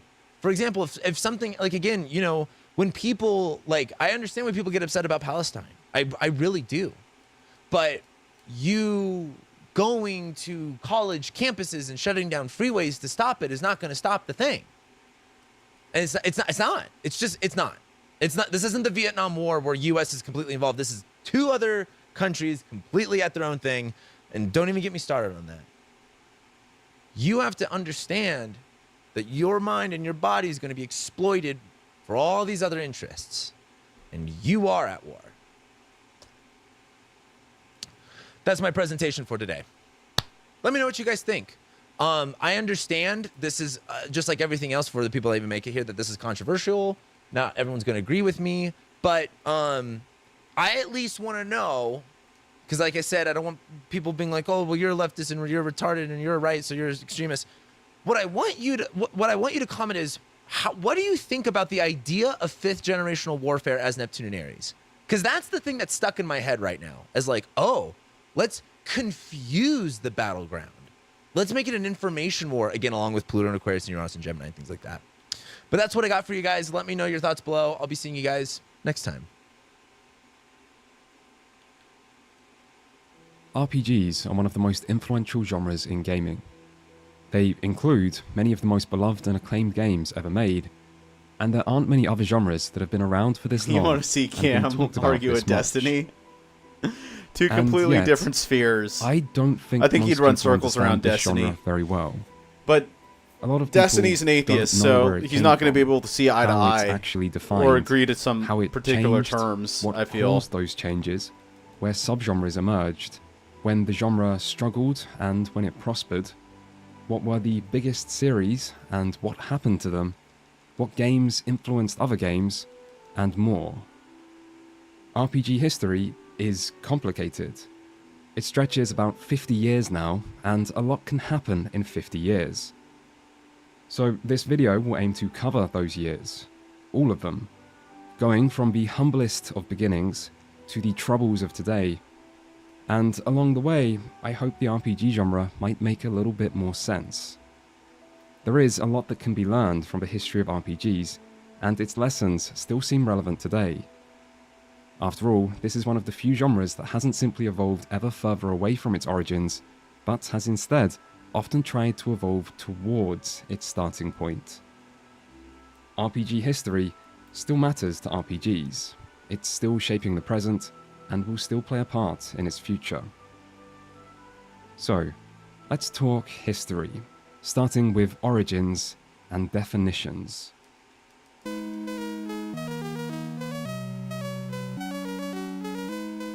The most common definition of an RPG is a game where you roleplay. But while this is simple and concise, it does have one slight problem, which is that no one ever agrees what exactly role-playing means in the context of video games. What do you mean, someone is probably thinking right now? Role-playing is obvious. It means a game where you play a role. I hate this, So dude. I guess a game like Surgeon Simulator, a game about playing the role of a surgeon. Badly. Or Euro Truck Simulator, a game about playing the role of a Call truck this stream driver. soon. Probably also badly. Except these aren't RPGs, so maybe it's about playing the role of a defined character, like in Uncharted, where you play the role of treasure hunter Nathan Drake, or Pac-Man, where you play the role of Mr. Pac-Man. But these also aren't RPGs, so maybe role-playing has to involve you care about creating your own character. delineating what an RPG like is. in The Sims. Welcome back to The Delineation. My name is... After seeing the outpouring of support Donald Trump has received since almost dying from an assassination attempt, Press Secretary Karine Jean-Pierre took to the media to remind Americans that President Biden has also almost died tons of times. Jean-Pierre went on to say, just last Wednesday, the man almost kicked the bucket going for his daily bike ride. So if almost dying is what you people are looking for, I assure you Biden is your guy. and I invite you to watch him narrowly escape death while tackling a flight of stairs after 6 p.m. She continued, and if Americans really want to see an iconic photo, I urge them to take a peek at Joe putting his fist in the air after he too escaped death's grip by the skin of his teeth after completing multiple conference calls in a single afternoon. Jean-Pierre ended by saying, let's just be consistent here. And to anyone thinking about giving support to Trump out of sympathy, just remember that Joe also had a tussle with 2 assassins last week, his socks, a battle which the president reigned victorious, and should be rewarded by donors. Organ donors. The boys. The lads. The dudes. The bros. The homies. The dudes. The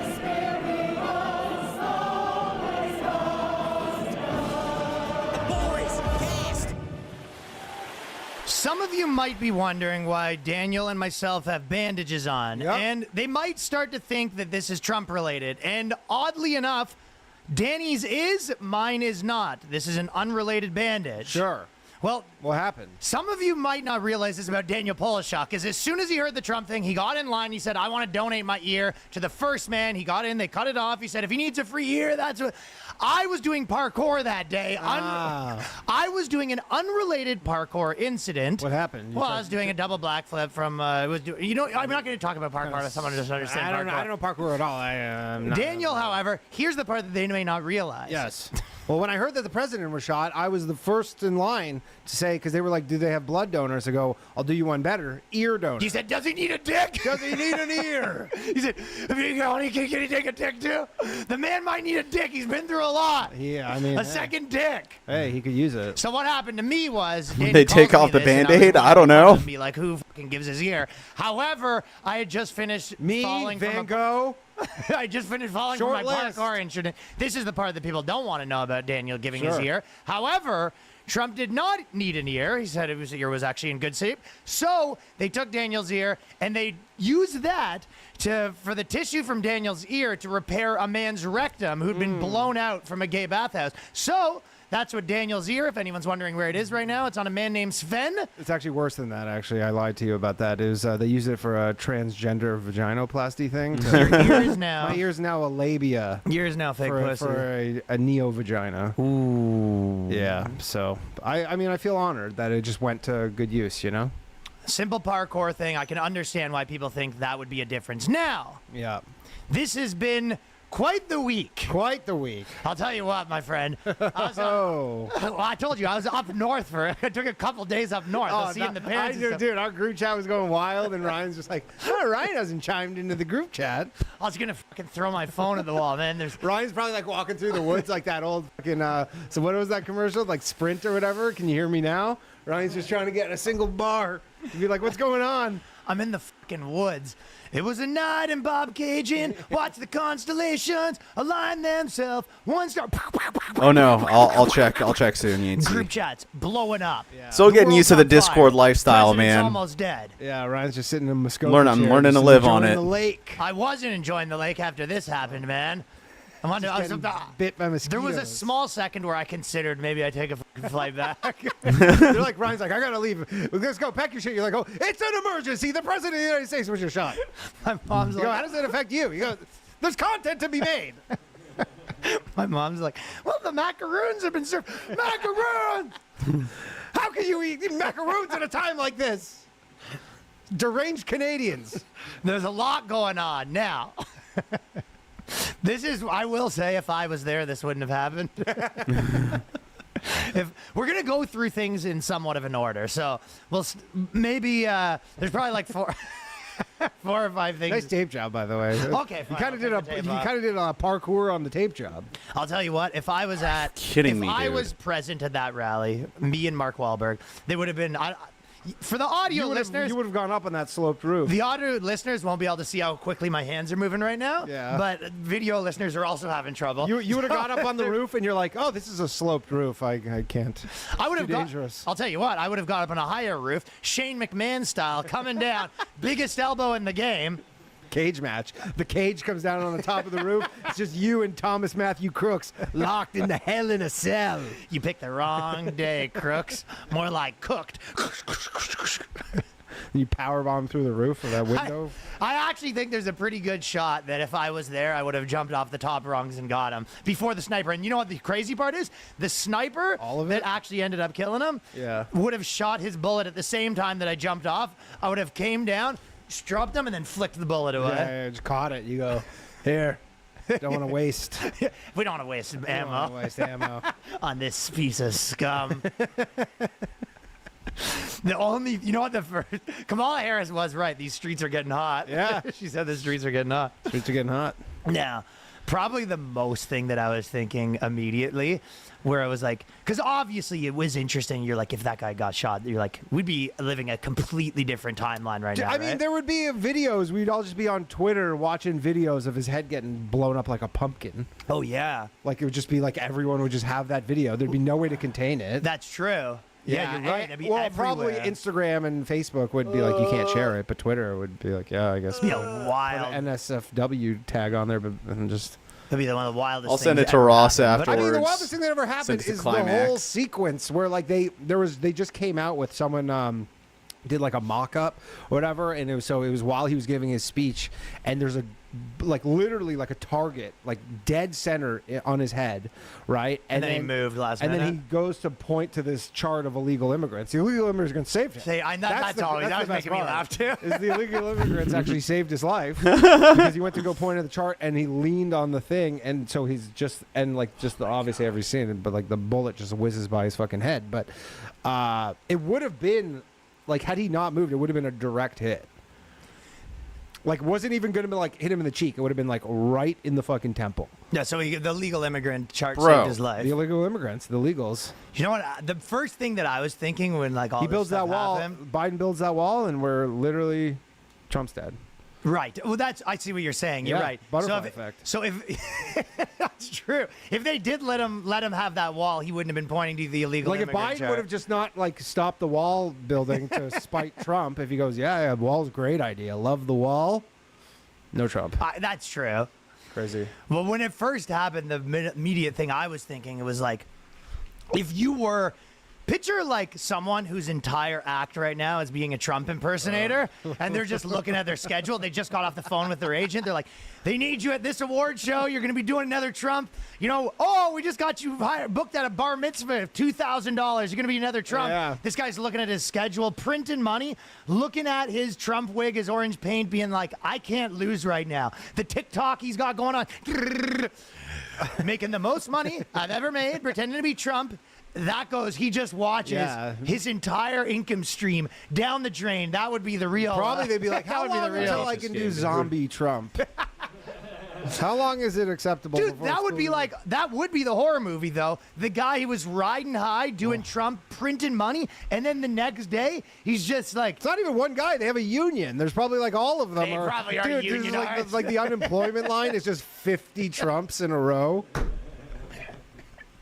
That's what I'm saying.